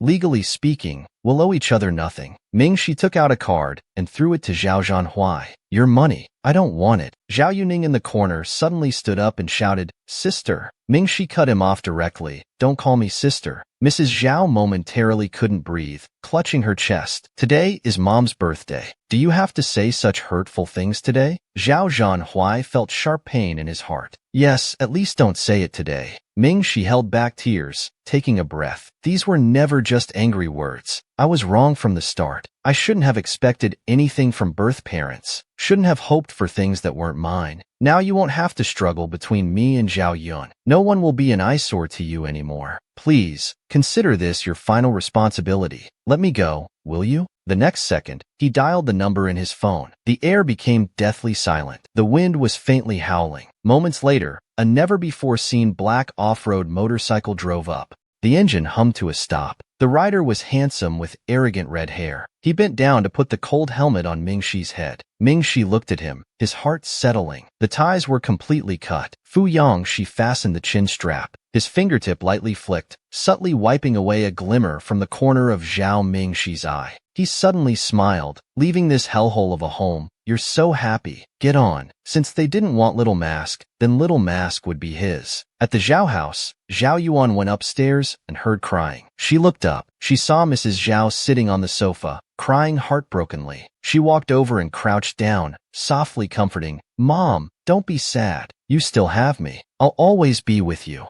Mrs. Zhao saw Zhao Yuan's formal dress and felt a strange lump in her throat. Ming Shi had already been pushed out of the family, yet Zhao Yuan was still wearing Ming Shi's dress. Previously, Zhao Yuan often wore clothes prepared for Ming Shi. Mrs. Zhao finally realized that she had pushed away her own biological daughter further and further. Suddenly, Jiang Xiuxiu, second on the contract personnel list, appeared. Little Mask's gaze remained fixed on him. The rich young master became jealous and asked irritably, "Are you my little brother or his little brother?" Little Dog thought for a moment. "Can't I be both? When it comes to being a boss, between 6% and 2%, of course I'd choose Fu Yongxi 6%. Ming Shi sat on the back of the motorcycle, arms wrapped around Fu Yongxi's waist. Traffic flowed like a waterfall, the cold night wind brushing past his temples. After a moment, the motorcycle stopped. He took off his helmet and helped Ming Shi remove his too. He reached out to fix her bangs, tightening the scarf. "It's too cold at night. If we ride any longer, our fingers will freeze." Ming Shi reached up to touch her wound, asking, "Does it hurt?" Fu Yongxi touched the bandage at the corner of his lip. "This little injury is nothing to fear." Ku Cheng also parked his car by the roadside. The window lowered, and He Yang leaned out, calling Ming Shi. Ming Shi was very excited. "Why did you bring He Yang too?" Ku Cheng smiled happily. "A clean break, a day of metamorphosis. How could we not celebrate with some barbecue?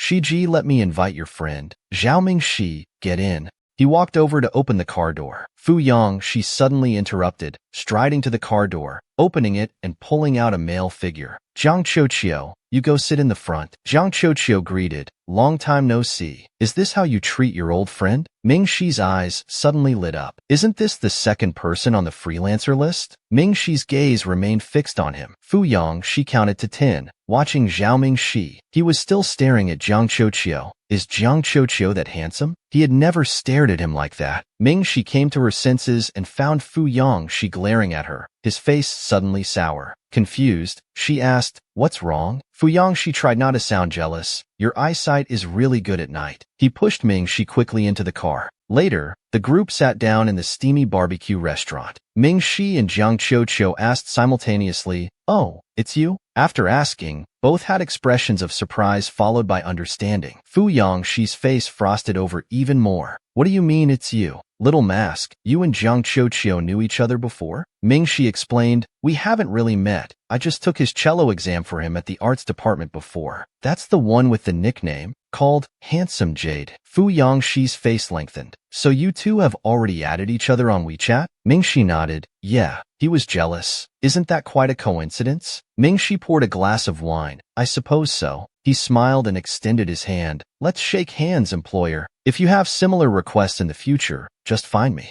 Jiang Qiuqiu shook his hand. "No problem." By now, Ming-Shi had grown 1.5 baby teeth. Though not as many as Fu Yangshi, it was still enough to be happy about. Ming-Shi, feeling excited, asked Jiang Qiuqiu again, "Since you haven't been to school for so long, do you need help organizing your test papers? And do you need someone to run errands during your duty days?" Ku Changwen silently looked at Fu Yangshi's increasingly green face. "My goodness, Zhao Ming-Shi, can't you read the room?" Before Jiang Qiuqiu could speak, Fu Yangshi grabbed Ming-Shi's body, holding his shoulders. He stared at him angrily. "Are you my little brother, or his little brother?" Ming-Shi answered seriously, "Can I be both? Is there professional competition in being a boss?" Fu Yangshi shouted in exasperation, "No, one mountain cannot contain two tigers, understand?" Jiang Qiuqiu laughed hysterically beside them. "Can't help it, my charisma is irresistible." Ming-Shi thought, between 6% and 2%. "Of course I'd choose Fu Yangshi's 6%. Smiling, he said, "Then I'll choose to be your little brother." Fu Yangshi's ears turned red, feeling satisfied. His eyes showed dominance and coolness. "Looks like my charisma is greater after all." Ming-Shi felt warm, watching these young people joking around. His heart also felt warm. Something was quietly growing, filling the empty corners of his heart. Ming-Shi happily had a few more drinks. He started feeling dizzy, seeing Fu Yangshi swaying. He began seeing two Fu Yang's eyes. Ming-Shi propped up his head. His beautiful face flushed, hugged Fu Yangshi and burst into tears. His voice had a hoarse undertone. "My grandmother." Fu Yangshi was startled. "What's going on?" The young master Fu, to make Little Mask happy, specially took him to where he grew up. Ming-Shi felt warm with him. Even without prestige, he was still an important person. He suddenly remembered, feeling a bit dizzy himself. "Oh no, Ming-Shi can't drink alcohol. He gets drunk immediately." Fu Yangshi was caught off guard. "Why didn't you say so earlier?" Ming-Shi sobbed loudly in Fu Yangshi's arms. He hadn't even seen his grandmother's face one last time. With chili on his hands, the more he wiped his eyes, the more they burned, making his tears flow even more heavily. Fu Yangshi rarely saw Zhao Ming-Shi cry so devastatingly. His heart tightened. He turned to ask He Yang who his grandmother was, and where she lived. "Send me the address."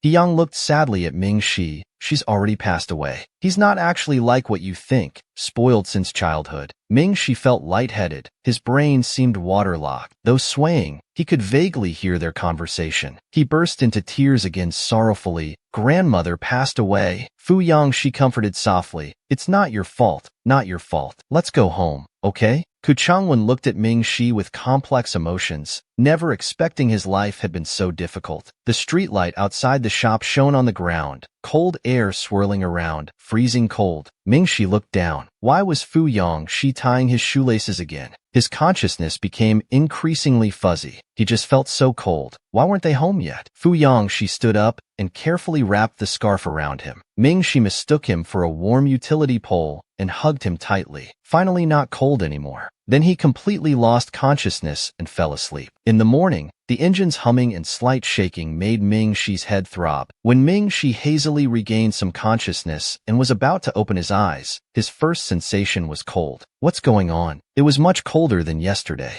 Had the temperature suddenly dropped by more than 10 degrees? He saw a somewhat dirty car window. He was in a car. Ming-Shi looked to his left. Fu Yangshi was sleeping beside him. Ming-Shi suddenly felt at ease. Ming-Shi then looked to his right. It was an old but familiar station. This was Tong City. The car stopped. The driver spoke in local dialect. "We're here. Wake up." They all woke up and got out of the car. Fu Yangshi opened the car door for Ming-Shi. Ming-Shi, with swollen red eyes, stared at him blankly. At this moment, he felt as if he was dreaming. Was this Alice in Wonderland or something? How did he wake up to find himself back in the place where he grew up? Seeing him standing still, Fu Yangshi bent down slightly, his lips curling into a smile. He smiled and said to Ming-Shi, "Welcome home, girl." He couldn't help but roll his eyes. "Are all you international class people this weird?" Kuchungwon, taking advantage while Fu Yangshi was distracted, whispered, "To be honest, I'm the most normal one, and I'm the class heartthrob." Ming-Shi snapped out of his dreamlike state, got out of the car and involuntarily held his breath. He couldn't help but ask, "How did we get here?" Kuchungwon smiled. "Your town doesn't have a helipad, so the plane flew to the city center first. Then Shiji hired a car." Ming-Shi instinctively looked at Fu Yangshi. He found it hard to describe his feelings. It was like receiving warm coal on the coldest day, telling him everything would be all right. Fu Yangshi noticed Ming-Shi's earlobes turning white from cold and urged, all right,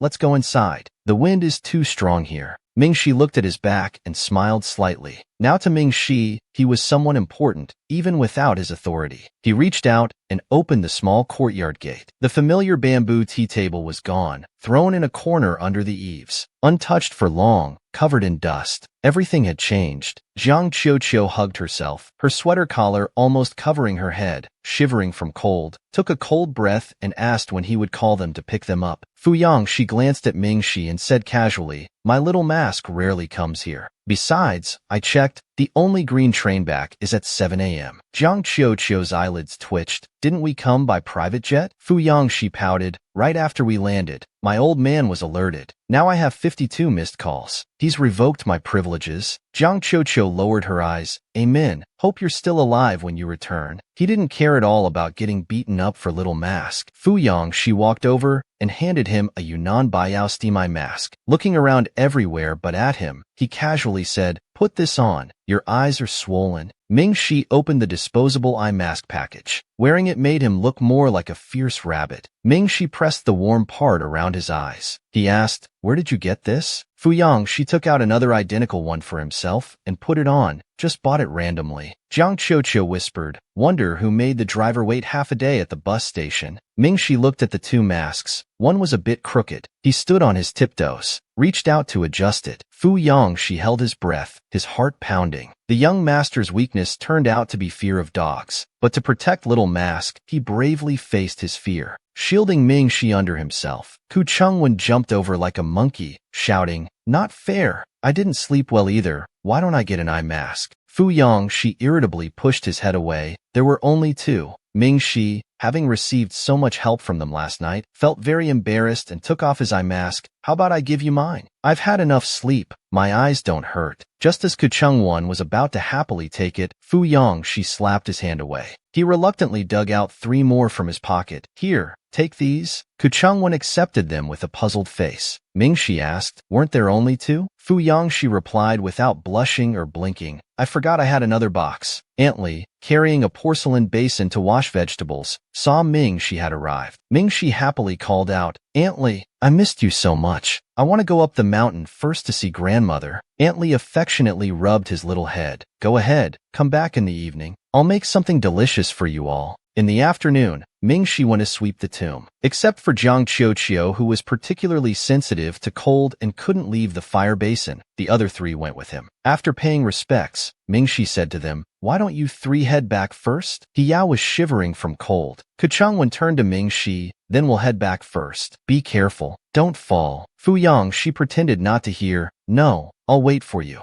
The mountain was remote, not safe for a girl alone. So Kuchungwon said, "Then Shiji, you stay with Ming-Shi for a while. Yao and I will go down first." Once they left, the mountain became quiet. Ming-Shi silently burned the paper money. Fu Yangshi stood beside him, looking down, feeling troubled and not knowing how to comfort him. He almost wanted to call Kuchungwon back. Ming-Shi looked up at him first and smiled. "No need to comfort me. I'm not sad. We're going back to school tomorrow." Fu Yangshi sighed in relief, just about to mention taking the train back. Suddenly, they both heard continuous, frantic dog barking. The barking was terrifying, as if it would charge at them any moment. Ming-Shi was startled and quickly put down the paper money and stood up. Since when were there dogs here? He grabbed Fu Yangshi's wrist, about to pull him away. but Ming Shi's hand holding his was covered in sweat. He wasn't sure if it was his imagination. Fu Yongxi stared intently at the Tibetan Mastiff, his body extremely rigid. Ming Shi had never seen him like this before. His face was completely expressionless, even emanating coldness. He was scared by him and cried out, "Fu Yongxi!" Fu Yongxi barely snapped out of that state. His Adam's apple bobbed, and after coming to his senses, he muttered, "Oh no," and quickly pulled Ming Shi to run. They had delayed just that moment. A large Tibetan Mastiff came charging at them, baring its teeth, its foul-smelling hot breath almost hitting their faces. Ming Shi was running too fast and tripped over a stone. As he was about to fall, Fu Yongxi instinctively protected his head, not letting him get hurt at all. But as the dog was about to charge again, suddenly someone called it, "Da-hey!" A local farmer apologetically asked, "Are you all right?" Fu Yongxi, looking very angry, shouted at the middle-aged man holding the dog, "Never mind us, just tie up your dog and take it away." Then he helped Ming Shi up. "Are you hurt? Let's go back and clean up." He shook his head. "No, let's go back." Later, after Ming Shi finished showering, Zhang Qiuqiu, sitting on the sofa, asked, "Did you encounter a giant dog?" Ming Shi, thinking about Fu Yongxi's reaction that afternoon, felt something was wrong and was worried. Does Fu Yongxi have some trauma with dogs? His reaction today was very unusual. He's been silent since coming back to shower, completely different from his usual arrogant self. "It's nothing serious." Just as Zhang Qiuqiu was about to speak, Fu Yongxi, fresh from his shower, interrupted, "Caught you. Don't talk behind your young master's back."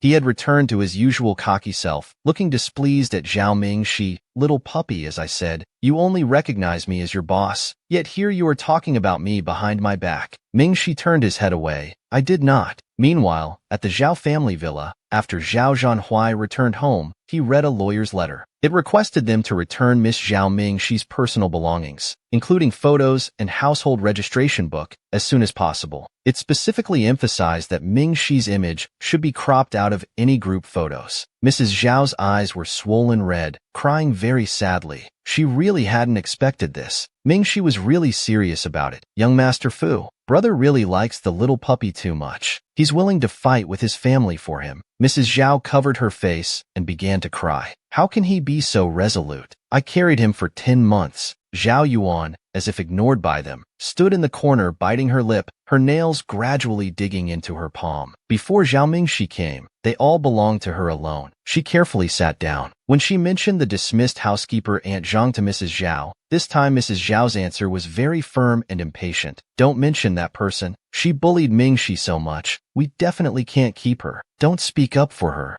Zhao Yin just felt everything at home was changing. Her tears fell in large drops. "Maybe I should leave this home. Mingxi must hate me. That's why he doesn't want to come back." Mrs. Zhao looked at Zhao Yuan with reddened eyes, feeling somewhat sad. "Don't talk nonsense." Zhao Mo, having seen many women cry in the entertainment industry, looked at Zhao Yuan with a peculiar expression. Saying such things at this moment might sound kind, but something felt off about it. Another day, Yi Xiaoxia came to the Zhao family villa. The school records clearly showed that both Zhao Yu and Zhao Mingxi's birthdays were October 14th, but why did he discover that a boy who admired Zhao Mingxi had marked his birthday as December 24th on the calendar? But Yi Xiaoxia instinctively felt this matter wasn't so simple. He suspected one of them might be illegitimate. The housekeeper opened the door for him. "Hello, please come in." But as soon as he entered the Zhao house, he found Mrs. Zhao instructing people to cover Mingxi's room's belongings with dust covers. Moreover, Mrs. Zhao had tears on her face. "What's going on? So heartbroken because Mingxi ran away from home?"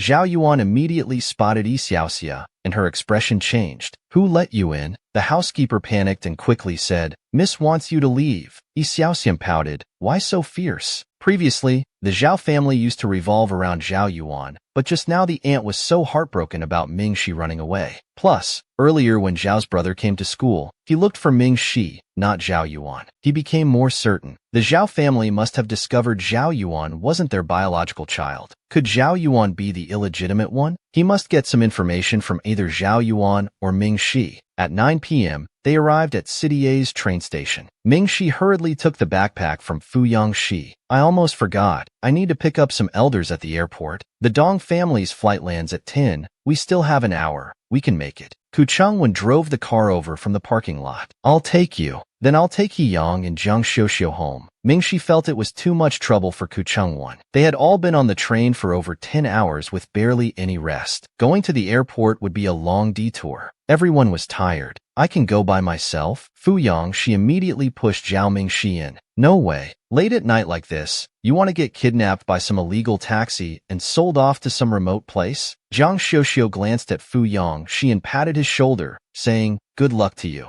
Mingxi anxiously looked up and asked, "What about you?" Fu Yang, she replied with disdain. "Of course I'm waiting for my family to pick me up. How could I squeeze into your little broken car? Why are you worried about me?" Before he finished speaking, Mingxi said, "I am worried about you." Fu Yang, she involuntarily swallowed. His heart was pounding as his gaze fell on Zhao Mingxi's face. Fu Yang, she unconsciously wanted to smile, but was afraid of being discovered. He quickly licked his back teeth and looked away, instantly turning cold. "Himph, what's there to worry about me?"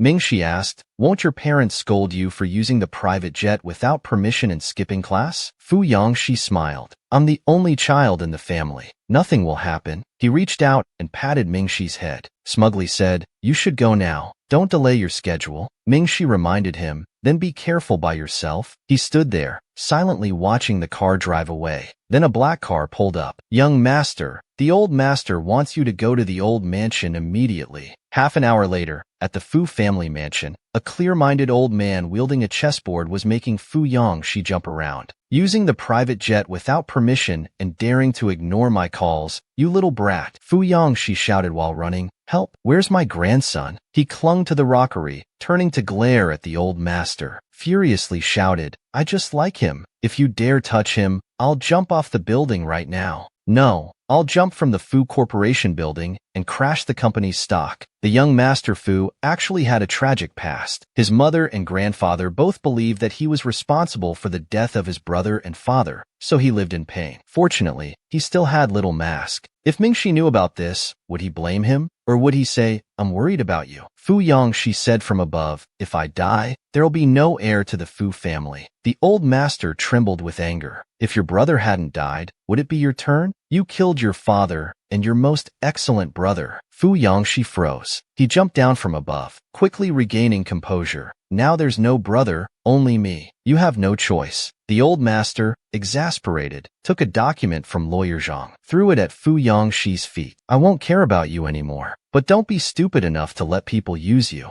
and help them count money." He picked up what the old master threw, but didn't even bother to open it. Most likely another attempt to create misunderstanding between him and Ming Shi. He casually threw it back to Lawyer Zhang. "I don't believe it. I only trust what I see myself." The old master's face turned ashen. Get out, go back home. Don't let me see you." Fu Yang, she had to turn around. As he left, Lawyer Zhang looked back at Fu Yangxi. He used to be such a humble and reasonable child, but since that incident, he changed. Fu Yang, she opened the door and saw his mother sitting on the sofa. She spoke coldly, "So you're back. I heard you even went to the police station. You've really done it now." He said nothing and continued walking forward. The next second, a glass cup flew at him. Bang! Glass shards scattered everywhere, cutting across Fu Yangxi's hand. He couldn't hold back anymore. "What are you crazy about now? Lawyer Zhang got me out of the police station. I use my own private jet. What's it to you?" Yu Jiarong asked through gritted teeth. "You killed your father and brother, and you still have the nerve to be happy? You still dare to fall in love? Have you forgotten what you did to them?" Fu Yangxi's face darkened, also feeling hurt and pained. Yu Jiarong walked closer, staring intently at the young man before her, touching his face. With a blood-curdling voice asked, "Are you happy? You're the only one who survived. Why did you alone survive? Because of you, your father and brother died. 2 lives exchanged for one. Was it worth it?" Fu Yang, she held back his anger. Silently, he realized Zhao Mingxi's dormitory had access control. His footsteps stopped. White breath came from his mouth. His eyelashes seemed frosted white. His whole body ached as he sat down exhausted. He wanted to wait for Zhao Mingxi to wake up, wanted to see him when he came downstairs, wanted to see him early. Because of what happened to his father and brother, no one liked him. They all hated him. But but as long as Zhao Mingxi liked him, he wasn't afraid. Mingxi was always an early riser. When it was still dawn, he came down from upstairs. He quickly noticed the tall figure outside. He ran over quickly. "Hi, Shiji. Why are you here so early? Didn't you sleep last night?" Fu Yangxi had a, "You little idiot. Do you think I'm Iron Man?" expression and said, "How could that be possible? I just went to bed early, so I woke up early today. Just taking a walk and happened to pass by." With one hand in his pocket, he turned his head and coolly handed over a large bag of packed breakfast to Mingxi. Mingxi was pleasantly surprised. He took the bag and looked inside, seeing McDonald's and several Chinese breakfast items. Incredulous. "You came early specifically to bring me breakfast?" Fu Yangxi's neck turned red. He immediately jumped up defensively, as if hearing some ridiculous joke. "What do you mean specifically for you? My driver bought too much. Take it to the classroom and share it with Ku Chungwon and others." He asked directly. "Then why didn't you just take it to the classroom?" Fu Yangxi stubbornly said, "I came by to get the scarf I put in your bag yesterday." "That's not okay. It's expensive." He rolled his eyes. So he had been overthinking it, assuming the breakfast was specially brought for him. Then he turned and ran upstairs. Okay, I'll go get it now." Fu Yangxi watched him run upstairs, unable to suppress a smile. Half an hour later, in the classroom, Mingxi was seriously reading while eating breakfast. Fu Yangxi sat beside him watching for a while, then couldn't help asking, "When are you going for the 100-school competition training?" Mingxi looked at him and said, "I have to go for training on October 23rd, for 10 days. Then your birthday? Won't you have to spend it at the training place?" Mingxi was stunned for a moment, looking at Fu Yangxi with surprise. He had just mentioned it casually, yet he remembered. Mingxi smiled brightly, saying casually, "We'll see when the time comes. You guys accompanying me back to grandmother's house was the best gift." He also smiled and said, "Okay, we'll see then." He thought to himself that he could go to the training camp that day. But this was a surprise, and Fu Yangxi didn't plan to say it out loud yet. He casually glanced outside and immediately saw that Shinli Yao. Fu Yangxi slightly raised his head, frowning in displeasure, his eyes dark. "Why does it feel like that Shun whatever Yao teacher keeps walking this way lately, looking over here every time he passes by?" Mingxi noticed his injured hand and grabbed it, asking, "What happened to your hand?" He had to lie, saying, "I fell while being chased by dogs in the mountains." Mingxi didn't believe it, "But I remember it wasn't there when we were on the train yesterday." Fu Yangxi immediately pulled his sleeve down to cover the injury. "You were drowsy on the train. How could you remember clearly?" Mingxi didn't ask further and took out the unused iodine from his desk. He carefully applied medicine and disinfectant. Fu Yangxi thought that after the first time, he wouldn't be so tense anymore. But unexpectedly, at this moment, his heart was still racing fast. Mingxi felt his wounds must not be limited to just his hand. He pulled at his collar, trying to check while he wasn't paying attention. But Fu Yangxi was very alert and protected himself in time, saying with a red face, "What are you doing so early in the morning?" As expected of Little Mask, being so aggressive from the start, Mingxi was annoyed. "Fine, if you have other injuries, treat them yourself. Why does this young master always act like I'm going to take advantage of him?" Fu Yangxi didn't seem to mind his grumpiness and casually picked up the iodine. He leisurely headed towards the bathroom. At this time, Ku Chungwon was hiding something in his arms, sneakily peeking inside. When he saw Fu Yangxi coming, he immediately got excited. He unzipped his jacket and pulled out a puppy from his chest. "I just found out you're afraid of dogs. Let's start with a small dog to help you get familiar. Maybe then you won't be afraid anymore." The puppy eagerly tried to jump onto Fu Yangxi. His whole body stiffened in fear.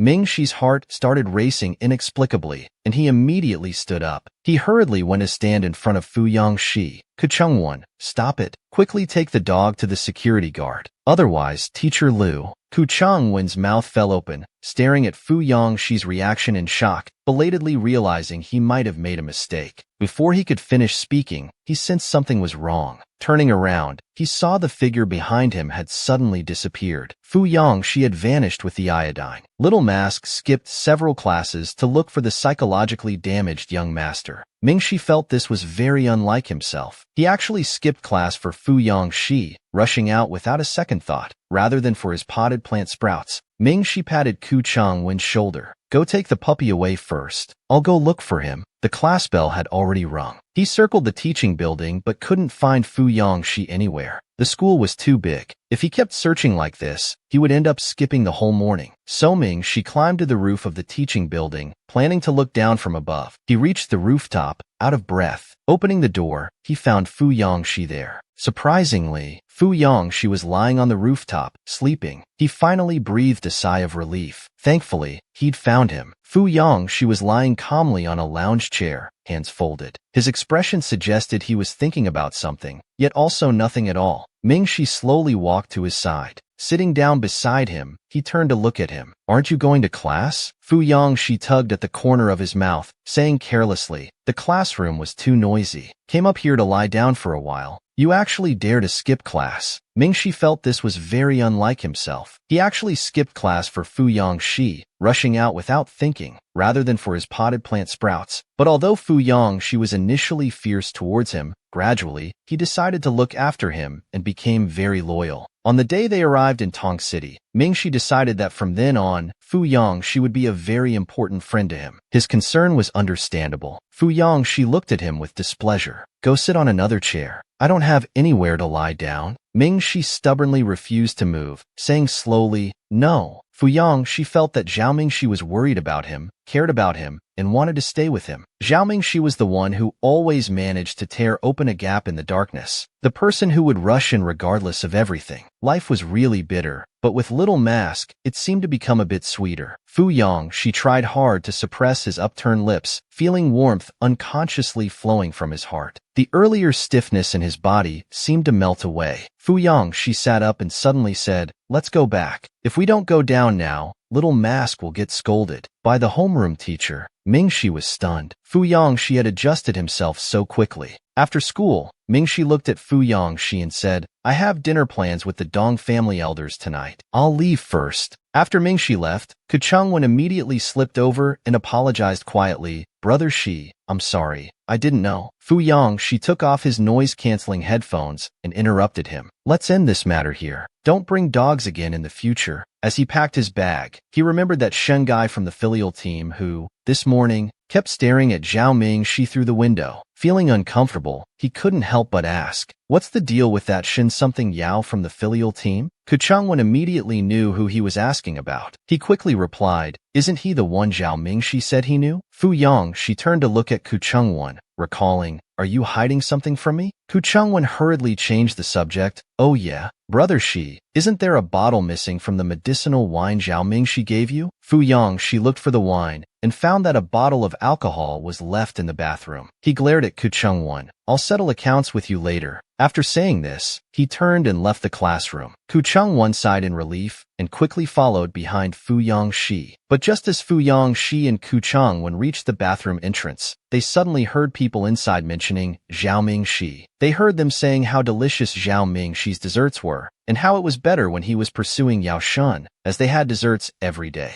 Now that he and Yao Shan were having conflicts, they couldn't enjoy such treats anymore. The inter-school competition was coming up soon. "He'll be training with us then. Wonder if he'll make up with Yao Shan." Fu Yongxi's footsteps halted. They continued, "He's been pursuing Yao Shan for 2 years, and just when Yao Shan was about to give in, he can't give up halfway, right? He's using the Fu family's young master to make Shinli Yao jealous." Kuchungwen didn't dare listen to what else they said. The air became suffocating. He watched as Fu Yongxi's face visibly turned ashen. "It's over," Kuchungwen thought desperately. His worst fear had come true. Fu Yongxi's face was ashen, like a storm was coming. "What are they saying?" Kuchungwen quickly held him back. "It's just idle gossip. None of it is true." Fu Yongxi's clenched fists were trembling unconsciously. "Of course I don't believe it. Little Mask isn't that kind of person." He was breathing heavily as he shook off Kuchungwen. The next second, he rushed in. "What the hell are you gossiping about? Say it again if you dare." The 2 boys from the filial team were startled and quickly ran away. Fu Yongxi's face was terrifyingly dark. "Stop right there. What do you mean, desperately pursuing Shen? What do you mean, making up?" Kuchungwen blocked him again. "Let it go, Brother Shi. Calm down, calm down." Fu Yongxi couldn't calm down at all. His mind was filled with the conversation he just heard. As if hearing something absurd, he turned to look at Kuchungwen. "Saying little dog Zhao is using me to make Shen jealous? That's quite a stretch." He had a bad feeling, wanting to speak but stopping himself. Fu Yang, she kept staring at him. What do you mean? What are you hiding from me? This is your last chance. Ku Chungwon had no idea how to explain. He blurted out everything at once. He did pursue Shun Liyao before. The handsome one who wins gold medals every year. Looks down on everyone. The perfect student.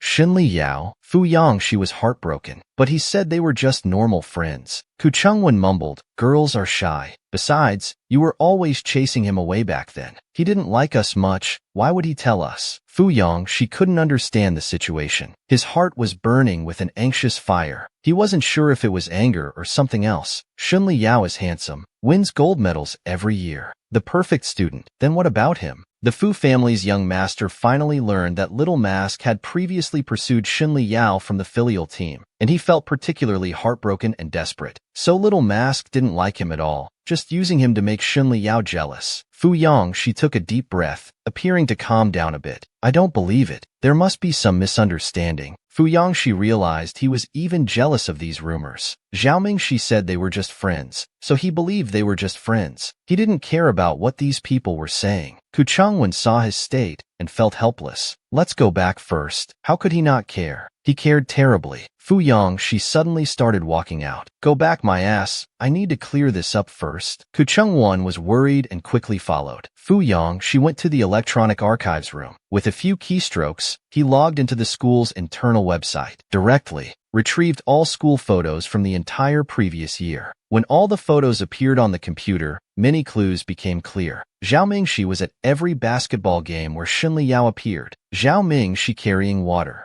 During last year's school anniversary, Zhao Mingxi and Shun Liyao appeared in each other's class photos. During last year's recruitment, Zhao Mingxi also helped Shun Liyao. He was wearing a mask then, so the little mask that Fu Yangxi knew, Shun Liyao knew him too, even earlier and longer. But this time, he couldn't help taking out his phone to check the forum. In the threads about Little Mask, mentions of Little Mask and Shun Liyao were far more numerous than mentions of Little Mask and him. Someone posted asking, can anyone dig up info about the new school beauty and Shun Liyao from the track team? Feels like they have a long history. Others revealed that Zhao Mingxi had pursued Shun Liyao before, wondering why he had such courage. Turns out it was because he was naturally beautiful. Known that Shun Liyao is the official match, young Master F was being used to make Shun Liyao jealous. Fu Yangxi's temples throbbed as he read. Little Mask had pursued someone else. Why did the whole world know except him? Jealousy, like unnamed insects, gnawed at his heart, making him extremely tormented. Ku Chungwon couldn't help but say, Brother Shi. After some time, he tried to calm himself down. He stood up immediately. So what if he liked Shun before? What does it matter? I'm not some old-fashioned Qing dynasty person. What's there to mind? He might have liked him before, but he definitely doesn't now. Now Zhao Mingxi likes me. Yes, that's right. He likes me now. But even as he repeated this to himself, Fu Yangxi became increasingly uncertain, the questions in his heart growing bigger. He felt like he had misunderstood something. It was he himself who had been creating a self-deceiving, beautiful dream. Suddenly remembered the envelope that grandfather had Lawyer Zhang give him. Grandfather said he was in unrequited love. Could there be something inside? Fu Yangxi's heart was pounding. He quickly called Lawyer Zhang, asking him to have someone bring the items to a KTV room near the school. Half an hour later, Fu Yangxi sat silently, his expression dark, looking at the photos his grandfather had given him one by one. The first photo was of Little Mask running up to help him take out the trash. That day when they were talking in the alley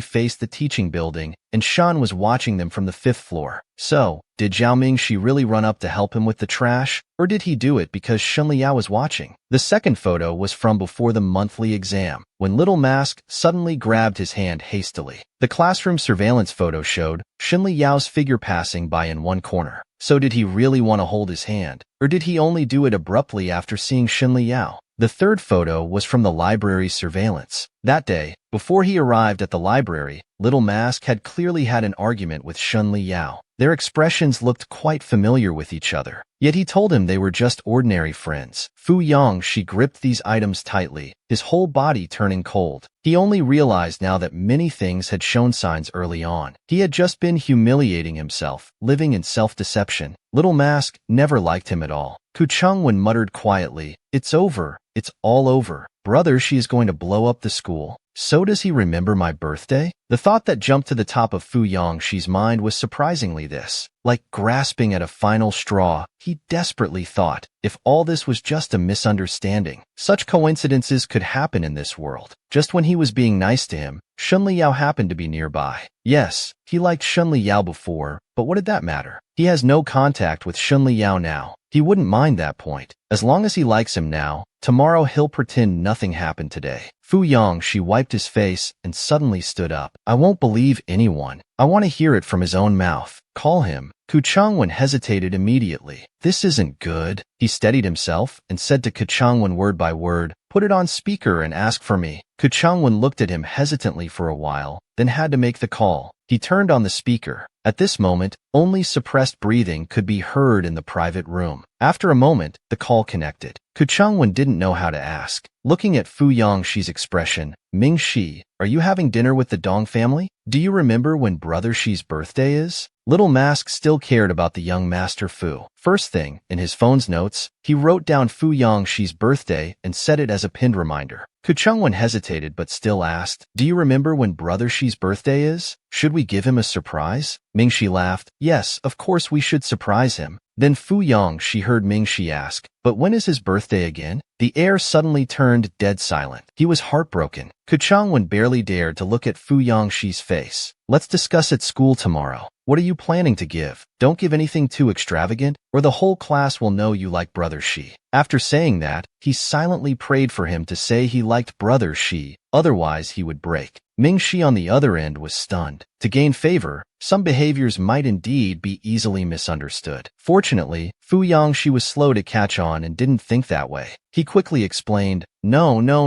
don't say that. I see Brother Shi as a big brother. Ming Shi wanted to say he wouldn't act, but for some reason, just as he finished speaking, Ku Changwen hung up the phone. Then came the busy tone. Did it run out of battery? Fu Yongxi snatched Ku Changwen's phone away. He hung up because he didn't know what he might do if he continued listening. Now everything was clear. Little Mask never liked him at all. Ku Changwen couldn't help saying, Brother 7, if you feel deceived and don't want to see Zhao Ming Shi, we can have him transfer classes. He spoke without emotion, his expression unreadable. Deceived? He's not that kind of person. Don't believe it, and don't talk nonsense. I just thought too much. Fu Yongxi felt very embarrassed. After who knows how long, he staggered to his feet, forcing a smile. Don't tell anyone about today. Ku Changwen looked at him, could only say okay. Fu Yongxi pushed Ku Changwen away and walked out alone. Outside, heavy rain started pouring down. No one yet knew what a fool he had made of himself. After today, he could still pretend nothing had happened. Meanwhile, Ming Shi immediately wrote down Fu Yongxi's birthday in his phone's notes first and set a reminder. Now he wouldn't forget it. Dongshin called to him. Ming Shi, the food's getting cold. Dong Hui carefully asked, Shi, since you're boarding at school now, why don't you come stay with us during winter and summer breaks? Seeing Ming Shi hesitate, she quickly added, what's there to hesitate about? I've long thought of you as my own daughter. Your grandmother asked us to take care of you before she passed away. If we had known what the Zhao family was like, we wouldn't have gone abroad. Dongshin also said, that's right, and Ming Shi, didn't you say you'd take me shopping for clothes? I'll need your help with my transfer procedures in a few days too. Ming Shi lowered his head, gripping his chopsticks tightly, his nose slightly tingling. He nodded, agreeing okay. After finishing the lively meal, seeing it was pouring outside, Dong Hui said, let's drop you off at school first, then we'll head back to the hotel. Ming Shi didn't stand on ceremony anymore. Thank you, Auntie. At that moment, a familiar car slowly approached. Zhao Yuning held an umbrella as Mrs. Zhao, and Zhao Yu got out of the car. Mrs. Zhao and Zhao Yuning both noticed Ming Shi nearby. Ming Shi saw them too, but he immediately looked away and got into the Dong family's car. Mrs. Zhao's breath caught, her heart feeling like it was being pricked by needles. Without thinking, she rushed over. Zhao Ming Shi, now when you see me, you won't even say hello? Mrs. Zhao held the car door, preventing it from closing. Ming Shi frowned and let go. Dong Shun, sitting on Ming Shi's right, became angry seeing Mrs. Zhao and Zhao Yuning. He angrily said, what's wrong with you? What's there to say hello about? Why bother with you after cutting ties? Zhao Yuning, holding the umbrella, looked at Zhao Ming Shi sadly and couldn't help calling out, sister. Dong Shun deliberately provoked Zhao Yuning, hugging Ming Shi's arm and leaning his head on his shoulder. What sister? She's my sister now. Zhao Yuning was furious, wanting to rush in and fight Dong Xin. Let go of Zhao Mingxi, you fat boy. Dong Xin angrily replied, I won't let go. Your whole family is fat. He couldn't help saying to the silent Zhao Mingxi, Mingxi, let's talk properly, okay?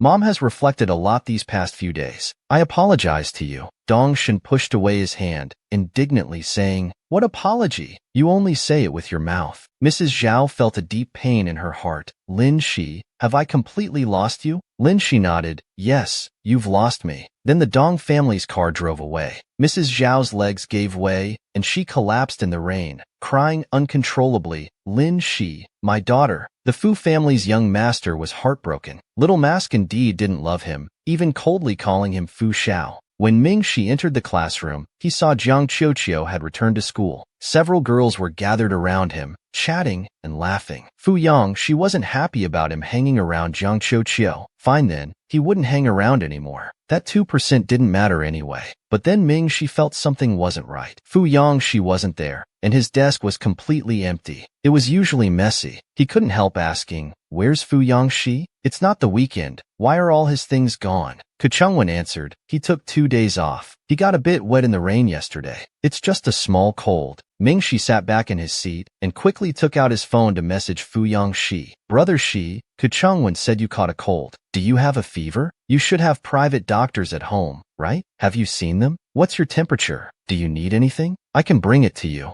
Ming Shi kept holding his phone, feeling uneasy. Seeing Fu Yang she hadn't replied, he couldn't help sending another message. Are you feeling too sick? If you're sleeping, reply when you see this, okay? After school, Ming Shi checked his phone again. Fu Yang she still hadn't replied to his messages. He felt something wasn't right. He started packing his bag, planning to visit Fu Yang Shi's home. Turning around, he asked Ku Chungwen, you know Fu Yang Shi's address, right? Can you send it to me? Ku Chungwen was stunned. Didn't you refuse it before? Ming Shi hurriedly said while walking, I'm worried he might be delirious with fever. Send the address to my phone. I'll go buy medicine first. After he left, Ku Chungwen quickly messaged Fu Yang Shi. It's over, Shiji. Zhao Mingxi is heading to your apartment. Meanwhile, at Fu Yang Shi's private apartment, Fu Yang Shi, curled up in his blanket and depressed from heartbreak, kept staring at Zhao Mingxi's WeChat message. His mood was complex and sad. In his mind, he had already played out 100 episodes of life and death separation dramas. The plot was clear. She said she didn't like him. Why was she still coming to check on him? Seeing Ku Chungwen's message pop up, he exited to check the time. He panicked. What the hell? The little puppy was coming, but he hadn't washed his hair yet.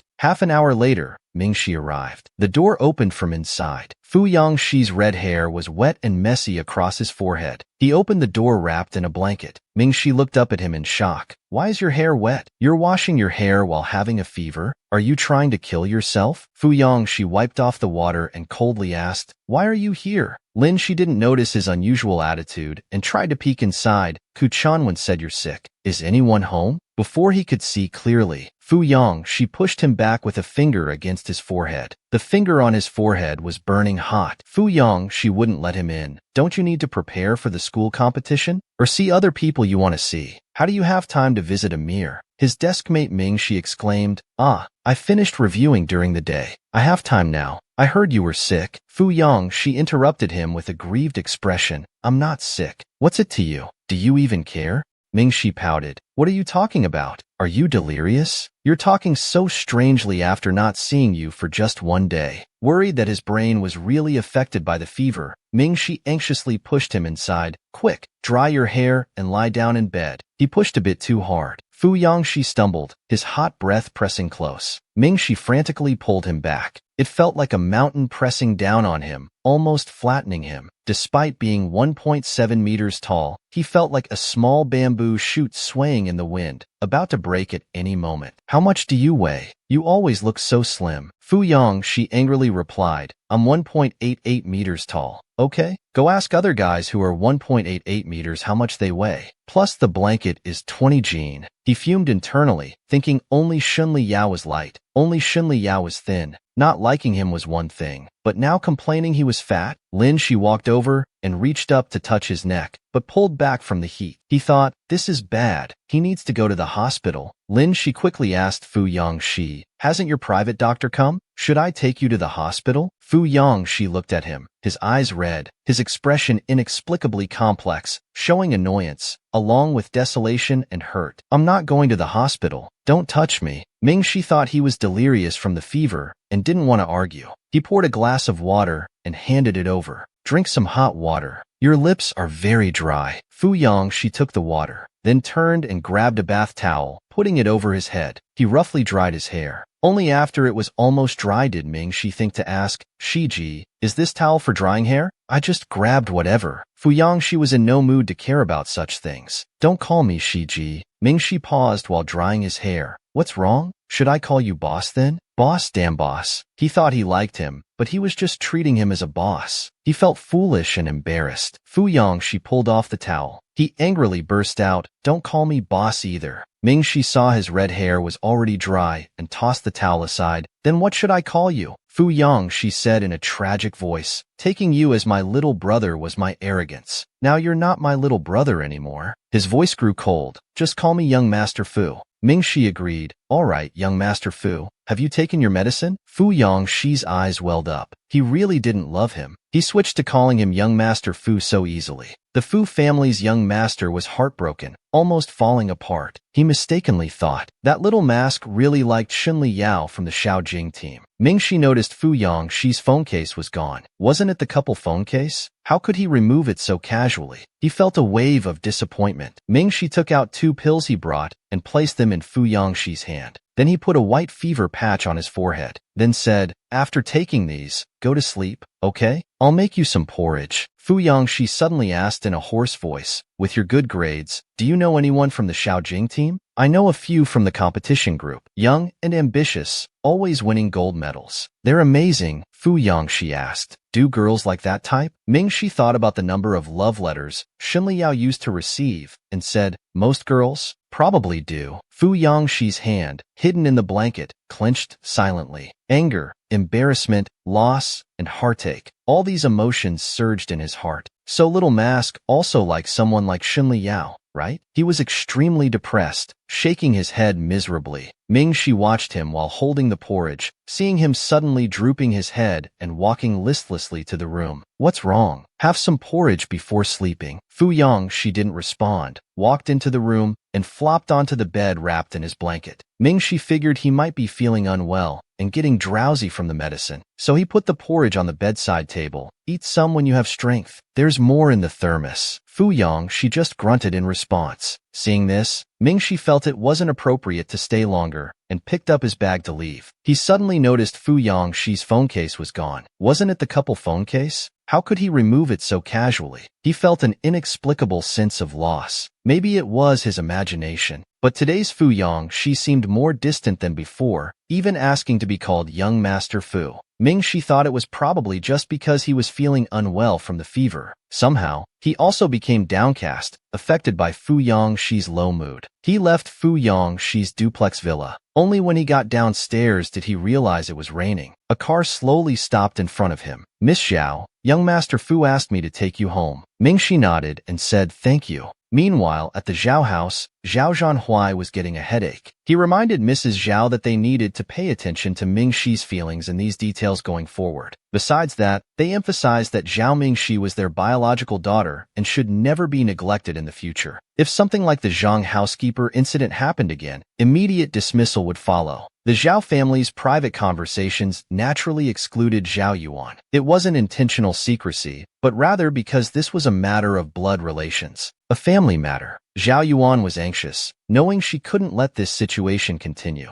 She called Mrs. Zhang. I probably won't be able to arrange for you to come back. Hearing Zhao Yuan crying pitifully, Zhang Yufan became anxious and quickly comforted her. "Miss, you need to take care of yourself, especially with the upcoming inter-school competition. You can't perform worse than Zhao Mingxi. Also, you need to take initiative and build good relationships with the Zhao family." Zhao Yuan was distressed. "I understand." Then she hung up. Taking initiative wasn't easy. After thinking for a while, Zhao Yuan remembered something. Recently, Zhao Zhanhuai had been troubled by a cooperation matter with the Liu family. So she called Liu Yi. "You said you wanted to invite me to watch a movie. I agree, but I have a condition." Liu Yi had pursued her. If he could help, her brother would definitely see him differently. On Friday, Mingxi felt completely out of sorts. He kept looking at the seat beside him 300 times. Why hadn't Fu Yongxi come to class? It had been 2 days. Just then, Fu Yongxi walked in through the door, his face frowning, very unhappy. As soon as he sat down, he laid his head on the desk to sleep. Mingxi couldn't help but stare at him. Not a word, not even a greeting. What was wrong with him? Fu Yongxi pouted, feeling miserable. On Wednesday, while washing his hair hurriedly, his phone case cracked, and his pillow got soaked. He slept terribly. Mingxi handed him a pack of candy. "Is your mouth bitter? Have some candy." Fu Yongxi looked up at Zhao Mingxi. "I don't want any. Stay away from me." His gaze fell on his hand. "And there should be proper distance between men and women. Be mindful of that in the future." Mingxi raised his eyebrows. What's his problem? He unwrapped a piece of candy, holding it to Fu Yongxi's mouth. "What's wrong with you? Just try one. You need energy when you're sick." Fu Yongxi gave him a weak look. "Do you really care about my energy levels?" He pressed his lips tightly together and turned his body and head away. Mingxi barely contained his temper, his fist clenching. As Mingxi froze and he retreated, the whole scene looked like Mingxi was pressing forward, forcing him with his hand on his chair, cornering him against the wall while he appeared to resist stubbornly. The gossipy eyes of the whole class involuntarily turned to watch. Whoa, something's going on. The young Master Fu was still immersed in his belief that Little Mask didn't like him, being cold towards Mingxi. Mingxi forcefully tried to make him eat a candy. As he advanced and Fu retreated, the whole scene looked like Mingxi was pressing forward, forcing him with his hand on his chair, cornering him against the wall, while he appeared to resist stubbornly. Mingxi's cheeks flushed. He quickly withdrew his hand and straightened up.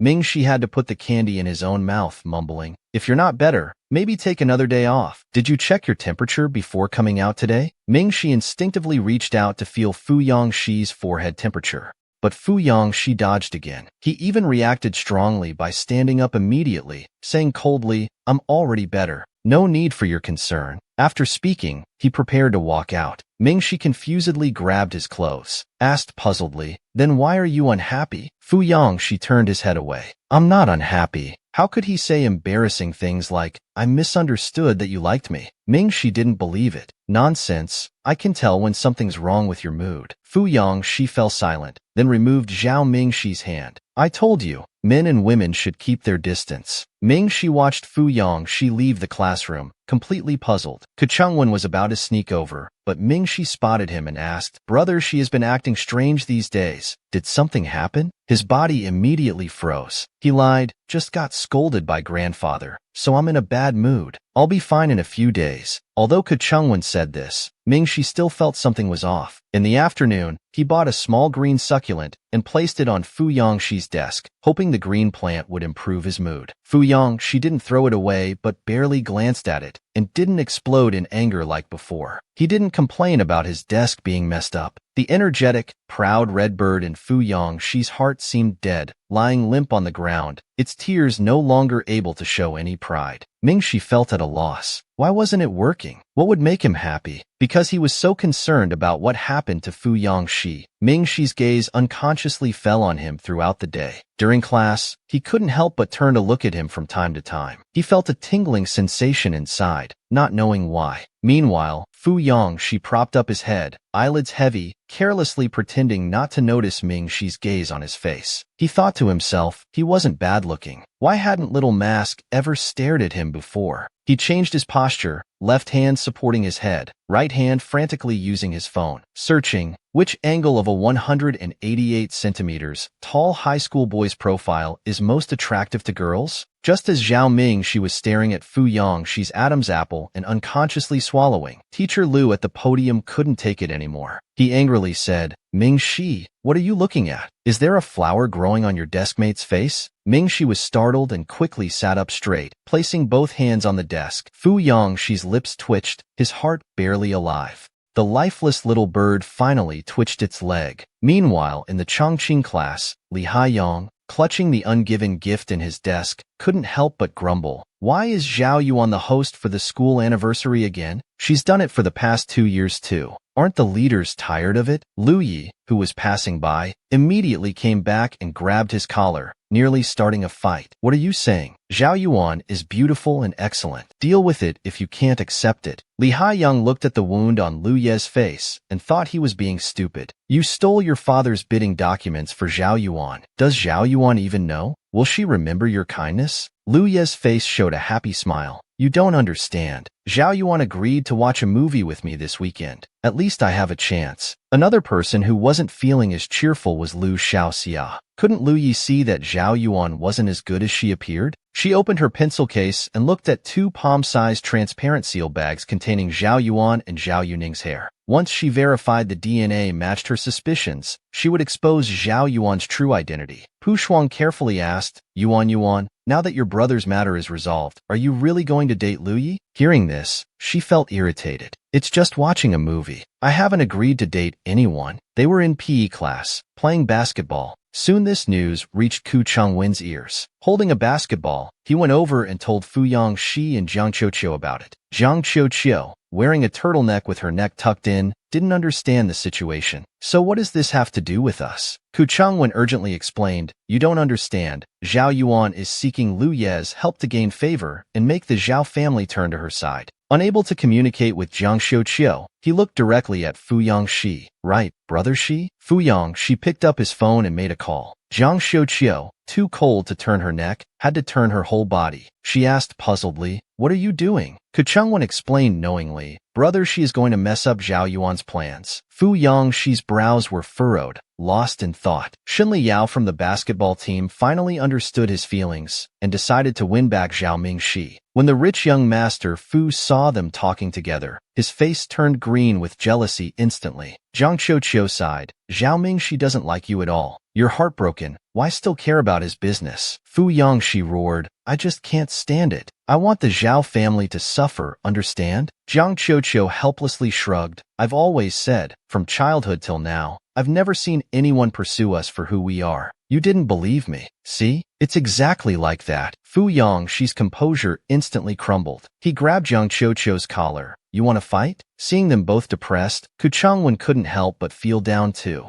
He pondered worriedly, why don't we find a way to drive Shinli Yao away? Make him transfer schools. Maybe Mingxi will forget him if they don't see each other. Fu Yongxi finally released Jiang Qiuqiu's collar. Jiang Qiuqiu shook his head. That might not work. Haven't you heard long-distance relationships stimulate hormones? The three of them sat down dejectedly, unable to think of any good solutions. Fu Yongxi continued glaring fiercely at Shinli Yao in the distance. Meanwhile, Shinli Yao was equally troubled. Zhao Mingxi said he stopped liking him over a month ago. Why was he still feeling uncomfortable about it? Gradually realizing, could it be that he actually cared about Zhao Mingxi? Yibo looked at him. What are you spacing out about? Shinli Yao asked coldly, what do you think if I pursue Zhao Mingxi now? Yibo was almost scared stupid, his pupils shaking. Are you serious? But if it's you, he'll definitely come back. He liked you so much before. Getting this affirmative answer, Shinli Yao felt relieved, much more relaxed. During Friday's break time, Shinli Yao handed a form to Mingxi. Next Friday after school, we'll leave from school for training camp. The address is on here. Please read it carefully and sign. Also, it'll be cold next week. Bring some warm clothes. Mingxi quickly signed the form. He looked at him strangely. What? Are you in charge of this? Isn't it supposed to be you Tung from your team? Meanwhile, Fu Yongxi's group came up and saw Zhao Mingxi and Shinli Yao talking in the hallway. They were just discussing how to break them up, and the next second, they saw them together. Fu Yongxi's face turned green. This was unbearable. His temple throbbing, he was about to rush over, but was held back by Ku Changwen and Jiang Qiuqiu. Brother Shi, this childish behavior will only lose you points with Zhao Mingxi. Fu Yongxi was furious. Then what should I do? Just watch them get back together. Hey, they're just talking. Fu Yangshi angrily said, no, he's not allowed to talk to that skinny guy. A moment later, just as Shunli Yao was about to speak about the training camp, someone squeezed between them to get water. Excuse me. As Shunli Yao continued, there's a group of 20 people. Another person passed between them. Sorry, need to pee. Shunli Yao's expression grew increasingly dark. Add the group. All activities will be announced there. Remember to check the announcements. Yet another person passed between them. Finally, he couldn't take it anymore. Is everyone in the international class holding their pee to use the bathroom now? The hallway is so wide. Why squeeze through the middle? Zhao Mingxi had no interest in talking more with Shunli Yao. He quickly scanned the QR code to join the group. Thanks, we'll talk later. Fu Yangshi was furious watching from the corner of his eye. They even exchanged contact information, as if he didn't exist. When Mingxi returned to his seat, he noticed Fu Yangshi's aura was even gloomier than in the morning, silently breaking a pencil. What's wrong with you now? He crossed his arms, pouting, and let out a proud snort. After school, Mingxi saw him getting ready to leave and asked, You're leaving already? Fu Yangshi lifted his eyelids. What else? Stay to see why someone is so skinny? Mingxi stopped him, racking his brain for compliments. Who said you're fat? You're 1.8 meters tall, look slim in clothes, and well-built without them. Not fat? Fu Yangshi removed his hand, said, oh, and continued walking. Mingxi blurted out, You can't leave. Maybe his tone was too urgent, as everyone in the classroom looked over. Fu Yangshi, secretly delighted, curved his lips and said, Oh, why? Do you have something else? Mingxi choked, hastily flipped through his competition workbook without thinking, and pointed at a problem. I can't solve this problem. Fu Yangshi was exasperated. The little mask asked him to stay just to help solve a problem? What was he? A tool to point at wherever help was needed. Fu Yangshi sat down angrily, took Mingxi's paper and pen, and started writing fluently. During his problem-solving, Mingxi was surprised to discover his thinking was very quick, incredibly quick, not at all like someone who usually sleeps all day. Mingxi couldn't help asking, with such ability, why don't you join the competition? Fu Yangshi didn't even look up. A 100 yuan gold medal? Worth even 1/1,000,000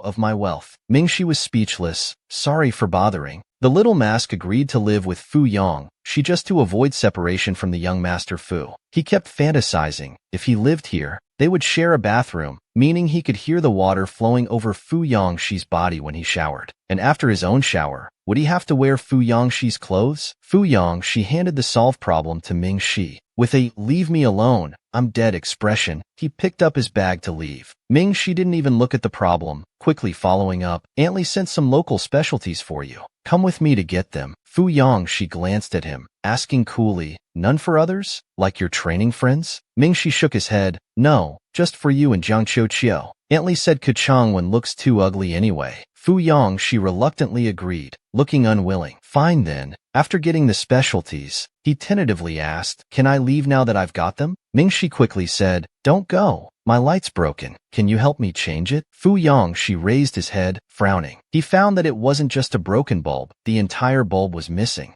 He looked at Mingxi. Need to buy a new bulb? Wait here. I'll go down. Before he finished speaking, he saw Mingxi drinking water, and the cup somehow spilled right onto the bed, completely soaking the bedding. Mingxi jumped up in panic. Oh no, what should I do? The bedding's wet. I can't sleep. Fu Yangshi suddenly had a suspicion, but tried to appear indifferent. What can we do? There are plenty of rooms anyway. The little mask hung his head, sighed deeply. I guess that's the only way. What's going on? He wondered if it was his imagination, or his narcissism, making him think the little mask was trying every way to stick with him. Meanwhile, Zhao Zhanhui of the Zhao family was furious. What's going on? Didn't Lu Corporation agree to sell that land to us? The assistant replied. Last night, President Lu seemed to receive a phone call and immediately changed his mind. He dialed directly, President Lu, I want to ask why you suddenly changed your mind. Lu Su was also angry, shouting, Why don't you go ask your sister what spell she cast on my son, daring to steal my bidding documents? My son might be a spendthrift, but yours isn't any better. He hung up after speaking. How strange. Such a small matter as land trading. How could it make Fu Corporation withdraw investment from headquarters? Zhao Zhanhui's face turned ashen. Call Zhao Yuan in. When Zhao Yuan pushed open the door, she was delighted, thinking her brother must have secured the project and wanted to thank her. Perhaps they could return to their previous relationship. As soon as she entered, she found Zhao Zhanhui furious. Stop meddling in my affairs from now on. How dare you let Lu Yi steal bidding documents? This is absurd. Now Lu Corporation has terminated cooperation. You've ruined the entire project. Her face turned pale instantly. I didn't expect things to turn out like this. He promised me it would be fine. Zhao Zhanhui looked at Zhao Yuan with indescribable disappointment. I know your purpose, but Mingxi has already left home. There's no need to compete with him endlessly. He felt weary. You may leave. Zhao Yuan tensed up, gritting her teeth. Zhao Mingxi, this is all your fault. Meanwhile, at Fu Apartments, he sat on the sofa, awkwardly facing Fu Yangxi with a red face. Never imagined the atmosphere would be so awkward at this moment. He just didn't want to part with Fu Yangxi right away. How did it come to this? Mingxi started imagining what it would be like living here. They would share a bathroom, meaning he could hear the water flowing over Fu Yangxi's body when he showered.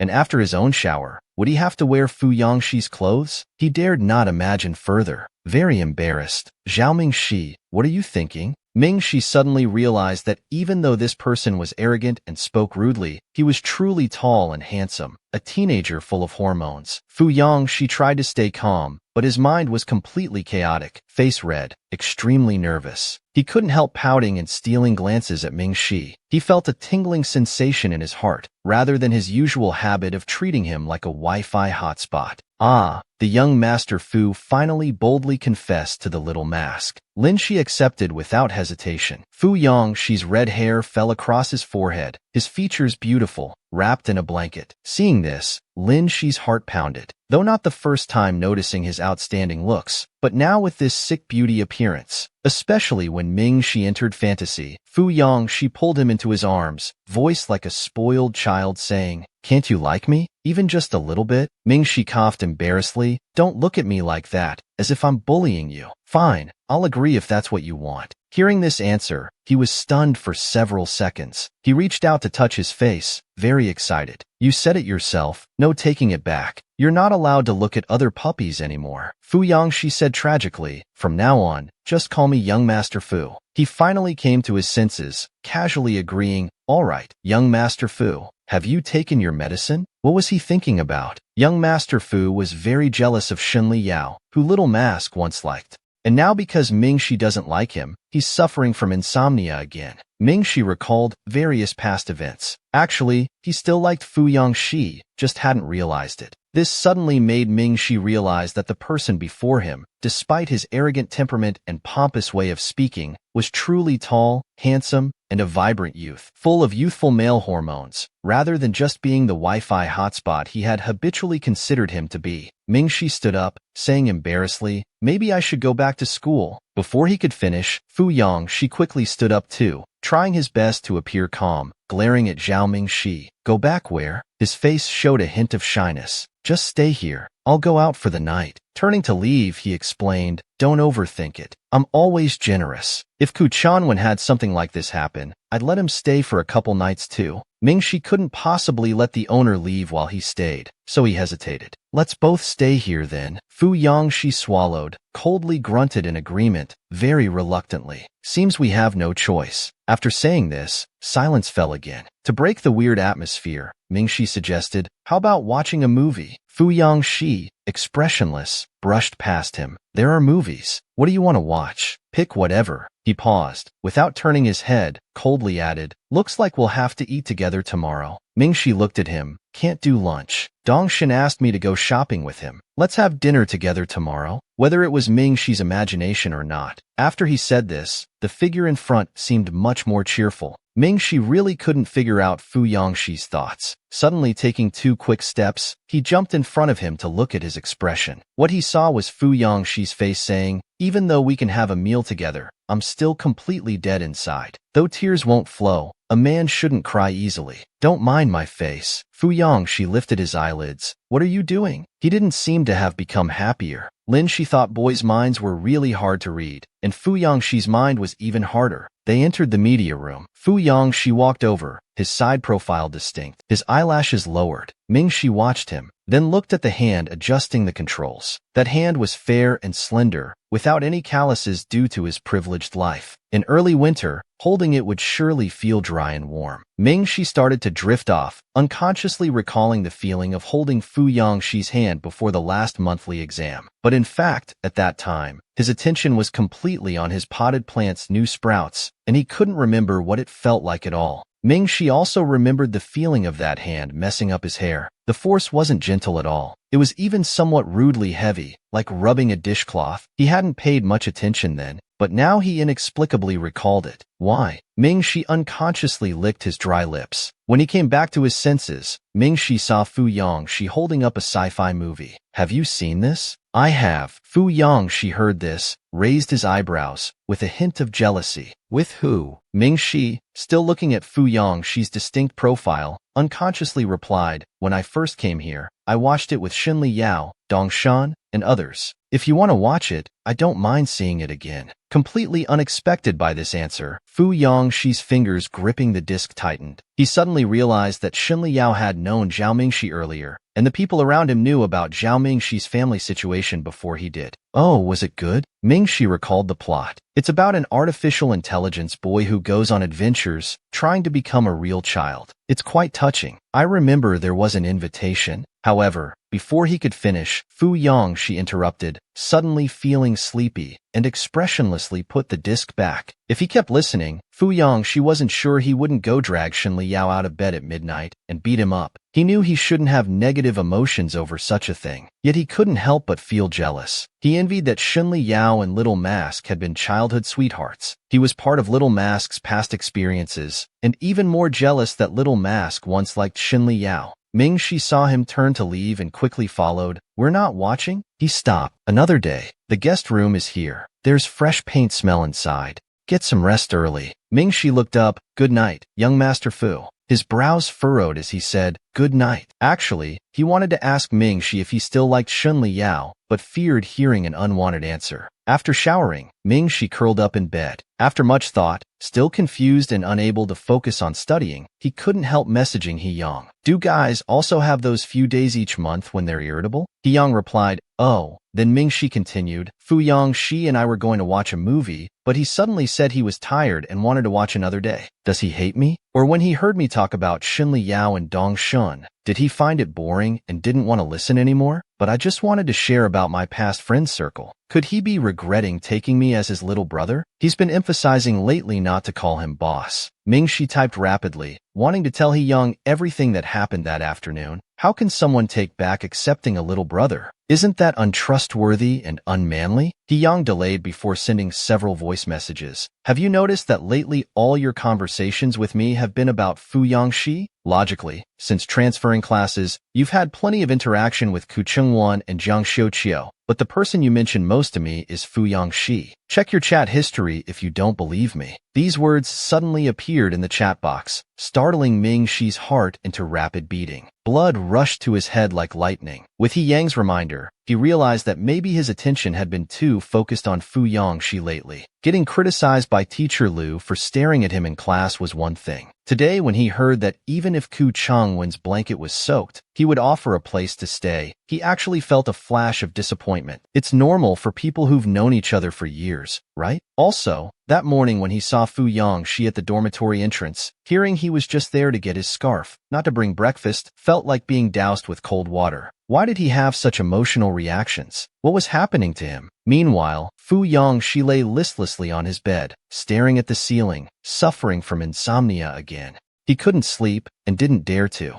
Before, he would force himself to sleep thinking little Zhao liked him, enduring many nights of nightmares. Now that Zhao Mingxi didn't like him, the nightmares had returned. Shocking. The Fu family's young master actually dyed his hair black for little Zhao. Ku Chengwan created a group chat and added Jiang Xiuqiu. Both sent their concerns. Fu Yongxi picked up his phone. He saw group messages asking, Brother Shi, what are you doing? Did you use the candlelight dinner advice we gave you? Seeing this, he instantly bristled. What kind of group is this? The chat continued, Shiji, just because Zhao Mingxi doesn't like you now doesn't mean he won't like you in the future. Right, Jiang Xiu? My opinion is that Xinli Yao and Fu Yongxi are different types. The chances of stealing someone's love interest are very low. Otherwise, Shiji, Why don't you dye your hair black like Shenli Yao? Dyeing hair black won't help. The personality gap is too big. Fu Yangshi angrily replied to this message. You pessimist Jiang. Didn't Zhao Mingshi actively invite me to watch a movie today? He responded truthfully. He invited you to watch a movie just to ease the awkward atmosphere. Fu Yangshi's heart shattered. Little Mask indeed seemed to have invited him to watch the movie just to ease the awkwardness, and the movie he randomly picked was one he had watched with Shenli Yao. He fell back sadly.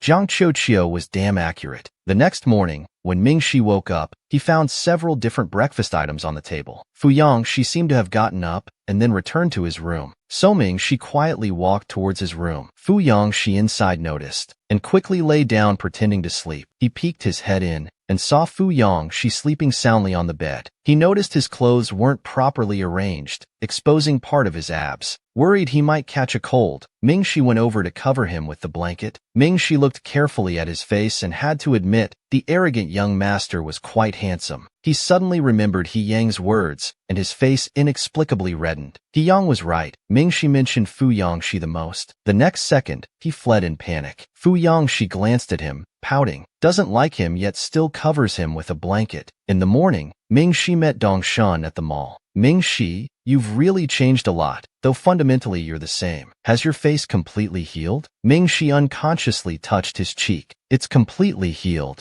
Mingshi looked at his potted plants again. The small sprouts had grown into 4 small trees, about 200 seedlings. Thinking about Fu Yangshi's upcoming birthday, Mingshi decided to prepare a gift. While shopping with Dongsheng at the mall, he bought everything he saw with a production date of November 5th. He was secretly collecting them. He hoped Fu Yangshi would find his gift unique. Mingshi suddenly took out his phone and showed Dongsheng Fu Yangshi's medicine. You just returned from France, right? You should be able to understand what this means. Dongsheng looked and could only make out a few words. Treatment method, chronic insomnia disorder. Mingshi was shocked. Not vitamins? Why would Fu Yangshi have insomnia? Mingshi suddenly remembered those times when Fu Yangshi had unexplained bruises and glass cuts. His eyelids started twitching. Dongshin asked what's wrong. Mingshi snapped back to reality. Nothing. Later, as they were holding various items, Donghui saw Mingshi and smiled. Auntie saw many pretty dresses and couldn't help but buy them for you. Mingshi was about to refuse, but she immediately said, don't refuse, Auntie, then threw the things to Dongshan behind her and took Mingshi's hand, ready to go home. As Zhao's mother was coming downstairs with a friend, she happened to see Mingshi with Donghui. Dongshan was also leaving. Her friend noticed her expression and followed her gaze to see Zhao Mingshi. The friend couldn't help saying to Zhao's mother, isn't that your child? Why is he shopping with another mother and son? Zhao's mother felt both pained and anxious, not knowing what to say. She had to find a way to get Mingshi back. He was her daughter. Meanwhile, Fu Yangshi sat in the hair salon. The stylist asked, young Master Fu, shall we cut it short? It'll look more energetic. Fu Yangshi looked up and said, dye it black. The stylist was shocked. You've never wanted to dye it black before. Dyeing it black will make you look like your older brother. Your mother and grandfather won't accept it. But this was clearly the type Zhao Mingshi liked. Fu Yangshi really wished he could go back to that self-deceptive dream. He impatiently said, stop talking nonsense, just dye it black. The Fu family young master was truly heartbroken this time, seeing Little Mask dating that Shin guy. Apparently, to some extent, Little Mask and Shan Liao had met each other's parents. After sitting in the hair salon for 2 hours, the black dye was finally done. Hair color truly has a huge impact on one's aura. Now with his clean, short black hair, he looked tall and elegant. At first glance, he had lost some of his previous unruly temperament and gained more of a crisp, cold, and proud youthful air. Several salon employees couldn't help but stare at young Master Fu. Fu Yangshi heard their discussions, and his face darkened. He turned back with an annoyed face. What are you looking at? Keep staring and your eyeballs might fall out. The salon staff hurriedly looked away. Young Master Fu was still young Master Fu. A new hairstyle didn't mean a new temperament. Fu Yangshi uncomfortably touched his new hairstyle as he walked out of the salon. He took a grumpy selfie and sent it to the group chat of 3. As expected, Ku Chengwan and Jiang Qiuqiu started their duet. I was just saying it casually. You really went and dyed it. Fu Yangshi exploded in anger. Are you asking for death? Weren't you the one who said Zhao Mingshi likes this type? Ku Chengwan quickly mediated. All right, Shiji, hurry and go buy candles and steak? He checked the time. Little Mask should be having dinner with the Dong family. Fu Yongxi harbored a secret hope. Perhaps he was hoping that when Little Mask saw his black hair, there would be something like fondness in his eyes. Therefore, he couldn't wait to see him. Fu Yongxi was waiting for his car outside the mall. Suddenly, he looked up. Fu Yongxi quickly spotted Zhao Mingxi dining at the restaurant across the street, and the person sitting opposite him. Fu Yongxi stared at them for a full 5 minutes, unable to process it. He forgot what expression he should wear. His mind was like rusted machinery. Was this a date? Mingxi was feeling a bit unhappy. Why didn't you refuse when Annie Dong asked you to come eat together? Shinli Yao replied coldly and deliberately. Of course, she wouldn't say that she had specifically called and asked Dong Hui to invite Zhao Mingxi out for dinner. She coldly said, Auntie Dong is an elder. I couldn't refuse. We've known each other for 2 years. Zhao Mingxi, now you're not even willing to eat with me? Mingxi felt very irritated and couldn't help saying, you don't like me, and I don't like you now either. It's best if we pretend not to know each other. Besides, he wanted to return early to figure out exactly what medicine Fu Yongxi was taking. Just as he was about to say something, Dong Hui and Dong Shun returned from the restroom and sat down on either side of the table. Dong Hui also noticed the awkward atmosphere between the two young people. She quickly tried to break the tension. Little Shun, you like our Mingxi, right? Don't be Tsundere. You'll regret it when he's gone. Unexpectedly, Shunli Yao was silent for 2 seconds, then said, Mingxi suddenly looked up. What the hell? What was that for? Dong Hui held his hand, smiling. Shi, time is precious like gold. Don't waste time being upset. Mingxi had a headache. Annie Dong, it's not what you think. Shunli Yao interrupted Zhao Mingxi's words. I understand, Annie Dong. Dong Hui put their hands together. That's better. You two are so well matched. A tall figure in black stood at the restaurant entrance, clearly hearing Dong Hui's words. Mingxi often talked about you during our video calls. Now that you like him too, what else could stand in your way? His mind was buzzing. He felt utterly ridiculous. So to some extent, Little Mask and Shunli Yao had met each other's parents. Fu Yongxi's knuckles turned white as he gripped the heavy steak bags. Finally, he left the restaurant with a heavy heart. Suddenly, his steps faltered. He looked back at Mingxi and sighed once more, feeling troubled and confused. His short black hair reflected in the window glass made him look like a cheap clown. Little Mask finally realized he had feelings for Fu Yongxi. He started searching on Baidu, how to tell if you like someone. The answers were, you unconsciously try to learn about their preferences, you can't help but stare at them, you find them attractive, you can't sleep because of them, and you worry about them. Mingxi finished dealing with Dong Hui and Shinli Yao. He quickly made an excuse about studying and left. On his way home, he sent Shunli Yao a WeChat message, telling her that later he would explain to Annie Dong that they had long since broken up. Whatever Shunli Yao replied, Mingxi didn't look at it and blocked her messages. He returned to Fu Yongxi's place with his backpack and rang the doorbell, but there was no response for 5 full minutes. Mingxi checked his phone and found a WeChat message from Fu Yongxi. The door code is 102488. Just go in and stay as long as you want. I have some business at the old house. Mingxi fell silent, remembering the bruises on Fu Yongxi's hand after his last visit to the old house. His eyelids started twitching anxiously, and he quickly asked what was wrong. Mingxi entered the passcode and went in. The apartment was large but felt empty. He had thought that someone with Fu Yongxi's flamboyant personality would live in a more lively place.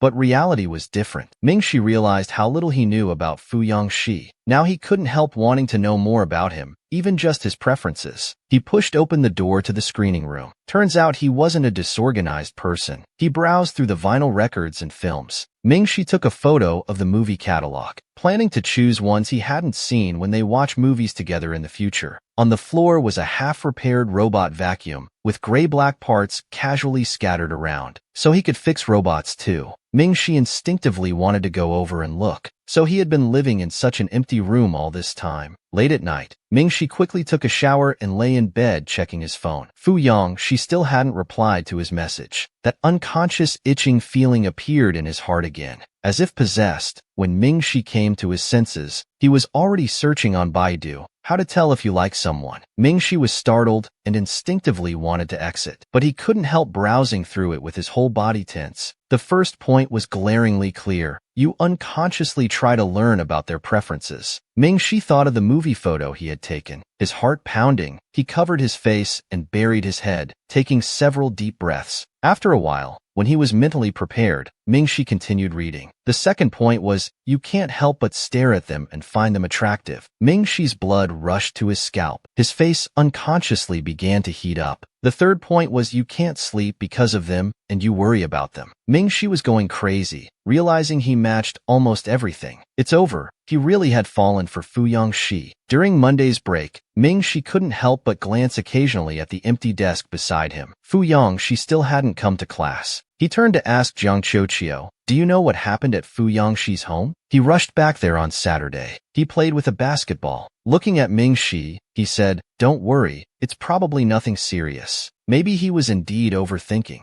Mingxi felt somewhat relieved. Jiang Qiuqiu had known Fu Yongxi the longest. If he said it was nothing, it probably wasn't serious. Throughout Tuesday, Wednesday, and Thursday, Fu Yongxi didn't come to class. Mingxi organized Fu Yongxi's homework, planning to tutor him separately when he returned. He was suddenly called to Teacher Lu's office. As Mingxi walked towards the office, he saw a tall, graceful figure at the end of the hallway. Looking very much like Fu Yongxi, Mingxi instinctively called out, Fu Yongxi. He heard Mingxi's call and hesitated for a moment, but still hurriedly went downstairs. Mingxi rushed through the crowded hallway, hurrying to follow. But the other person had already quickly gone downstairs, not even a glimpse of their clothes visible. Was it him? The figure looked exactly like Fu Yongxi, but that person's hair was jet black. At this moment, he was really worried about Fu Yongxi. The rich young master had changed for Little Mask, deciding to become a proper person. Friday morning, training assembly. Mingxi wore a thick coat, carrying the scarf Fu Yongxi gave him and his backpack, constantly looking around. Hadn't he come to school today either?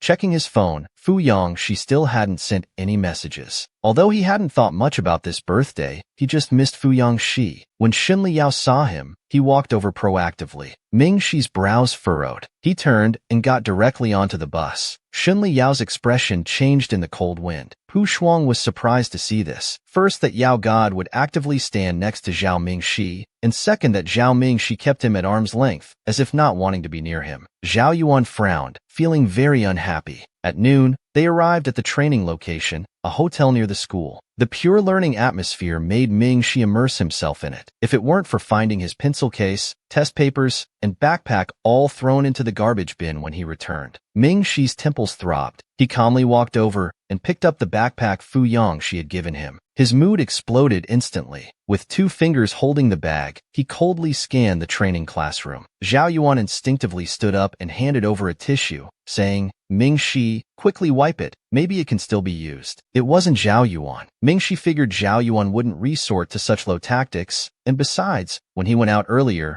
Zhao Yuan wasn't there. He held the dripping dirty backpack, striding to Pu Shuang's front, his voice ice cold. You did this. The dirty backpack almost touched his clothes. He immediately stood up and dodged, extremely angry. Zhao Mingxi, be careful. Do you know how much my clothes cost? Is it worth it just for a broken backpack? Mingxi shoved Pu Shuang aside and grabbed the backpack from his desk drawer. He threw it directly into the garbage bin. Pu Shuang stood there stunned. When he finally reacted, he screamed and lunged to grab it. Zhao Mingxi, are you crazy? Another girl shouted. Your backpack was on the ground. We thought it was trash. What's wrong with throwing it in the bin? Mingxi gave a cold laugh. So you were involved too? Well, you're standing on the ground, and I think you're trash. Should I stuff you in the garbage bin too? Mingxi grabbed the girl's wrist forcefully and dragged her to the garbage bin. The girl was completely terrified. Zhao Mingxi let go. I'm sorry. Mingxi coldly released her hand and warned, try these petty tricks behind my back again and expect 100-fold revenge. Pu Shuang stared at Zhao Mingxi in shock. He used to always endure silently. Why was he retaliating this time? Glaring at Mingxi fiercely, you just got lucky to get in here. You really think you can make it to the finals? He angrily burst out. Without me, you think you'd be here? How about this? Whoever gets the lowest score in this competition has to drop out. He took out a piece of paper. He wrote a pledge and signed it. You sign it too.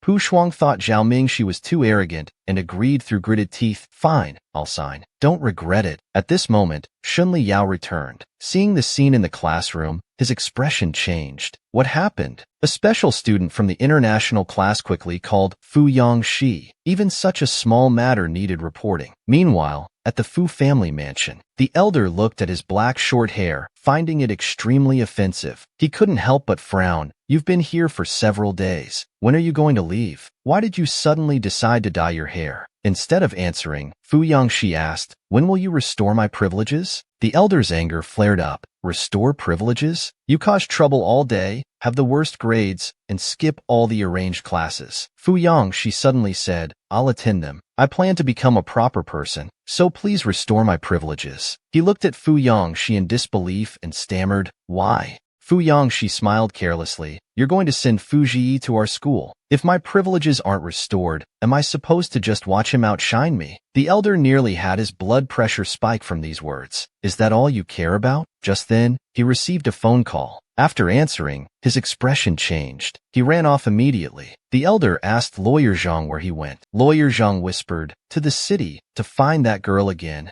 The elder suddenly asked what the girl's name was. Lawyer Zhang quickly replied, Xiaoming Shi. You're not planning to give her money to leave young Master Fu, are you? The elder was furious. Have you been watching too many soap operas? When has he ever cared about Fuji? His changes can only be because of that girl. Her existence might actually be a good thing. 13 years ago, when Xiaoxi chose to stay, I decided then to let him inherit the Fu Corporation. But he fell into an abyss of guilt and pain because of it. Fu Yongxi got into the car. I'm desperate. Drive faster. Little Mask must not be in trouble. That girl by his side might be the one who can pull him out. Because she likes him and wants him to like her back, she wants to become better. Little Mask missed Fu Yongxi more and more, inexplicably wanting to be closer. Gradually realizing that she had fallen for Fu Yongxi, and the young Master Fu couldn't let go of Little Mask, willing to humble himself to the lowest point just to be with Ming Shi. He couldn't find a washing machine in the hotel room,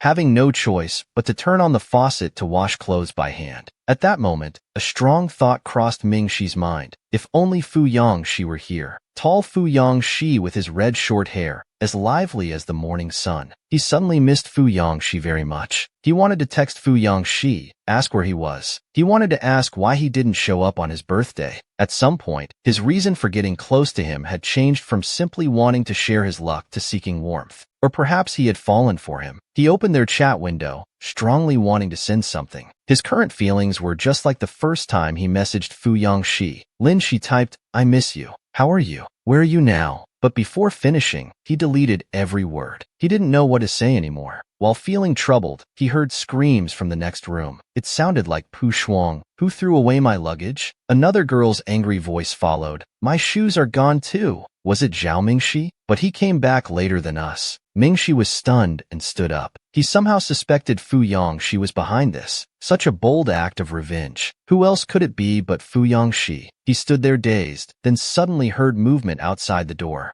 Mingxi immediately walked to the door. Could it be him? Mingxi rushed to open it excitedly, but found Shunli Yao standing there instead. Mingxi's expression froze, somewhat startled. Shunli Yao held a small cream cake. Seeing him, Mingxi's hidden hopes instantly dimmed. Shunli Yao noticed his expression change and slightly furrowed his brows. Don't take today's incident to heart. Teacher Jiang has already scolded them. Next time something like this happens, tell me directly. He suddenly grabbed Mingxi's hand. Come on, let's go out to celebrate your birthday. Mingxi pulled his hand away, his face expressionless as he opened his mouth to refuse. Suddenly, he glimpsed a familiar figure at the stairway corner. Though it was just a flash, Mingxi's heart skipped a beat. He instinctively chased after it. Outside the hotel was a wide, tree-lined avenue. Moonlight spilled onto the ground, cold and clear. Mingxi watched the familiar figure ahead, tall and slim in the moonlight. His steps were quick. Although Fu Yongxi had mentally prepared himself before coming, seeing him with Shunli Yao was still unbearable. Perhaps he shouldn't have come at all. Fu Yongxi wiped his teary eyes, suddenly hearing Little Mask call his name. Fu Yongxi turned around and immediately saw Mingxi.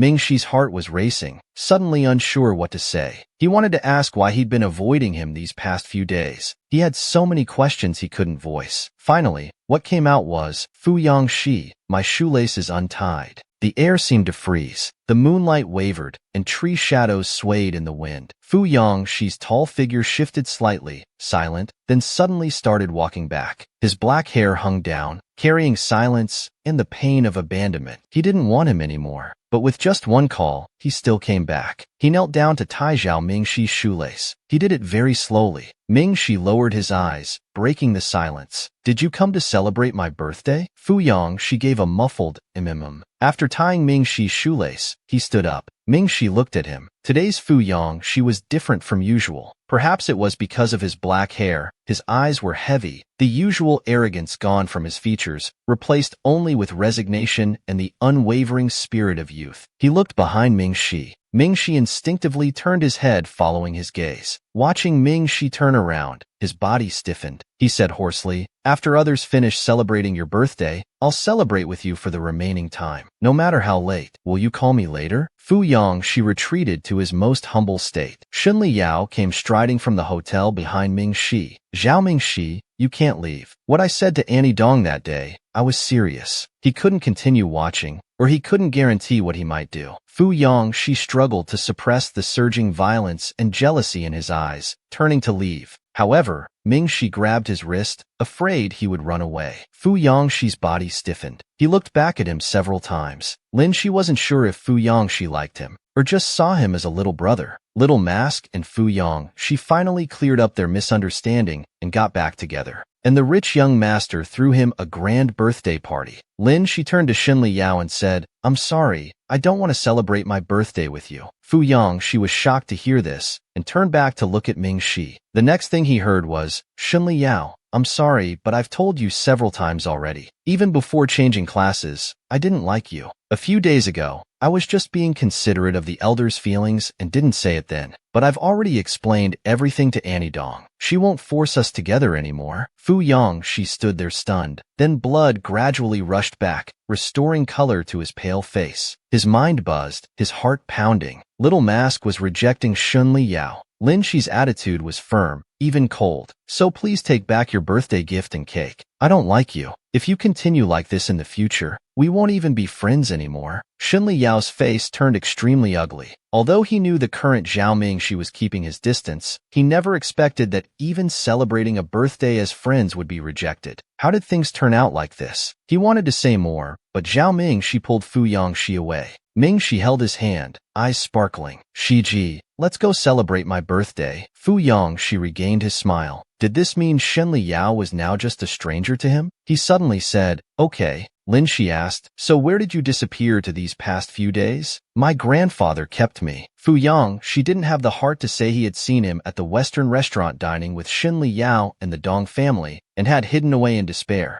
Zhang Qiuqiu smiled ambiguously. The second bottle spun deftly in his hand and pointed at Zhao Mingxi again. The second question seemed to be for Zhao Mingxi again. He asked whether Fu Yongxi looked better with red hair or black hair. Fu Yongxi tensed up again. Little Mask would surely choose black, right? But then he heard Zhao Mingxi's answer, "Fu Yongxi looks good no matter what." Fu Yongxi's heart was pounding, his face flushed red. What's happening? Did Little Mask suddenly have an awakening? Zhang Qiuqiu immediately asked the third question. "If Ku Chengwen and I fell into the water, who would you save?" Mingxi's mind was still on Fu Yongxi, so he unconsciously said, "I'd save Fu Yongxi." The entire private room suddenly fell silent, an awkward atmosphere spreading. Ku Chengwen couldn't help but shout, "Fu Yongxi isn't even in this question." Mingxi slowly realized and said, "Oh, then I'll save Ku Chengwen." Ku Chengwen was embarrassed and angry. What's with that reluctant expression? The cool and arrogant Fu Yongxi was back. His charisma was undeniable. He tried hard to suppress his wildly upturned lips, but the little bird in his heart had come back to life, frantically flapping its wings, wanting to do 300 one-wing push-ups. His overwhelming joy was already exposed. When Xunli Yao returned, his face looked unprecedentedly cold and silent. He quietly closed the door and changed his shoes, appearing completely lifeless. Yu Teng, who shared a room with him, noticed something was wrong and immediately realized. Was he rejected? That's impossible. He carefully stepped forward and asked, "Yaoshin, did something happen? Didn't you see Zhao Mingxi?" Chinarya saw him and suddenly heard a piercing sound. "Why are you like this? He rejected you? There must be a reason, right? Should I call my sister and ask?" Xunli Yao's mind was already buzzing. Now the noise made his blood rush even more. He could barely maintain his calm expression. He shouted, "Shut up," and walked to the sink to splash cold water on his face. When Zhao Mingxi rejected him, that Fu guy was there too. Rather than a rejection, it was more like repeating once again,